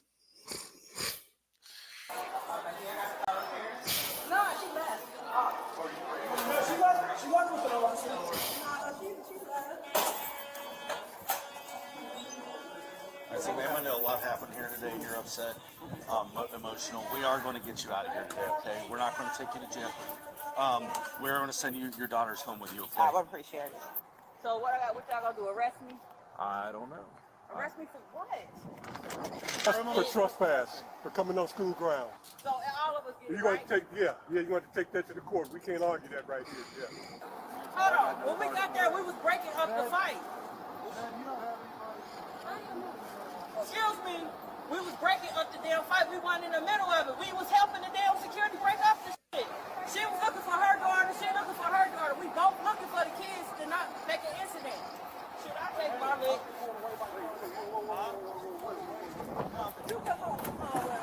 She's probably gonna go to jail too. Let's talk about her daughter. Back up. All right, jump on it. So you gonna put your mom's stuff in the car and then you're gonna go back up to school? Can I take you back up? I can't. I gotta stay with her now. So me and this is you okay? Yeah. All right. So here's what's going to happen. I'm getting you out of here so you can take your daughters home, okay?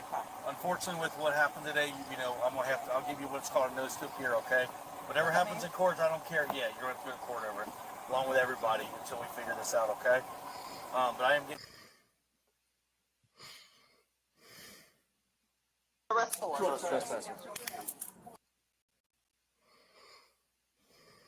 The fight continues. From what I saw, this is the primary aggressor. Okay, I didn't make it up to the second floor.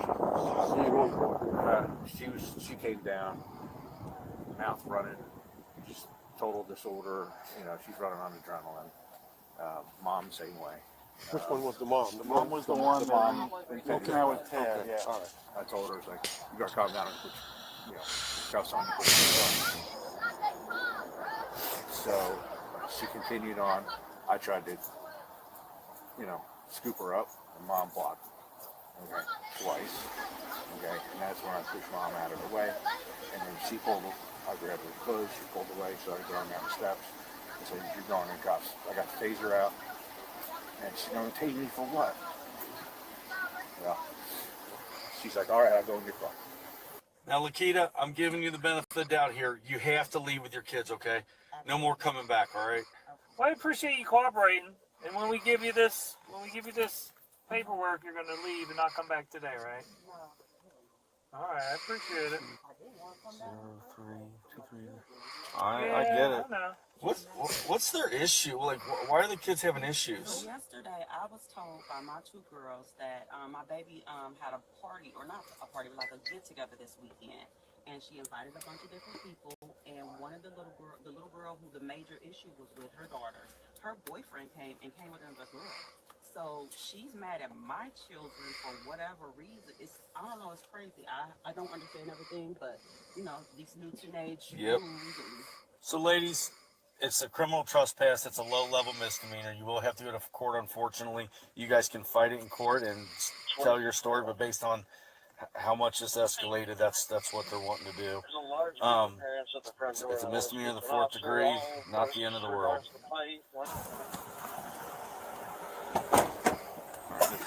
Let's get you out of here and get those uncomfortable cuffs off of you. Hey, listen, I am sorry about your daughter. Push your hands away from me for me. Look at how nice the cops are towards them. You notice that? Try to get this all worked out. Okay? They're always nice to them. The cops are always like that. They lie, or they antagonize them to the point. The cops are always nice to the people. Remember the 1970 video we watched? The black woman was all in the cop face. They didn't say nothing to her. Yeah, I remember.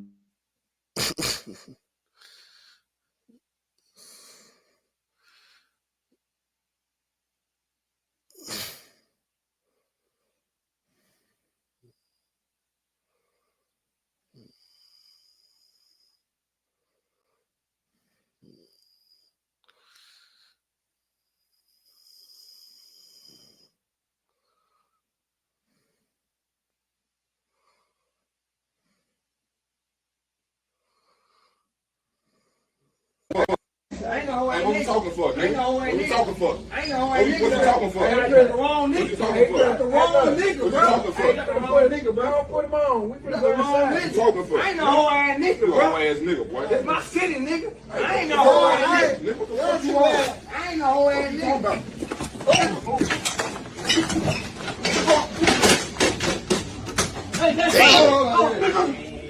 Damn. Hey, get the fuck off me, nigga. You talking about you on don't touch me, nigga. Fuck wrong with y'all, nigga. I'm at the bottom chilling, my nigga. Y'all niggas get some out. Fuck, nigga. My nigga went crazy. My nigga went crazy on her. That's some footage. That's viral. That's viral. I know I'm gonna have. Hey, that's really why I walked outside. I know I'm gonna have.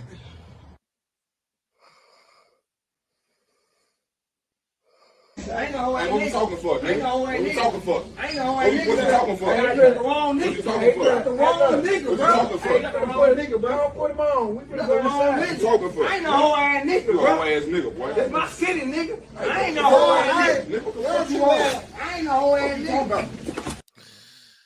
Damn, he got his shit. That one was flush. Shit.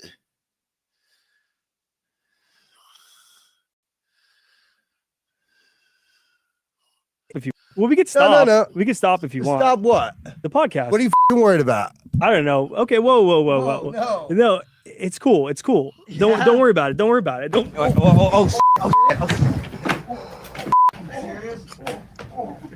that shit off. I'm tired of this shit. Yeah, f***ing leather. Boy, get the f*** down. Fucking stupid ass shit. F***ing asshole. You're lucky for my time. Well, we could stop. No. We could stop if you.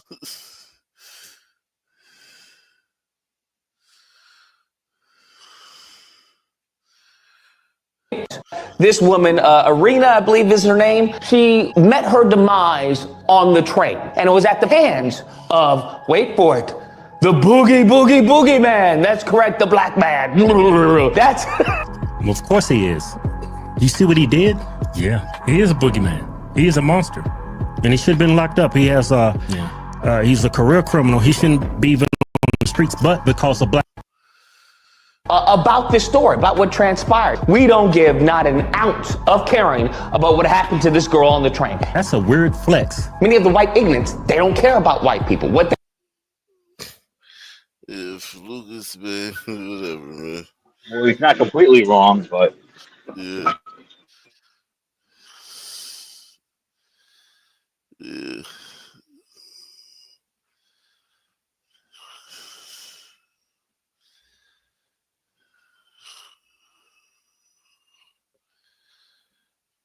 Incident at a local high school has left members of our community concerned for children's safety. That's a woman. God, dog. Support the channel. Take the $5 challenge. We've gone 6 hours today. 6 hours. 2 earlier, 4 this tonight. 6 hours. And it's the same people supporting the channel. And the same, and if we should be, we should get some new people up on the board that can support the channel, that can fund the news, man, that can support that can sponsor the show. If you're being informed and entertained, take the challenge, take the pledge, support the channel.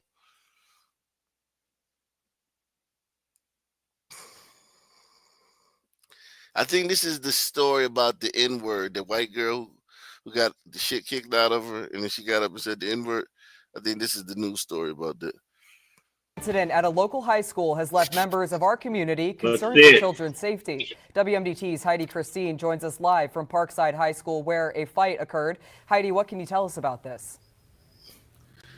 Not an attack, but a fight. Like literally, the white girl didn't get one punch in. You know what I mean? The white girl didn't get one punch. and it's all on video too. They call it a fight. The black girl was standing up. The white girl was sitting down when the attack started. The white girl didn't get one punch in, and they call it a fight. Live from Parkside High School where a fight occurred. Heidi, what can you tell us about this? Han, a video from Parkside High School Man. showing a student using racial slurs and making violent threats against another student was posted to... Wow. Wow. She came in hot. She came in hot. The emphasis was on the white girl's behavior, not on the other black girl's behavior. And a video from Parkside High School showing a student using racial slurs and making violent threats against another student was posted to Facebook on Friday, garnering hundreds of reactions. Now, members of the community are calling on school officials to take action. Members of the community tell us that this isn't the first time an incident like this has happened at local high schools, and it won't be the last if the schools don't take action. So it's critical for our school system as a whole to acknowledge the patterns. Yo, this is crazy work. This is crazy work. This is bananas. The school system got to do something. They got to punish the white girl. It's almost as if like the black girl didn't do anything. Salute to Jeremy O'Brien, man. Shout out to Jeremy O'Brien. You know, it's painfully obvious at this point in time that the whole civil rights movement was about trying to depose whites and trying to institutionalize supremacy. That's what it was about. Or Jason Don't forget, supremacy. yeah, the Jews had a lot to do with it too. I think it was just trying to like, knock gliders off their perch. You know what I mean? I think there's not going to be no black supremacy. There's black people, like, listen, man. If black people had their own country, if you gave blacks their own piece of America, that they had their own country, they would get invaded the next day by fucking Guam. Guam would invade, take over niggas. You know what I'm saying? Fucking the Falkland Islands would goddamn invade us, man. We wouldn't have no military. We wouldn't have no order, no structure, no Navy, no Air Force. You know what I mean? Action. Well, everybody would be soldiers, but they wouldn't be organized. Yeah. If the schools don't take action. So it's critical for our school system as a whole to acknowledge the patterns, implement stronger accountability measures. We all need to be trained on how to address racism directly. Reverend Jameson Green and her nonprofit, A Mother's Cry, responding to the incident, saying the threats made by the student were not school discipline issues. What about the ass beating given by the black girl? What about the ass beating that black girl gave her? She deserved to call that fucking nigger bitch a bitch, a nigger. She deserved to call that. I would let her call that girl a nigger every time she seen her. You kick shit, man. You kick one of my fucking kids' ass like that.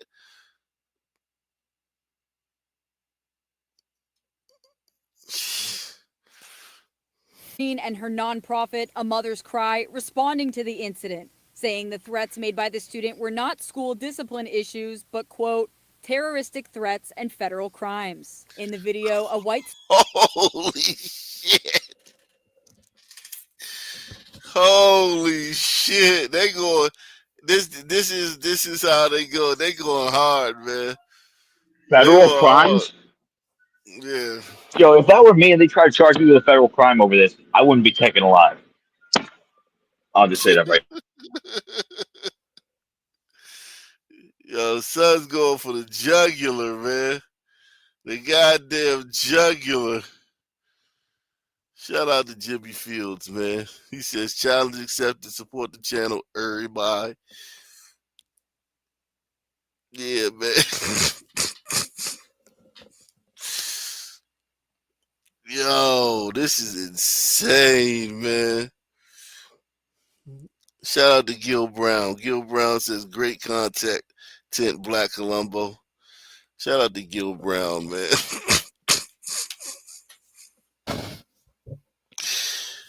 Yo, this is nasty work, man.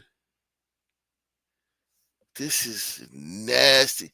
Yo, I'm almost tempted to play the fight again, man. Because it's like you can't fully understand how fucked up this news story is without seeing the fight again, man.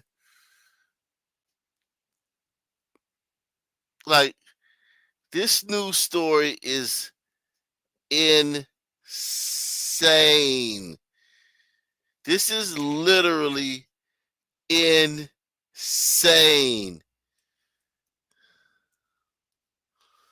It's gaslighting.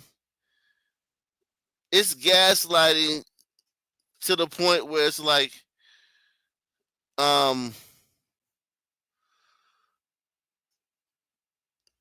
it's worse than gaslighting. Is there something worse than gaslighting? I know gaslighting is a new word in our lexicon. But is there something worse than gaslighting? It's just plain abuse at this point in time. Like we are in an abusive relationship with these people. That's what it is. Because it's like there's no way that the news could be like that biased if they actually saw that fight. Like it's no way that they could have seen that fight. It's almost like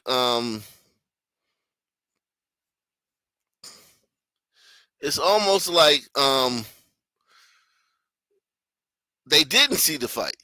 It's almost like you could be like, it's almost like I want to be like them to come back tomorrow. Okay, well, yesterday we reported on the story, but now we saw the rest of the video, and we'd like to apologize for, you know what I'm saying? Like, but you know they saw the whole fight because we just saw it. This is insane. That white girl got the living shit kicked out of her, man. It didn't throw one punch back. She just ate that ass beating. She gonna get fucking charged with terroristic threats for something that black girl hears all the time. I bet if that black girl put in her earbuds, the first fucking words out of whatever fucking song is worse than what that white girl said to her. Incident at a local high school has left members of our community concerned for children's safety. WMDT's Heidi Christine joins us live from Parkside High School where a fight occurred. Heidi, what can you tell us about this? Han, a video from Parkside High School showing a student using racial slurs and making violent threats against another student was posted to Facebook on Friday, garnering hundreds of reactions. Now, members of the community are calling on school officials to take action. Members of the community tell us that this isn't the first time an incident like this has happened at local high schools, and it won't be the last if the schools don't take action. So it's critical for our school system as a whole to acknowledge the patterns, implement stronger accountability measures. Yo, they gonna call this town a sundown town. All need to be trained on how to address racism directly. Reverend Jamesina Green and her nonprofit, A Mother's Cry, responding to the incident, saying the threats made by the student were not school discipline issues, but, quote, terroristic threats and federal crimes. In the video, a white student can be heard calling a black student a racial slur and threatening to harm her with a firearm. Our children, our black children, our brown children should not have to go to school afraid that they may get shot at simply because some might not like them. Yo, can you put yo. We need a civil war right now in this fucking country. Seriously. Dude, they fucking shoot their own schools up more than anybody. And like some girl says the N-word and it's like, yo, they know in some ways it's white pilling because it shows that they're so desperate, they're fucking losing ground. Why else would they be so desperate like this? Seriously, think about it. This is just bullying. This is like they just taking you for bad. They just flexing on you. They flexing on you. Our brown children should not have to go to school afraid that they may get shot at simply because some might not like them. Wicomico County Public Schools assuring parents that the incident was, quote, addressed and continues to be handled in accordance with the code of conduct. But community members are asking local government officials to step in. We need, like within the next 7 days, to have a public meeting where we can hear what they're doing and we can voice our opinions and make some suggestions. Meanwhile, parents are expressing outrage. They're experiencing constant racism far too often, and it is dismissed or is totally ignored, and the incidents get minimized. So that's sending a message that discrimination is acceptable. Wow. Wicomico County Public Schools assured parents that they are taking immediate action in a letter sent out on Friday. In Salisbury, I'm Heidi Christine, WMDT, because local matters. Hand back to you. Heidi, thank you. The school district is also urging parents to address behavior expectations with their children, they say, to ensure appropriate conduct moving forward. Wow. My fucking God. Yo. Yo, here go the fight, yo. Here go the fight here go the incident that they talk about. Here go the incident, yo. Wow. Fucking God. I'm telling you, man. Everybody hit the like button, man. Everybody hit the like button, man. Here go the incident that they just talked about. Rocker. Stop. Rock that bitch. Rock up, y'all. Rocker. And here the black dude in the background egging it on. Smack her. You know, these downtrodden poor black kids that's so scared to go to school because of...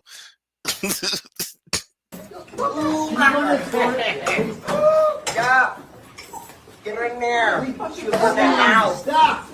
Yeah. Not take it. Come on. All right, stop. Stop. All right. Stop. We got to fight. Stop. Get in there. Bitch, go fuck yourself! I'm gonna fucking shoot you with my fucking gun, you fucking finger! Do it, bitch! Grayson, take a walk. Watch me fucking shoot your black ass! Take a walk. She's angry, y'all. She's angry.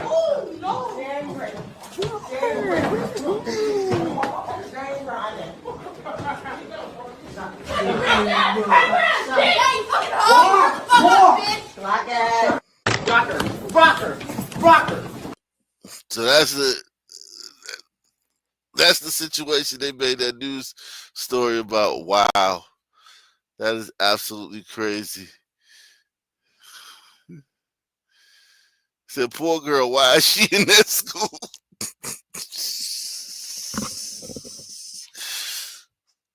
We need to sue them for slander. The lies they tell are putting lives at risk. Yeah, because blacks are going to be calling that a sundown town, just like they did with the lynching in Mississippi, the alleged lynching. White black people going to hear about this and say, you know, and they're going to start demanding. Yeah, they're going to demand. They are demanding that federal crimes get brought up against the white girl for what she said, but nothing for what the black girl did. He said the white girl was using her face to hit the black girl's fist.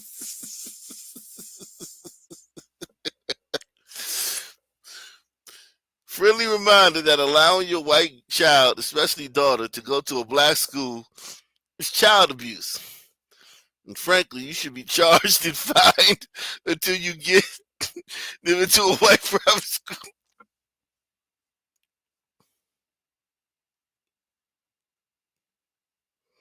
How are they making this a KKK story about poor blacks?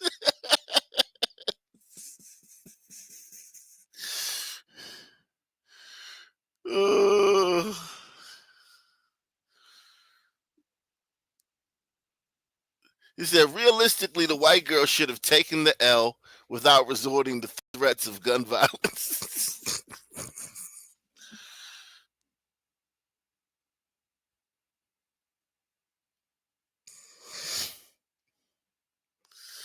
He said, dude, I'm so fucking sick of these fucking dumbass low IQ apologist niggers.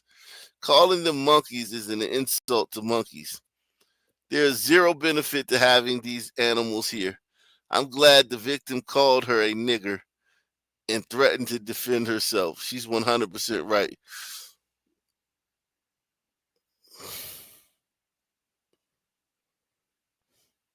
You know, the funny thing is, wow, they said contact us. People, listen,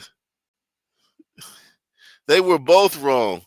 And the adults can't see that are wrong as well.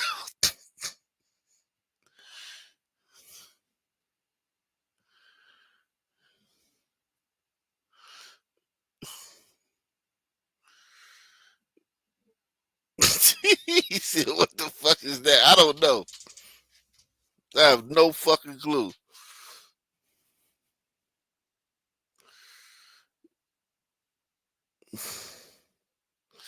Jew-owned media, 47 ABC, running interference for violent apes attacking white children and crafted a narrative to demonize the victim. Wholly unsurprising. Journalists deserve all of the hate they get and far more. Damn.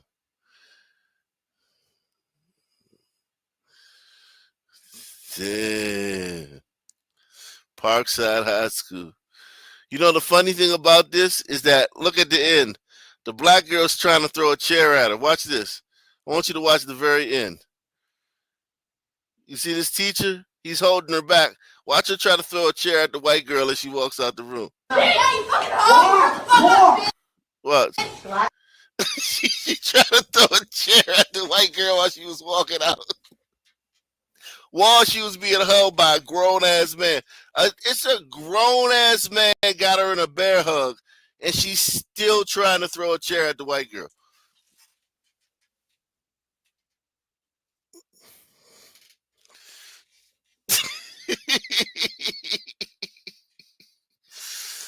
Wow. Jimmy Fields says, really? I got to do this shit twice? Come on, everybody. Oh, man. Salute to you, Jimmy Fields, man. Yeah, man. Make sure y'all...